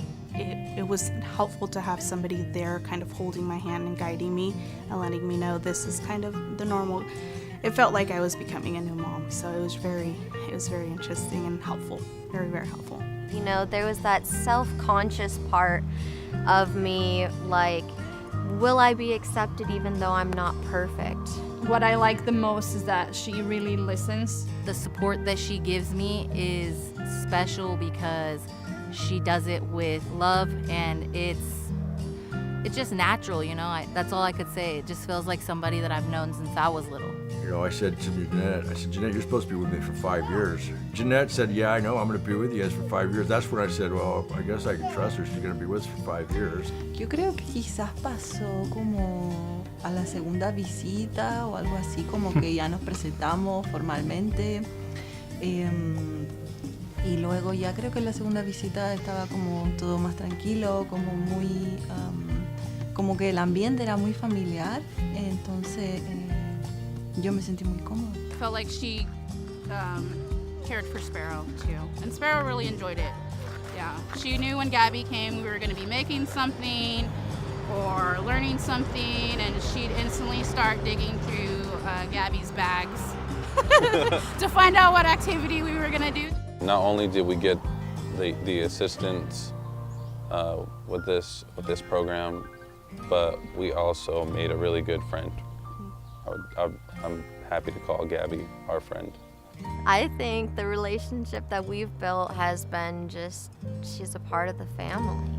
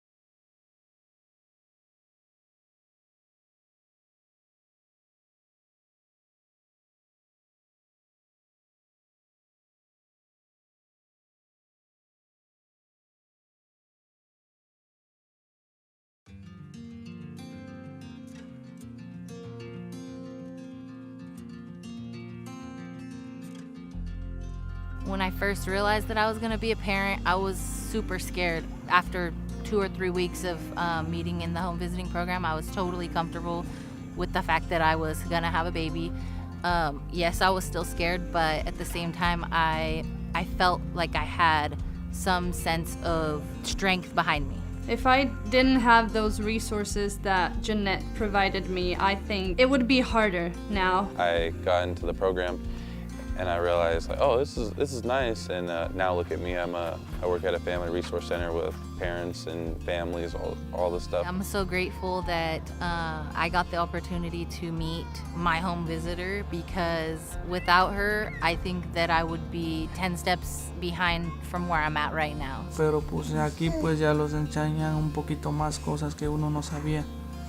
Cómo cuidarla, cómo desarrollarla, cómo educarla, y pues es algo bien, porque pues cosas que yo no sabía, pues ya usted nos las dijo y todo como consejos, y pues muchas cosas que se aprendieron. I don't know what's normal for a 22-month-old baby or an 18-month-old baby, you know. When we get together, we usually discuss and get some progress made with the baby. It makes me feel comfortable, and I associate my parenting with her, my home visitor, telling me, yeah, this is going great. So it's nice to know where they're at, what stage they're at for every parent, and also to give, again, your children that head start in education. If I had any questions with her, just call her up on the phone. You know, it was very relatable, very personal. And, you know, With her getting to know my kids, you know, she got to kind of help guide me along the way. I mean, there were so many cool things that I've learned. I went from a very like rough type of life. I was homeless, and she was able to help me get into school, and I actually have enough credits to graduate with the business degree right now. I think I really want to mention just that I'm grateful that I took advantage, because it's something that has put me in touch with my child, or closer to my child and her development. I want other people and parents to know that the home visiting is not something that you should be afraid of. It's actually something that is needed. You know, because she's not just here for her, she's here to help with all of it. She helped me create a safe space where I feel comfortable enough to ask for help. Don't be afraid to take that step. Like, don't be afraid to get help. It's always okay to have extra support. I would say, give it a try. You got nothing to lose. It's free. There's some perks, you know. They got great resources. Personally, I think everybody could benefit from the home visiting programs.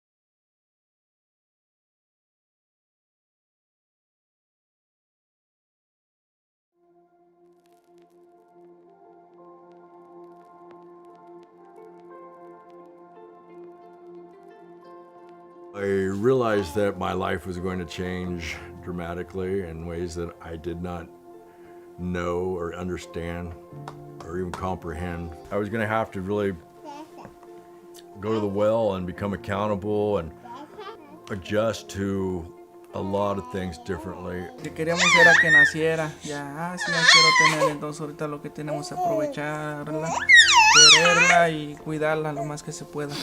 Creo que a todos nos preocupa la primera vez que nos dicen que vamos a ser padres. When we started the program, my daughter was about 3 months, and my daughter's 22 months now. Something I love about my child, that she's healthy, she's happy, she knows that she's cared for and loved. Those are some of the things that I wanted to make sure that she had, and she has them. I'm happy today with my daughter. She's the greatest thing in my life, and I'm glad to wake up and see her, and everything I do it for her.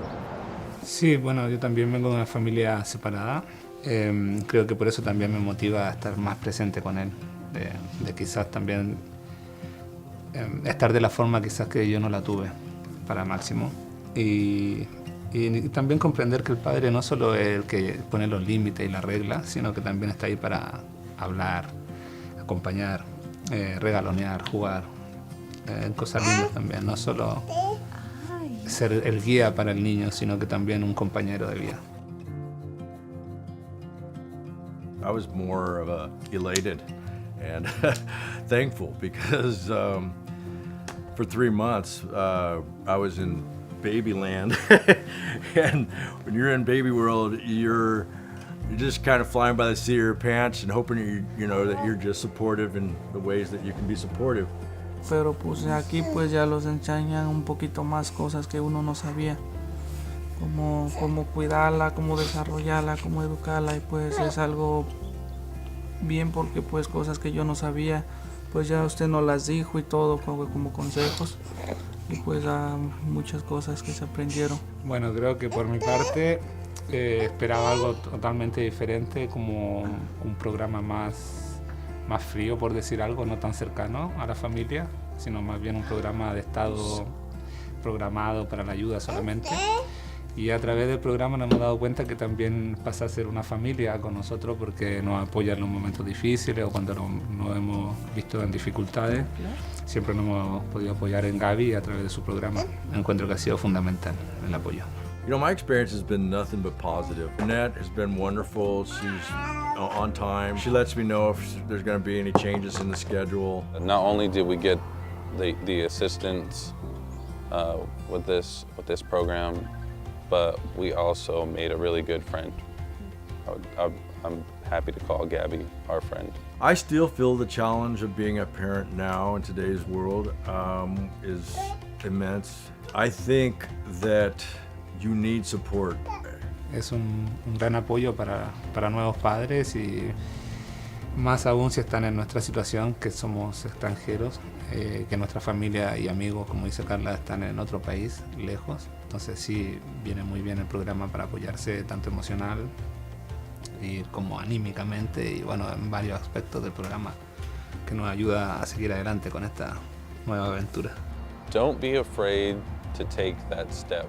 Like, don't be afraid to get help because, you know, you might think that you know what you're doing, but it's always okay to have extra support and don't do it alone. Give it a try. You got nothing to lose. It's free. I'm grateful that I took advantage because it's something that has put me in touch with my child or closer to my child and her development.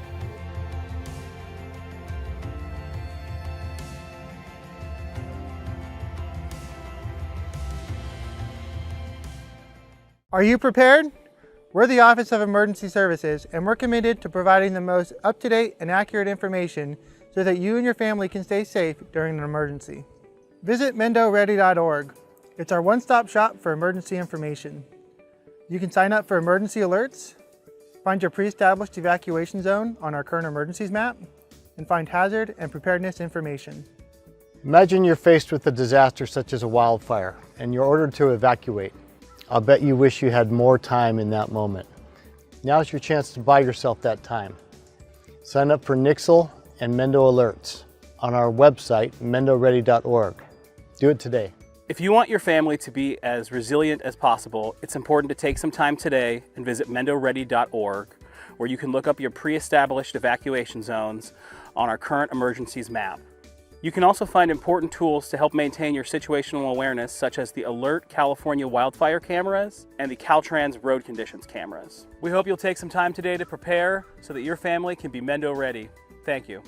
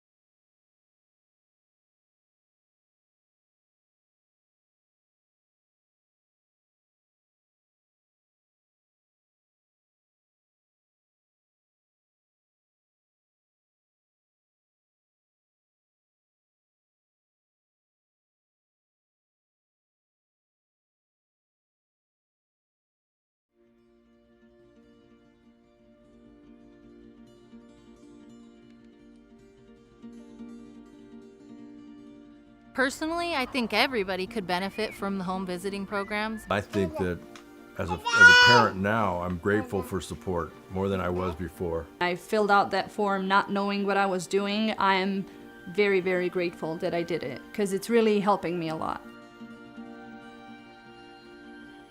Bueno, creo que por mi parte esperaba algo totalmente diferente, como un programa más frío, por decir algo, no tan cercano a la familia.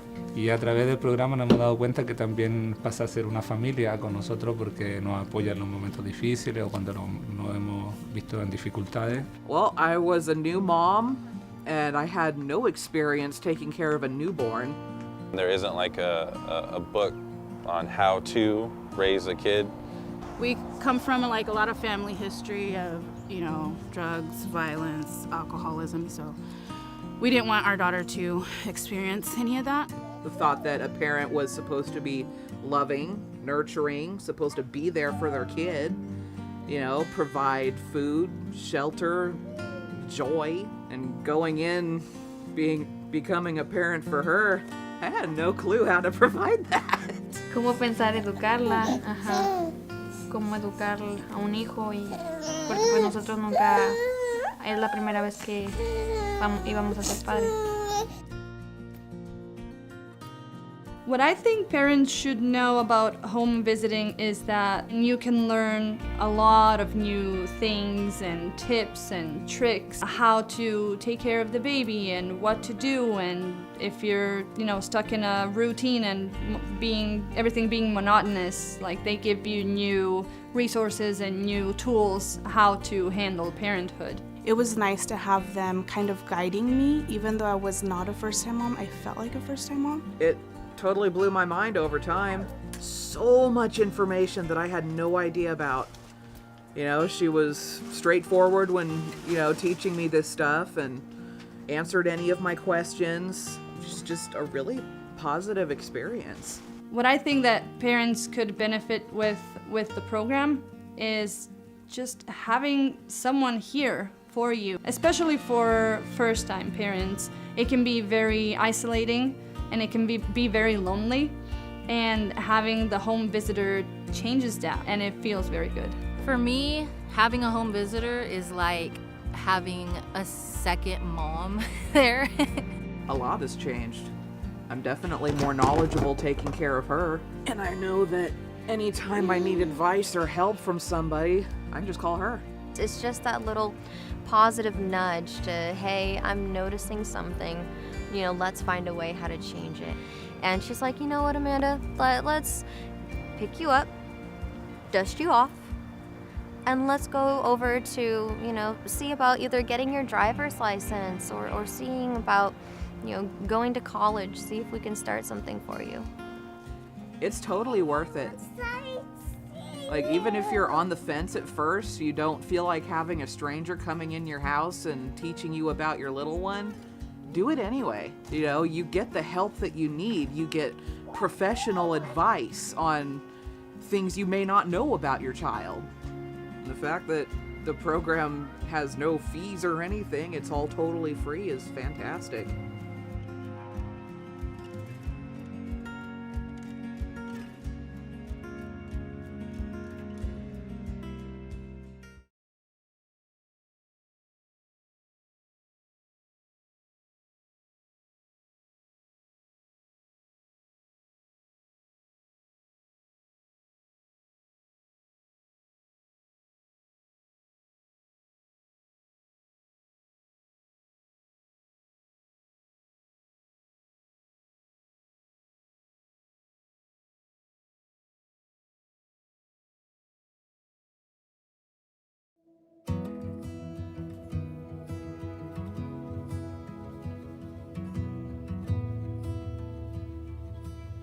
Yo creo que si conozco a alguien que está próxima a ser mamá, lo primero que haría sería recomendarle el programa porque te entrega mucho apoyo, mucha información y más que nada como apoyo emocional, una guía, te da una visión diferente de cómo es ser papá aquí, quizás en este país. Y así pues es un bonito programa porque pues es buena persona la señora y los ha atendido muy bien. Pensé que nada más iba a ser un programa de orientación quizás para los nuevos padres, pero creo que nos llevamos una linda sorpresa porque Gaby es una persona muy cercana a nosotros, es como parte de nuestra familia, siempre ha estado dispuesta a ayudarnos y a escucharnos con nuestras dudas sobre la paternidad, y en nuestro caso, que estamos solos en este país, ha sido como de mucha ayuda. Es un gran apoyo para nuevos padres, y más aún si están en nuestra situación, que somos extranjeros, que nuestra familia y amigos, como dice Carla, están en otro país, lejos. Entonces sí, viene muy bien el programa para apoyarse tanto emocional y como anímicamente, y bueno, en varios aspectos del programa que nos ayuda a seguir adelante con esta nueva aventura. Te ayuda como a ver los distintos recursos que tiene la comunidad para nuevos papás, entonces creo que es de gran ayuda. No queda mucho que agregar, pero lo veo de la misma forma. Que hemos aprendido algunas cosas aquí y pues los han ayudado, como este programa los ha ayudado para seguir creciendo a la bebé, como con buenos consejos y así. Sí, y creo que también ha sido muy importante el tema de apoyarnos con el libro y saber qué actividades hacer con Máximo de acuerdo a su edad, cómo estimularlo, cómo cuidarlo de los peligros de la casa, como cosas que uno como papá nuevo no conoce, claro. Pues a mí me gustaría que lo siguiéramos visitando aquí en la biblioteca de Covelo.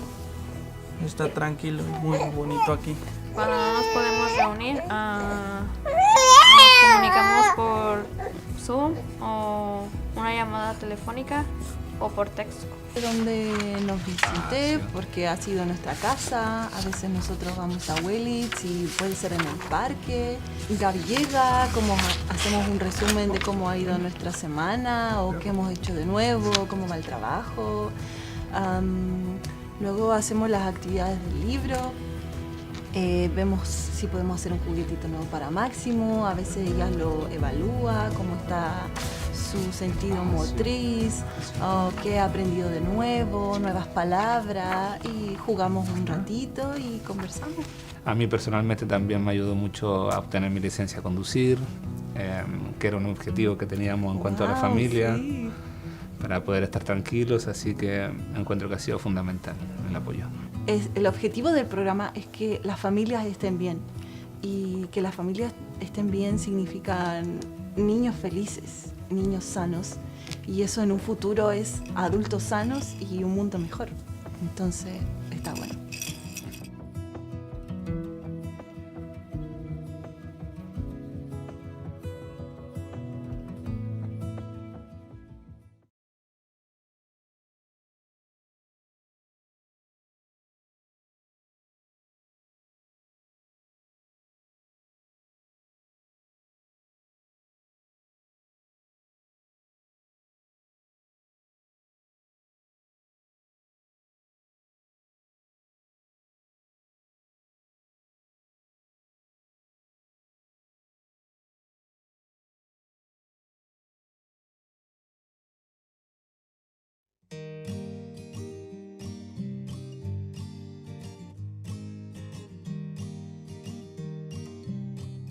She has made me feel like I'm important and I can go at my own pace, and that's all you need sometimes when you're feeling like you got nobody.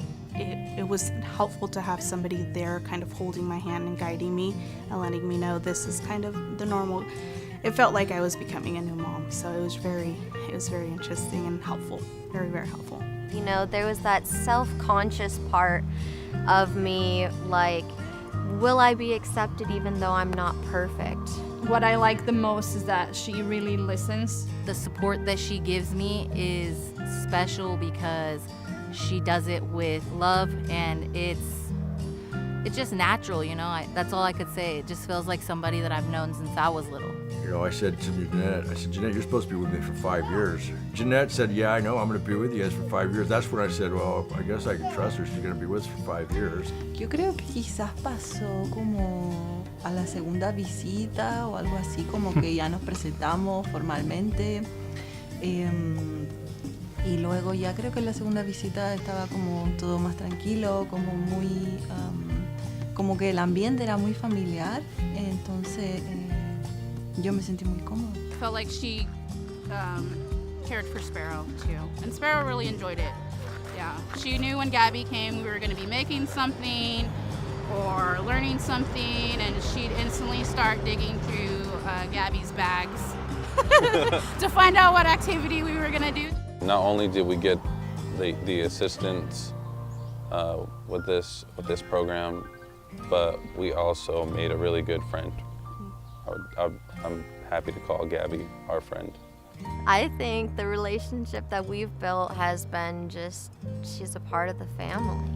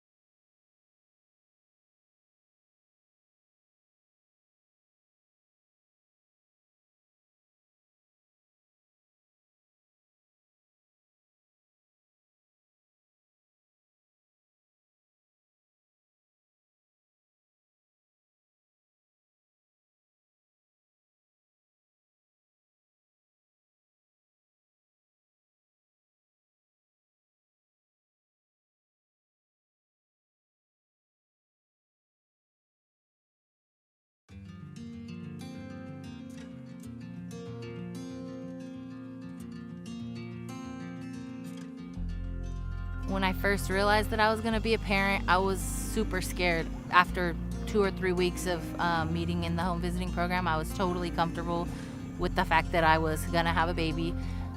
Yes, I was still scared, but at the same time, I felt like I had some sense of strength behind me. If I didn't have those resources that Jeanette provided me, I think it would be harder now. I got into the program and I realized, like, oh, this is nice. And now look at me, I work at a family resource center with parents and families, all this stuff. I'm so grateful that I got the opportunity to meet my home visitor, because without her, I think that I would be 10 steps behind from where I'm at right now. Pero pues aquí pues ya los enseñan un poquito más cosas que uno no sabía.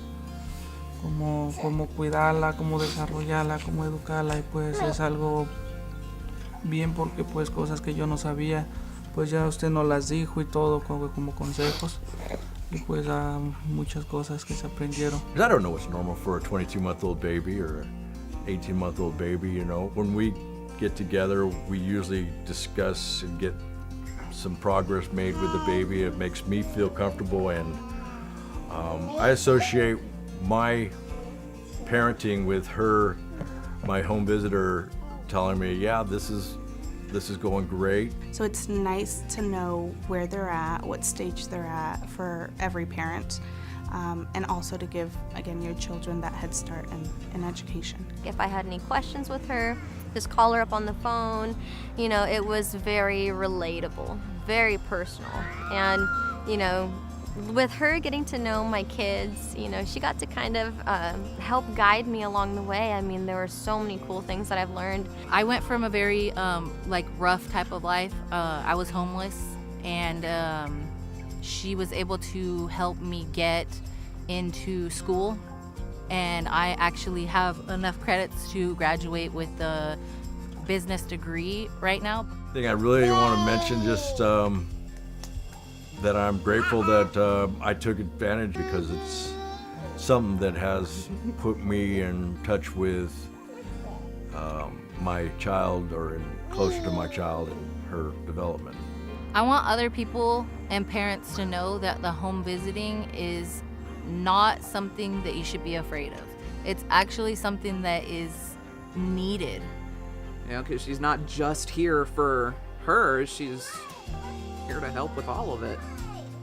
She helped me create a safe space where I feel comfortable enough to ask for help. Don't be afraid to take that step. Like, don't be afraid to get help. It's always okay to have extra support. I would say, give it a try. You got nothing to lose. It's free, there's some perks, you know. They got some great resources. Personally, I think everybody could benefit from the home visiting programs.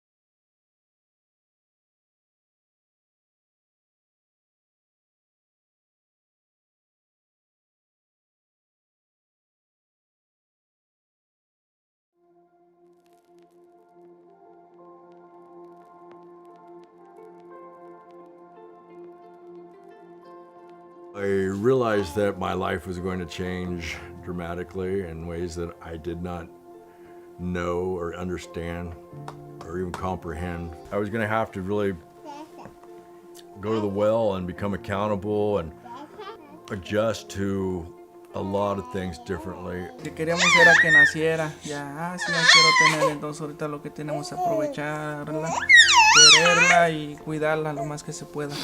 Creo que a todos nos preocupa la primera vez que nos dicen que vamos a ser padres. When we started the program, my daughter was about 3 months, and my daughter's 22 months now. Something I love about my child, that she's healthy, she's happy, she knows that she's cared for and loved. Those are some of the things that I wanted to make sure that she had, and she has them. I'm happy today with my daughter. She's the greatest thing in my life, and I'm glad to wake up and see her, and everything I do it for her. Sí, bueno, yo también vengo de una familia separada. Creo que por eso también me motiva a estar más presente con él, de quizás también estar de la forma quizás que yo no la tuve para Máximo. Y también comprender que el padre no solo es el que pone los límites y las reglas, sino que también está ahí para hablar, acompañar, regalonear, jugar, cosas lindas también, no solo ser el guía para el niño, sino que también un compañero de vida. I was more of a elated and thankful because for 3 months I was in baby land, and when you're in baby world, you're just kind of flying by the seat of your pants and hoping you know that you're just supportive in the ways that you can be supportive.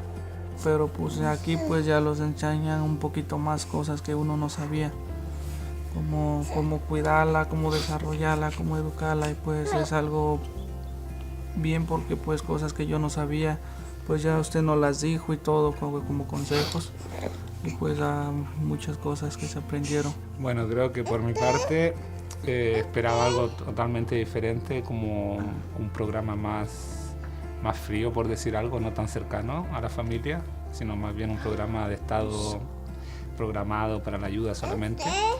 Y a través del programa nos hemos dado cuenta que también pasa a ser una familia con nosotros, porque nos apoya en los momentos difíciles o cuando nos hemos visto en dificultades. Siempre nos hemos podido apoyar en Gaby a través de su programa. Encuentro que ha sido fundamental el apoyo. You know, my experience has been nothing but positive. Annette has been wonderful. She's on time. She lets me know if there's going to be any changes in the schedule. Not only did we get the assistance with this program, but we also made a really good friend. I'm happy to call Gabby our friend. I still feel the challenge of being a parent now in today's world is immense. I think that you need support. Es un gran apoyo para nuevos padres y más aún si están en nuestra situación, que somos extranjeros, que nuestra familia y amigos, como dice Carla, están en otro país, lejos. Entonces sí, viene muy bien el programa para apoyarse tanto emocional y como anímicamente y bueno, en varios aspectos del programa que nos ayuda a seguir adelante con esta nueva aventura. Don't be afraid to take that step. Like, don't be afraid to get help. Because, you might think that you know what you're doing, but it's always okay to have extra support, and don't do it alone. Give it a try. You got nothing to lose. It's free. I'm grateful that I took advantage because it's something that has put me in touch with my child or closer to my child and her development.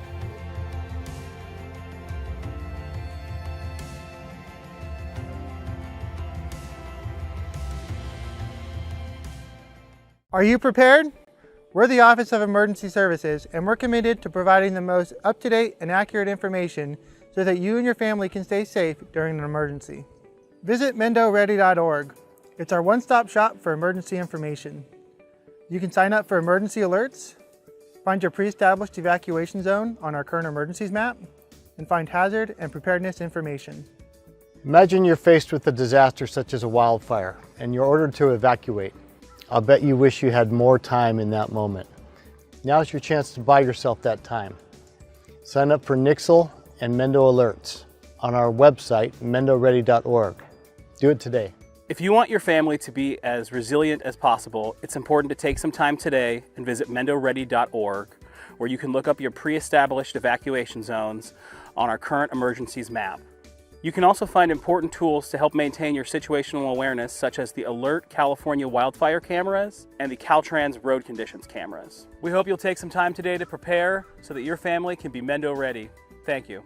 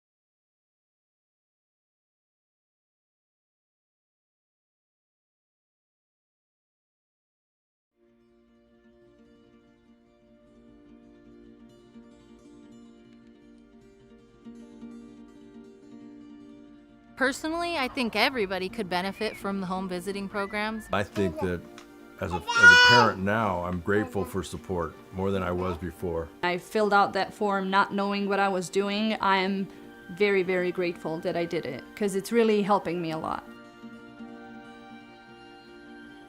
Bueno, creo que por mi parte esperaba algo totalmente diferente, como un programa más frío, por decir algo, no tan cercano a la familia. Y a través del programa nos hemos dado cuenta que también pasa a ser una familia con nosotros porque nos apoya en los momentos difíciles o cuando nos hemos visto en dificultades. Well, I was a new mom and I had no experience taking care of a newborn. There isn't like a book on how to raise a kid.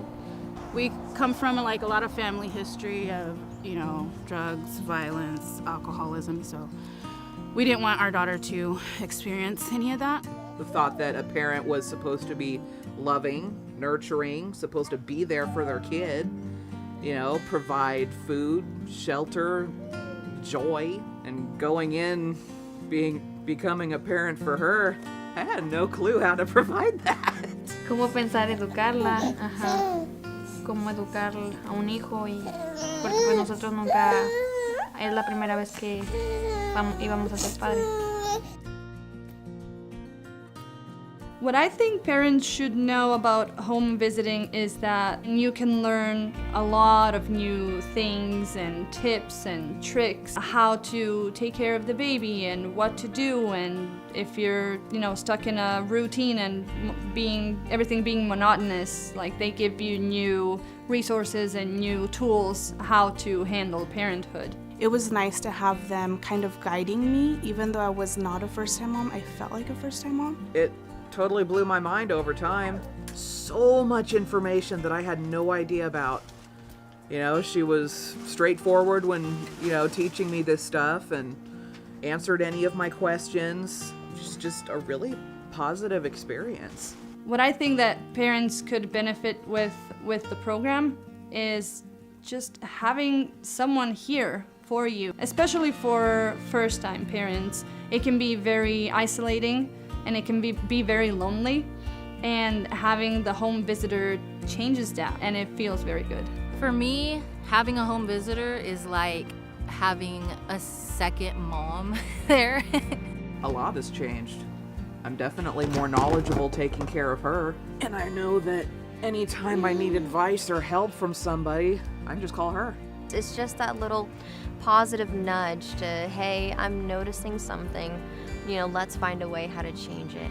And she's like, you know what, Amanda, let's pick you up, dust you off, and let's go over to, you know, see about either getting your driver's license or seeing about, you know, going to college, see if we can start something for you. It's totally worth it. Like, even if you're on the fence at first, you don't feel like having a stranger coming in your house and teaching you about your little one, do it anyway. You know, you get the help that you need. You get professional advice on things you may not know about your child. And the fact that the program has no fees or anything, it's all totally free, is fantastic.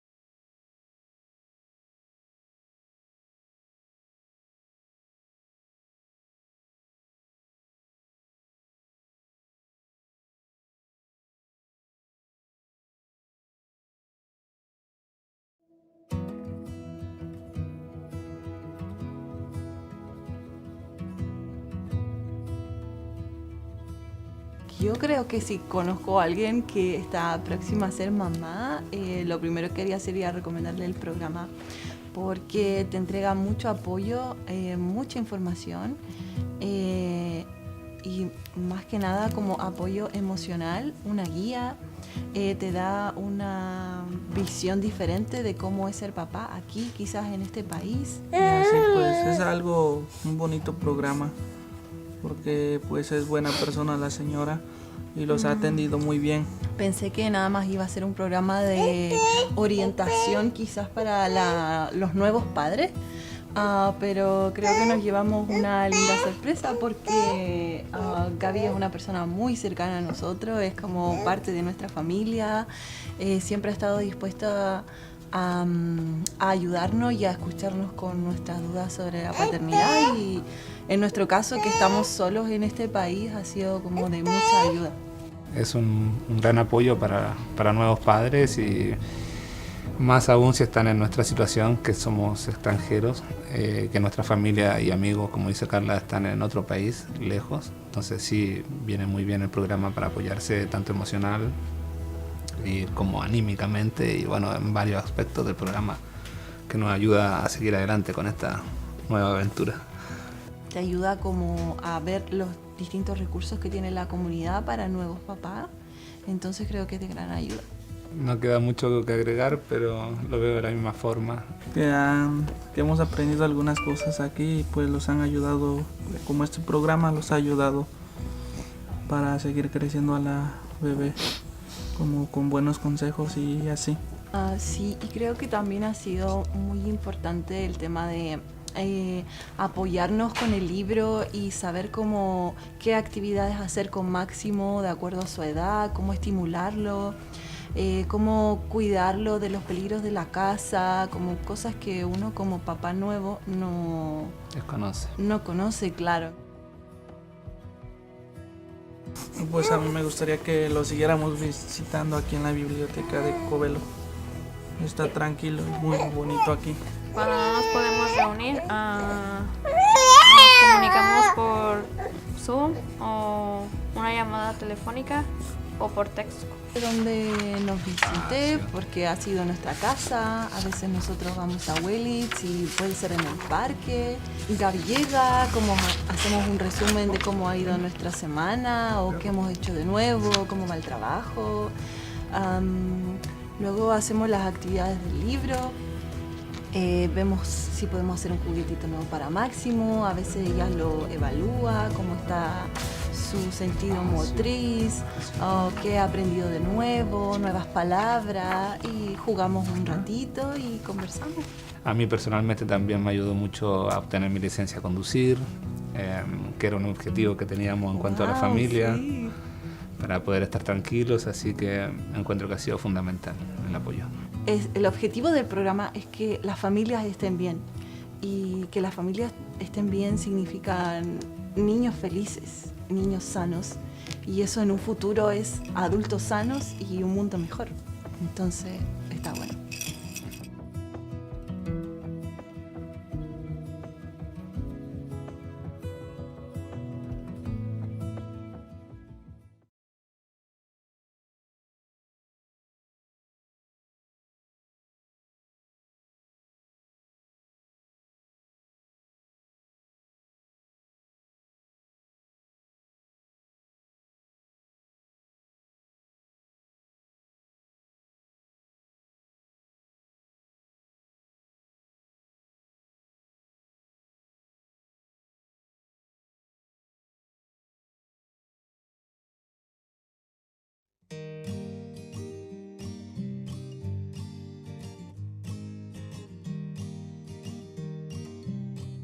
She has made me feel like I'm important and I can go at my own pace, and that's all you need sometimes when you're feeling like you got nobody. It was helpful to have somebody there kind of holding my hand and guiding me and letting me know this is kind of the normal. It felt like I was becoming a new mom, so it was very interesting and helpful, very, very helpful. You know, there was that self-conscious part of me, like, will I be accepted even though I'm not perfect? What I like the most is that she really listens. The support that she gives me is special because she does it with love, and it's just natural, you know? That's all I could say. It just feels like somebody that I've known since I was little. You know, I said to Jeanette, Jeanette, you're supposed to be with me for 5 years. Jeanette said, yeah, I know, I'm going to be with you guys for 5 years. That's when I said, well, I guess I can trust her. She's going to be with us for 5 years. Yo creo que quizás pasó como a la segunda visita o algo así, como que ya nos presentamos formalmente.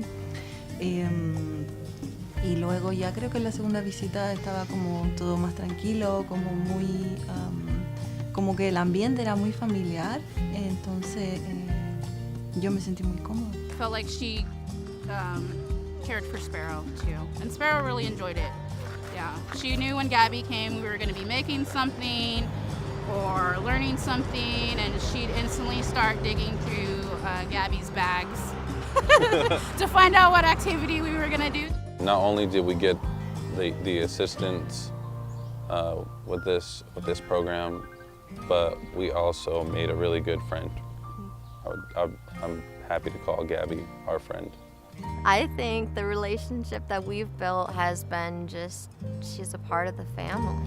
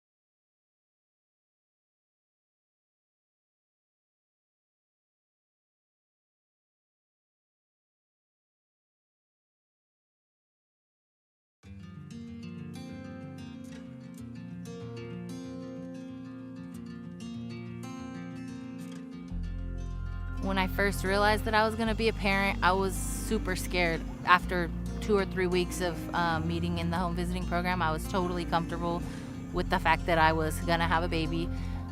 Yes, I was still scared, but at the same time, I felt like I had some sense of strength behind me.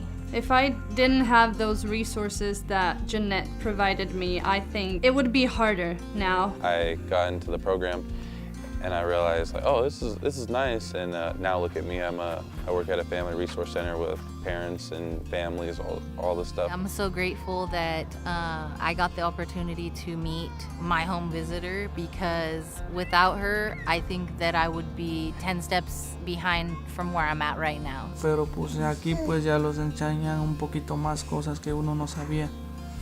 Cómo cuidarla, cómo desarrollarla, cómo educarla, y pues es algo bien, porque pues cosas que yo no sabía, pues ya usted nos las dijo y todo como consejos, y pues muchas cosas que se aprendieron. I don't know what's normal for a 22-month-old baby or an 18-month-old baby, you know. When we get together, we usually discuss and get some progress made with the baby. It makes me feel comfortable, and I associate my parenting with her, my home visitor, telling me, yeah, this is going great. So it's nice to know where they're at, what stage they're at for every parent, and also to give, again, your children that head start in education. If I had any questions with her, just call her up on the phone.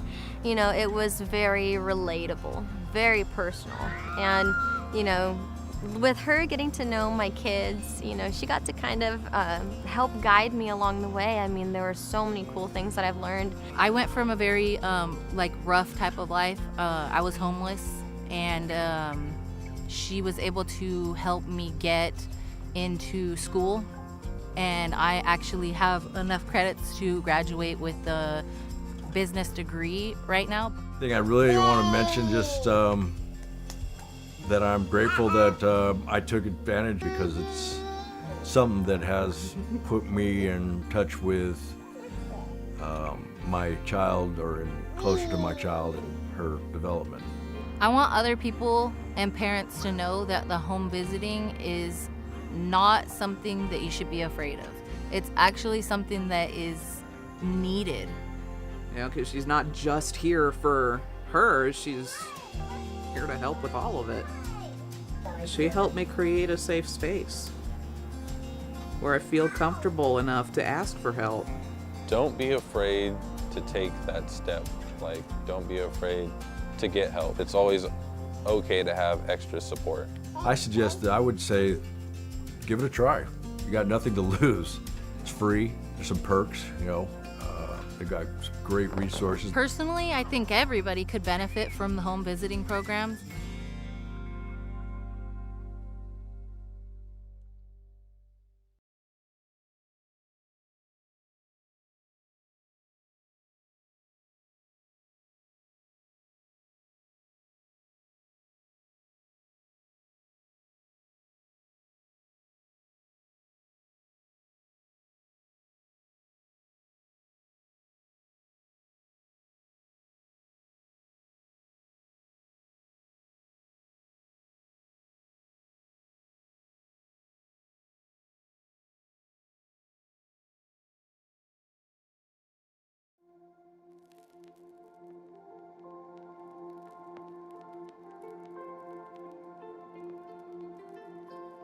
I realized that my life was going to change dramatically in ways that I did not know or understand or even comprehend. I was going to have to really go to the well and become accountable and adjust to a lot of things differently. Que queríamos era que naciera, ya, sí la quiero tener, entonces ahorita lo que tenemos es aprovecharla, quererla y cuidarla lo más que se pueda.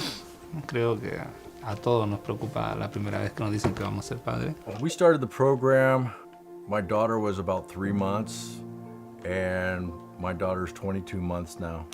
Something I love about my child, that she's healthy, she's happy, she knows that she's cared for and loved. Those are some of the things that I wanted to make sure that she had, and she has them. I'm happy today with my daughter. She's the greatest thing in my life, and I'm glad to wake up and see her, and everything I do it for her. Sí, bueno, yo también vengo de una familia separada. Creo que por eso también me motiva a estar más presente con él, de quizás también estar de la forma quizás que yo no la tuve para Máximo.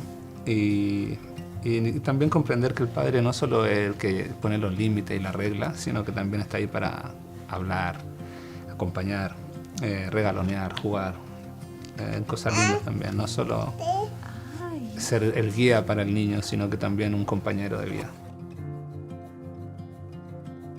I was more of a elated and thankful because for 3 months I was in baby land, and when you're in baby world, you're just kind of flying by the seat of your pants and hoping you know that you're just supportive in the ways that you can be supportive. Pero pues aquí pues ya los enseñan un poquito más cosas que uno no sabía, como cómo cuidarla, cómo desarrollarla, cómo educarla, y pues es algo bien porque pues cosas que yo no sabía pues ya usted nos las dijo y todo como consejos, y pues muchas cosas que se aprendieron. Bueno, creo que por mi parte esperaba algo totalmente diferente, como un programa más frío, por decir algo, no tan cercano a la familia, sino más bien un programa de estado programado para la ayuda solamente. Y a través del programa nos hemos dado cuenta que también pasa a ser una familia con nosotros, porque nos apoya en los momentos difíciles o cuando nos hemos visto en dificultades. Siempre nos hemos podido apoyar en Gaby a través de su programa. Encuentro que ha sido fundamental el apoyo. You know, my experience has been nothing but positive. Annette has been wonderful. She's on time. She lets me know if there's going to be any changes in the schedule. Not only did we get the assistance with this program, but we also made a really good friend. I'm happy to call Gabby our friend. I still feel the challenge of being a parent now in today's world is immense. I think that you need support. Es un gran apoyo para nuevos padres y más aún si están en nuestra situación, que somos extranjeros, que nuestra familia y amigos, como dice Carla, están en otro país, lejos. Entonces sí, viene muy bien el programa para apoyarse tanto emocional y como anímicamente y bueno, en varios aspectos del programa que nos ayuda a seguir adelante con esta nueva aventura. Don't be afraid to take that step. Like, don't be afraid to get help. Because, you know, you might think that you know what you're doing, but it's always okay to have extra support, and don't do it alone. Give it a try. You got nothing to lose. It's free. I'm grateful that I took advantage because it's something that has put me in touch with my child, or closer to my child and her development.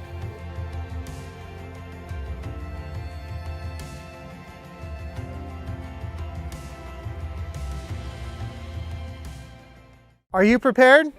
We're the Office of Emergency Services, and we're committed to providing the most up-to-date and accurate information so that you and your family can stay safe during an emergency. Visit MendoReady.org. It's our one-stop shop for emergency information. You can sign up for emergency alerts, find your pre-established evacuation zone on our current emergencies map, and find hazard and preparedness information. Imagine you're faced with a disaster such as a wildfire, and you're ordered to evacuate. I'll bet you wish you had more time in that moment. Now's your chance to buy yourself that time. Sign up for Nixle and Mendo Alerts on our website, MendoReady.org. Do it today. If you want your family to be as resilient as possible, it's important to take some time today and visit MendoReady.org, where you can look up your pre-established evacuation zones on our current emergencies map. You can also find important tools to help maintain your situational awareness, such as the Alert California wildfire cameras and the Caltrans road conditions cameras. We hope you'll take some time today to prepare so that your family can be Mendo ready. Thank you.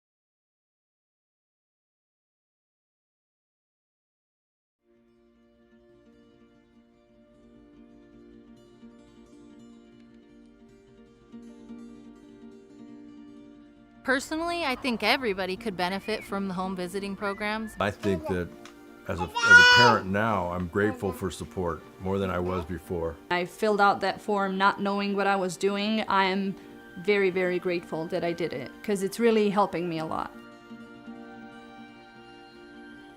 Bueno, creo que por mi parte esperaba algo totalmente diferente, como un programa más frío, por decir algo, no tan cercano a la familia. Y a través del programa nos hemos dado cuenta que también pasa a ser una familia con nosotros porque nos apoya en los momentos difíciles o cuando nos hemos visto en dificultades. Well, I was a new mom and I had no experience taking care of a newborn. There isn't like a book on how to raise a kid. We come from like a lot of family history of, you know, drugs, violence, alcoholism, so we didn't want our daughter to experience any of that. The thought that a parent was supposed to be loving, nurturing, supposed to be there for their kid, you know, provide food, shelter, joy, and going in, becoming a parent for her, I had no clue how to provide that. Cómo pensar educarla, ajá. Cómo educar a un hijo y porque pues nosotros nunca es la primera vez que íbamos a ser padres.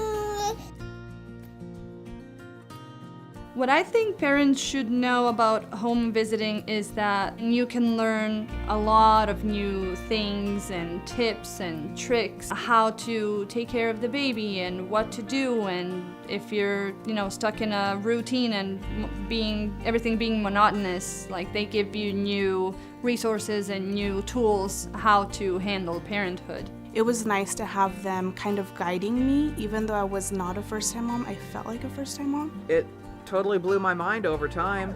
So much information that I had no idea about. You know, she was straightforward when, you know, teaching me this stuff and answered any of my questions. It's just a really positive experience. What I think that parents could benefit with the program is just having someone here for you, especially for first-time parents. It can be very isolating and it can be very lonely, and having the home visitor changes that and it feels very good. For me, having a home visitor is like having a second mom there. A lot has changed. I'm definitely more knowledgeable taking care of her, and I know that anytime I need advice or help from somebody, I can just call her. It's just that little positive nudge to, hey, I'm noticing something, you know, let's find a way how to change it. And she's like, you know what, Amanda, let's pick you up, dust you off, and let's go over to, you know, see about either getting your driver's license or seeing about, you know, going to college, see if we can start something for you. It's totally worth it. Like, even if you're on the fence at first, you don't feel like having a stranger coming in your house and teaching you about your little one, do it anyway. You know, you get the help that you need. You get professional advice on things you may not know about your child. The fact that the program has no fees or anything, it's all totally free, is fantastic.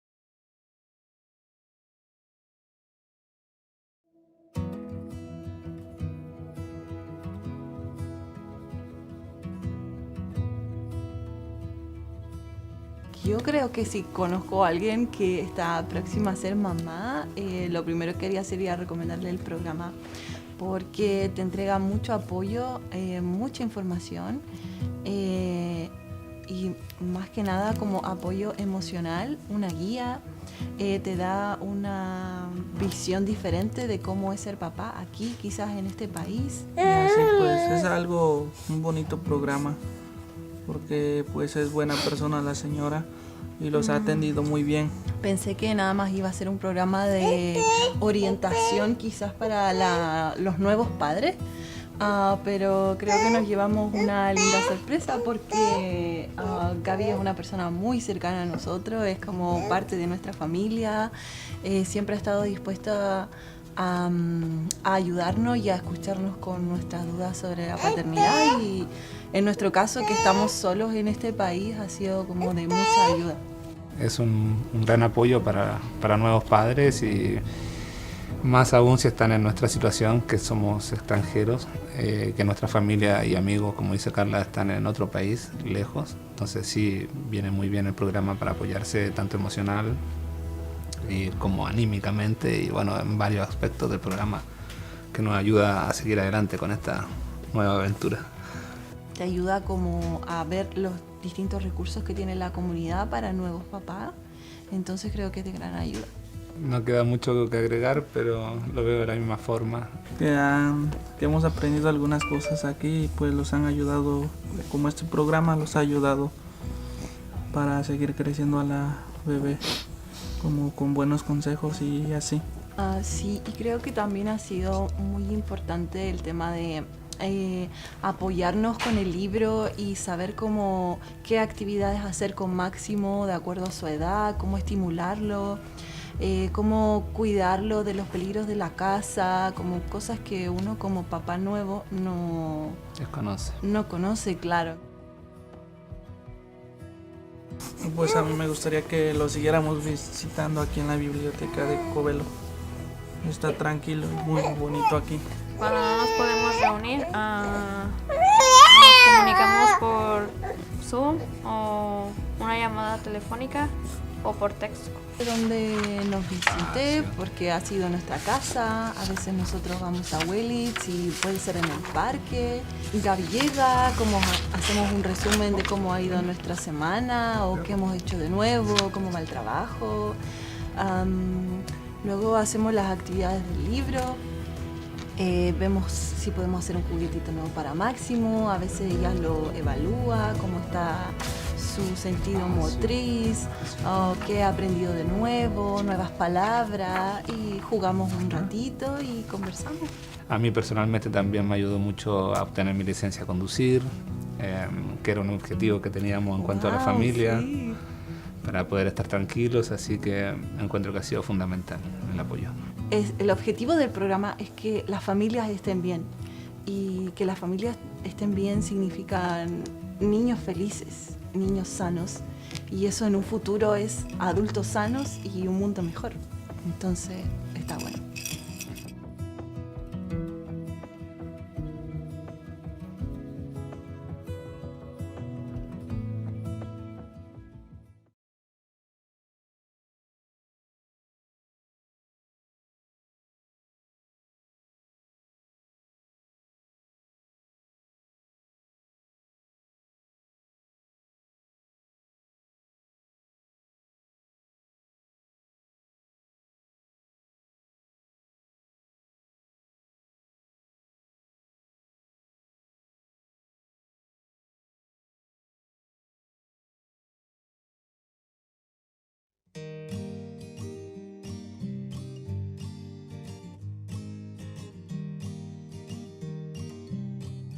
She has made me feel like I'm important and I can go at my own pace, and that's all you need sometimes when you're feeling like you got nobody. It was helpful to have somebody there kind of holding my hand and guiding me and letting me know this is kind of the normal. It felt like I was becoming a new mom, so it was very interesting and helpful, very, very helpful. You know, there was that self-conscious part of me, like, will I be accepted even though I'm not perfect? What I like the most is that she really listens. The support that she gives me is special because she does it with love, and it's just natural, you know. That's all I could say. It just feels like somebody that I've known since I was little. You know, I said to Jeanette, Jeanette, you're supposed to be with me for 5 years. Jeanette said, yeah, I know, I'm going to be with you guys for 5 years. That's when I said, well, I guess I can trust her. She's going to be with us for 5 years. Yo creo que quizás pasó como a la segunda visita o algo así, como que ya nos presentamos formalmente. Y luego ya creo que en la segunda visita estaba como todo más tranquilo, como muy, como que el ambiente era muy familiar, entonces yo me sentí muy cómoda. I felt like she cared for Sparrow too, and Sparrow really enjoyed it. Yeah, Yeah. She knew when Gabby came, we were going to be making something or learning something, and she'd instantly start digging through Gabby's bags to find out what activity we were going to do. Not only did we get the assistance with this program, but we also made a really good friend. I'm happy to call Gabby our friend. I think the relationship that we've built has been just, she's a part of the family.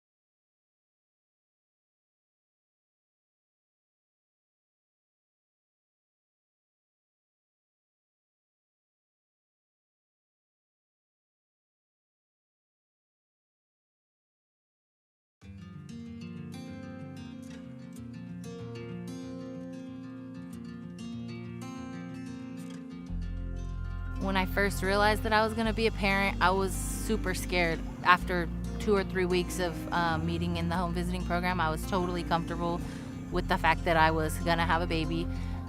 Yes, I was still scared, but at the same time, I felt like I had some sense of strength behind me. If I didn't have those resources that Jeanette provided me, I think it would be harder now. I got into the program and I realized, like, oh, this is nice. And now look at me, I work at a family resource center with parents and families, all this stuff. I'm so grateful that I got the opportunity to meet my home visitor, because without her, I think that I would be 10 steps behind from where I'm at right now. Pero pues aquí pues ya los enseñan un poquito más cosas que uno no sabía. Cómo cuidarla, cómo desarrollarla, cómo educarla, y pues es algo bien, porque pues cosas que yo no sabía, pues ya usted nos las dijo y todo como consejos, y pues muchas cosas que se aprendieron. I don't know what's normal for a 22-month-old baby or an 18-month-old baby, you know. When we get together, we usually discuss and get some progress made with the baby. It makes me feel comfortable, and I associate my parenting with her, my home visitor, telling me, yeah, this is going great. So it's nice to know where they're at, what stage they're at for every parent, and also to give, again, your children that head start in education. If I had any questions with her, just call her up on the phone. You know, it was very relatable, very personal. And, you know, with her getting to know my kids, you know, she got to kind of help guide me along the way. I mean, there were so many cool things that I've learned. I went from a very rough type of life. I was homeless, and she was able to help me get into school, and I actually have enough credits to graduate with a business degree right now. I think I really want to mention just that I'm grateful that I took advantage, because it's something that has put me in touch with my child, or closer to my child and her development. I want other people and parents to know that the home visiting is not something that you should be afraid of. It's actually something that is needed. You know, because she's not just here for her, she's here to help with all of it. She helped me create a safe space where I feel comfortable enough to ask for help. Don't be afraid to take that step. Like, don't be afraid to get help. It's always okay to have extra support. I would say, give it a try.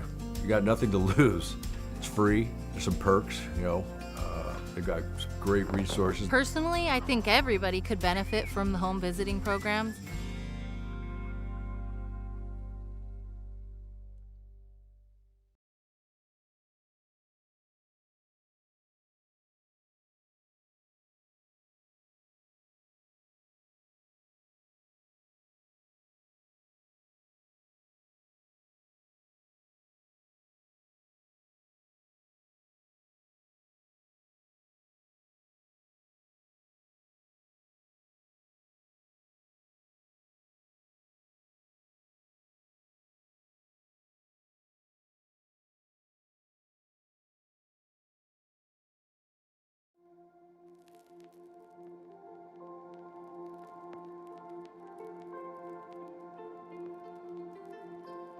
I realized that my life was going to change dramatically in ways that I did not know or understand or even comprehend. I was going to have to really go to the well and become accountable and adjust to a lot of things differently. Que queríamos era que naciera, ya, sí, ya quiero tener, entonces ahorita lo que tenemos es aprovecharla, quererla y cuidarla lo más que se pueda.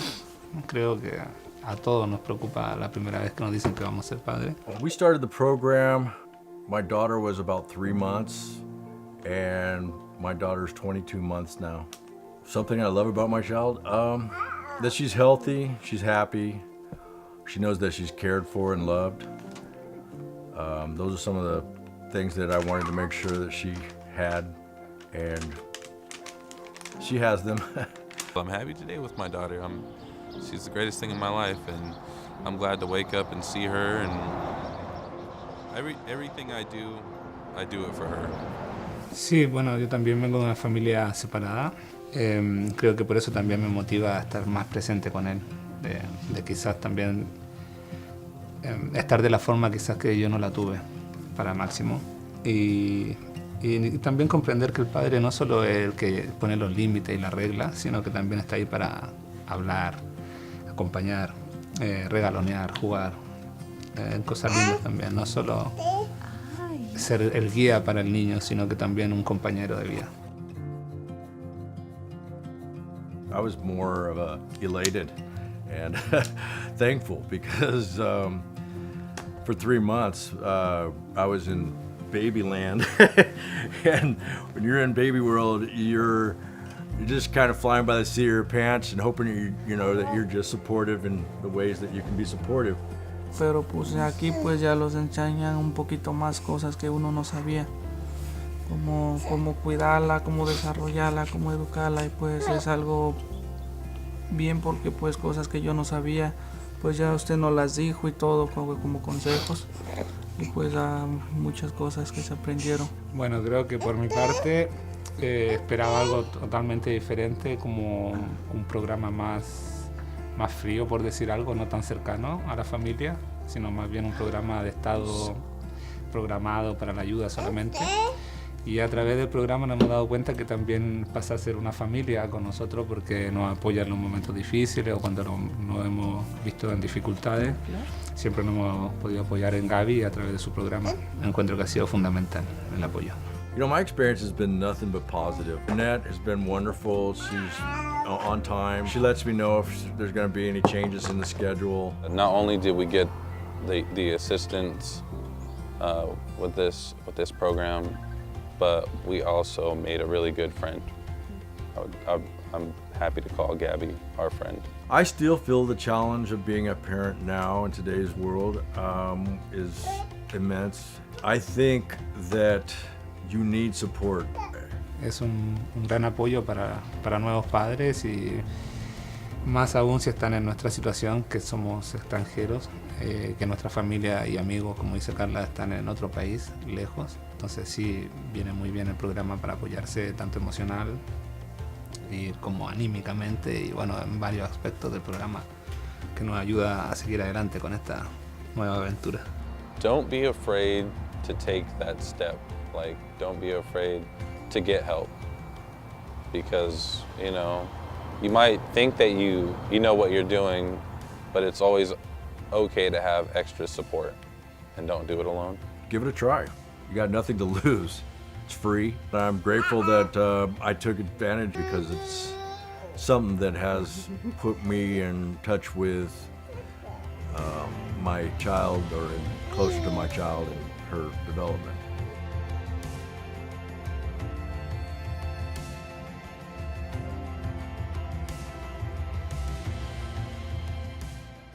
Are you prepared? We're the Office of Emergency Services, and we're committed to providing the most up-to-date and accurate information so that you and your family can stay safe during an emergency. Visit MendoReady.org. It's our one-stop shop for emergency information. You can sign up for emergency alerts, find your pre-established evacuation zone on our current emergencies map, and find hazard and preparedness information. Imagine you're faced with a disaster such as a wildfire, and you're ordered to evacuate. I'll bet you wish you had more time in that moment. Now's your chance to buy yourself that time. Sign up for Nixle and Mendo Alerts on our website, MendoReady.org. Do it today. If you want your family to be as resilient as possible, it's important to take some time today and visit MendoReady.org, where you can look up your pre-established evacuation zones on our current emergencies map. You can also find important tools to help maintain your situational awareness, such as the Alert California wildfire cameras and the Caltrans road conditions cameras. We hope you'll take some time today to prepare so that your family can be Mendo ready. Thank you.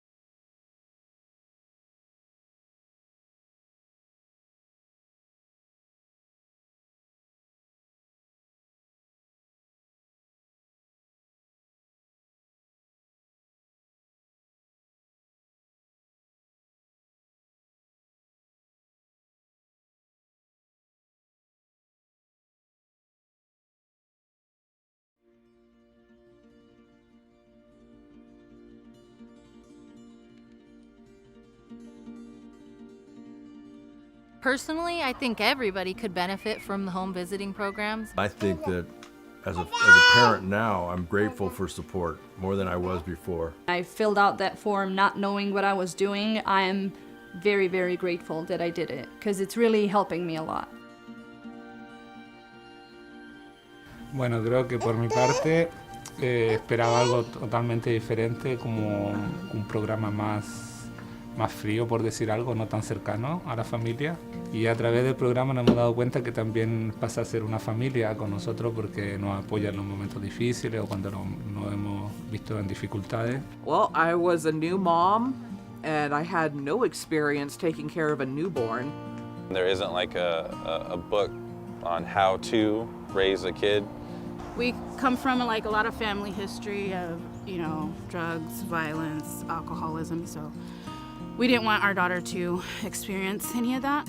The thought that a parent was supposed to be loving, nurturing, supposed to be there for their kid, you know, provide food, shelter, joy, and going in, becoming a parent for her, I had no clue how to provide that. Cómo pensar educarla, ajá. Cómo educar a un hijo y porque pues nosotros nunca es la primera vez que íbamos a ser padres. What I think parents should know about home visiting is that you can learn a lot of new things and tips and tricks, how to take care of the baby and what to do, and if you're, you know, stuck in a routine and everything being monotonous, like they give you new resources and new tools how to handle parenthood. It was nice to have them kind of guiding me, even though I was not a first-time mom. I felt like a first-time mom. It totally blew my mind over time. So much information that I had no idea about. You know, she was straightforward when, you know, teaching me this stuff and answered any of my questions. Just a really positive experience. What I think that parents could benefit with the program is just having someone here for you, especially for first-time parents. It can be very isolating and it can be very lonely, and having the home visitor changes that and it feels very good. For me, having a home visitor is like having a second mom there. A lot has changed. I'm definitely more knowledgeable taking care of her, and I know that anytime I need advice or help from somebody, I can just call her. It's just that little positive nudge to, hey, I'm noticing something, you know, let's find a way how to change it. And she's like, you know what, Amanda, let's pick you up, dust you off, and let's go over to, you know, see about either getting your driver's license or seeing about, you know, going to college, see if we can start something for you. It's totally worth it. Like, even if you're on the fence at first, you don't feel like having a stranger coming in your house and teaching you about your little one, do it anyway. You know, you get the help that you need. You get professional advice on things you may not know about your child. And the fact that the program has no fees or anything, it's all totally free, is fantastic.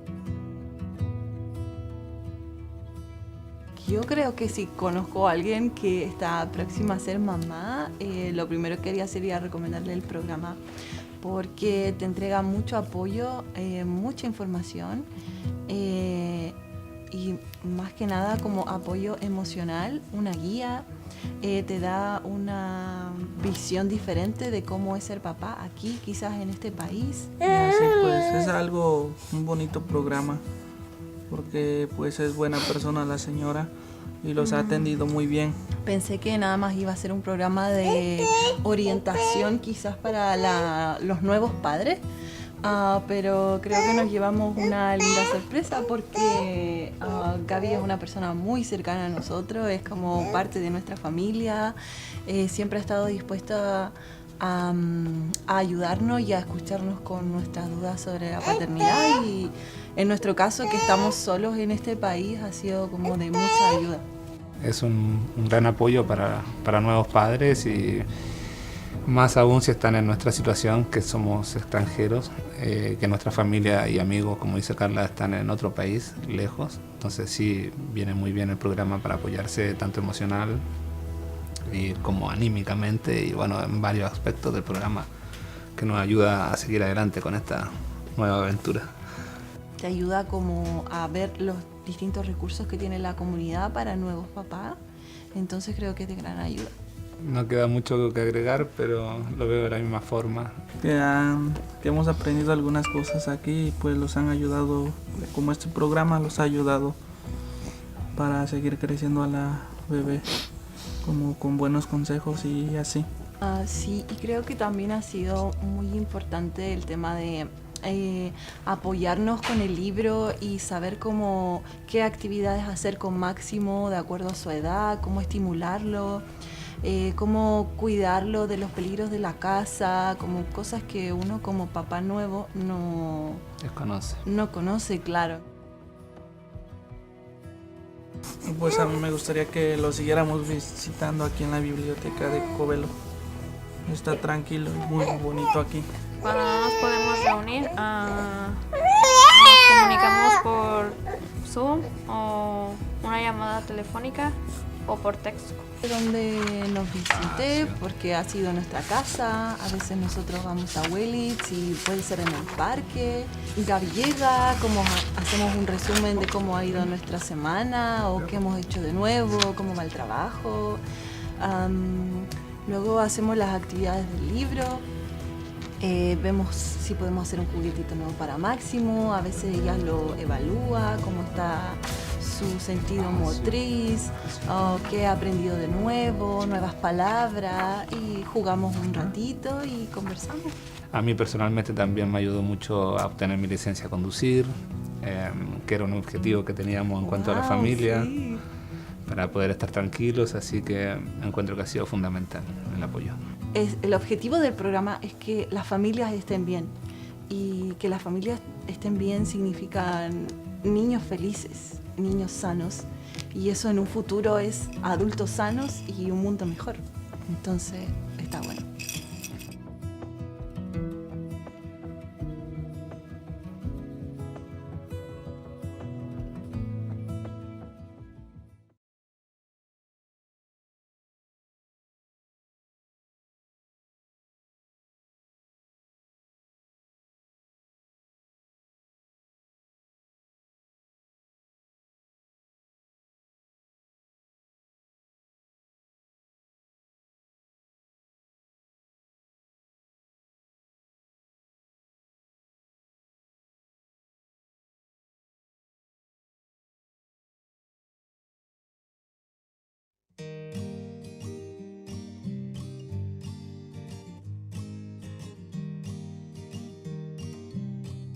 She has made me feel like I'm important and I can go at my own pace, and that's all you need sometimes when you're feeling like you got nobody.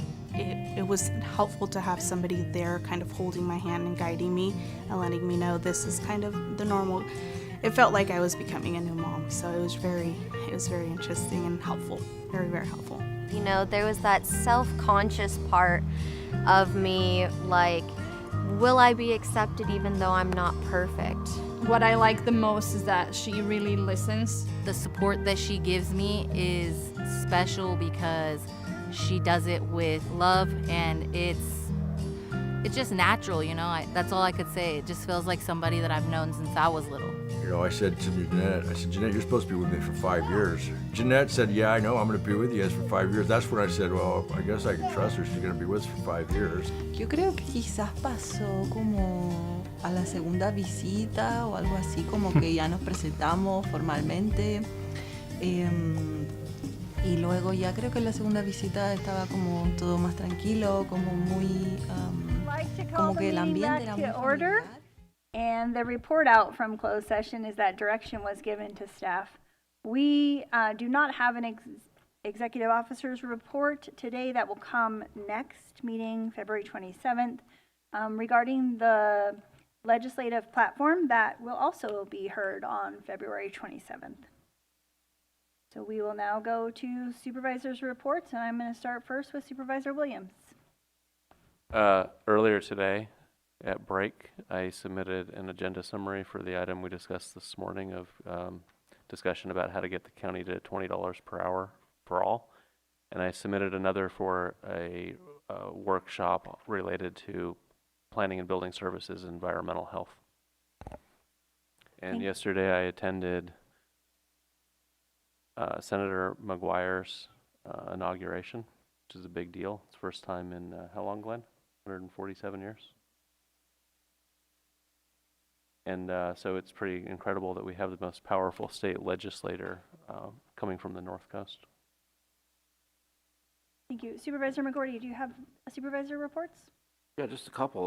Last week was a very big shock to us who, with our kind of good and bad things happened in regards to water transfer from the Eel River.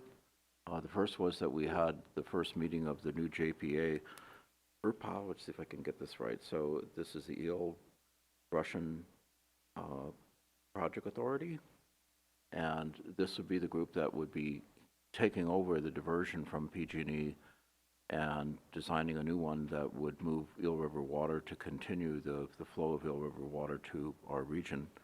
And so we had that on Tuesday, and then or Wednesday, and then the following day we found out that PG&E had dropped us from inclusion in their decommissioning proposal, which was extremely bad news. So originally they were going to try to move everything forward so that it would be kind of seamless and that we would be included in their decommissioning, so that we would be working with federal agencies to continue the project. So PG&E basically said, nope, we don't want to do that anymore, even though they had invited us to participate. Something has changed within their own view of their risk management, and we're no longer included. We still are going to, so it's kind of a shock, and we're still kind of reeling from it. It feels very much like Lucy and Charlie Brown in the football every time that we deal with PG&E trying to come up with some sort of a solution for how do we take over that project, which is so essential to our economy. And about 600,000 people are affected by that diversion from Potter Valley to Marin County line. So we still have studies that are going on about if we were going to do it, how should the diversion be designed. We have financing for that. We have a lot of buy-in from the state and other environmental groups that are okay with the proposal that we have for run-of-river diversions. And so we're still going to continue, but this is really a significant existential threat to us and our water supply, and we're trying to figure out how do we respond, what do we do. So we'll be meeting soon with the Mendocino Inland Water Power Commission this week to talk about it. And I just want to make everybody aware that PG&E, if they wanted to, could probably just shut the water off, and that's the end of the Potter Valley diversion. So there doesn't seem to be any commitment on their part to work with us at the moment. They've said some things like, yeah, we'll try to accommodate you if we can, but it's not a priority. Essentially, they want to get their dams down and out of there. So we're in a very bad spot right now for continuing that diversion. So the other thing I want to talk about briefly is Hopland, and Hopland with Caltrans trying to work on a repaving to make the streets of Hopland more ADA compliant, because as you go from the west to the east, it's kind of a steep grade, so they're trying to work on flattening the pavement out and making it a little less difficult for people in wheelchairs to be able to get across the street. And it's been funded and designed and ready to go, except that, I may have told you this already, the Hopland Public Utilities District found out that they need to make about $1.25 million improvements in order for PG&E to move forward in terms of relocating some of the the meter boxes and other utilities and drains. And of course, there's only 300 people in the district, and it's pretty marginally funded. So we're trying to find some way of coming up with a grant or a loan, and we've worked with our own internal economic development contracts grant unit, and now we're engaging RCRC to help us, and we're going to schedule a meeting with RCRC and Caltrans to go through it in great detail to figure out what the possibilities might be for us to get funding for them. That's it. Thank you, Supervisor Hashuk. Well, I too attended the inauguration of Senator McGuire as President Pro Tem of the Senate, and that's a great step forward for the North Coast. And it was a very well done ceremony. I think the four of us who attended were very pleased with it. I'm certainly concerned about the Potter Valley project and what PG&E is doing, because it sounds like they're just wanting to walk away from it, but they have a liability there, and you know, I say an obligation to the people who depend on that water too. So I'm curious to hear what goes on next. There was a great Redwood Trail Agency meeting last week, or the week before, I guess. There were certainly some concerns about Native American sites and inclusion in the process of development of the master plan. The master plan is still on schedule to be publicized in probably this month, and so it was a good conversation, and then we had the General Government Standing Committee meeting on the 24th, I think, and we did the legislative platform. We had a good discussion, and I think we went through the whole thing, and there's some edits, the changes to update it to what our concerns have been over the last year, and also we had dealt with some more cannabis issues, and the feeling was that the cannabis program is on track, and it's a functioning department. So really kudos to the people working there and everyone who's helped get it to that point. That's it. Thank you. Supervisor Jordy. We've had some comments about PG&E and at Sonoma Clean Power. Well, the bad news is the portion of our bill that goes to PG&E keeps going up. The good news is Sonoma Clean Power is not going up nearly as much. So now, with the new rates that we adopted at last Thursday's meeting, the February meeting, Sonoma Clean Power's portion of your bill is now 7% lower than your bill would be if you both had your service delivered by PG&E and you were buying your power from PG&E. So most of us in Mendocino County who choose to get our power sourced from Sonoma Clean Power, we're paying 7% less than the remaining customers who choose to get their power from PG&E. And on PG&E, in the last 2 years, their CEO has earned over $65 million in compensation. So something to keep in mind. And at the one addition I would make to the comments made about Senator McGuire, which I think is pretty remarkable for someone from the North Coast to be leader of the Senate, is that there are a number of dignitaries there. And I couldn't help but notice that our former Governor, Jerry Brown, got probably the biggest applause of anybody there. And as usual, he had a nice quip. After he got a couple long applauses, he said, "Should I be running for something?" So anyway, it was a good event. Thank you. I will provide my December report in writing at the next meeting, but I did want to just say that this Friday I'm going to be meeting with tribal leaders on what a tribal county consultation should look like and how we can work better with our tribes.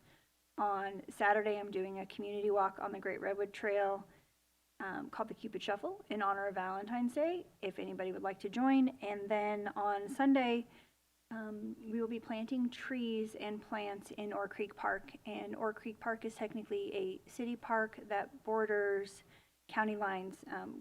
we've had some challenges with the apartments that have gone in that area, and I think that this effort to do some neighborhood building around volunteer work in that park should hopefully help us create better relationships. And with that, we can adjourn the meeting. Thank you very much.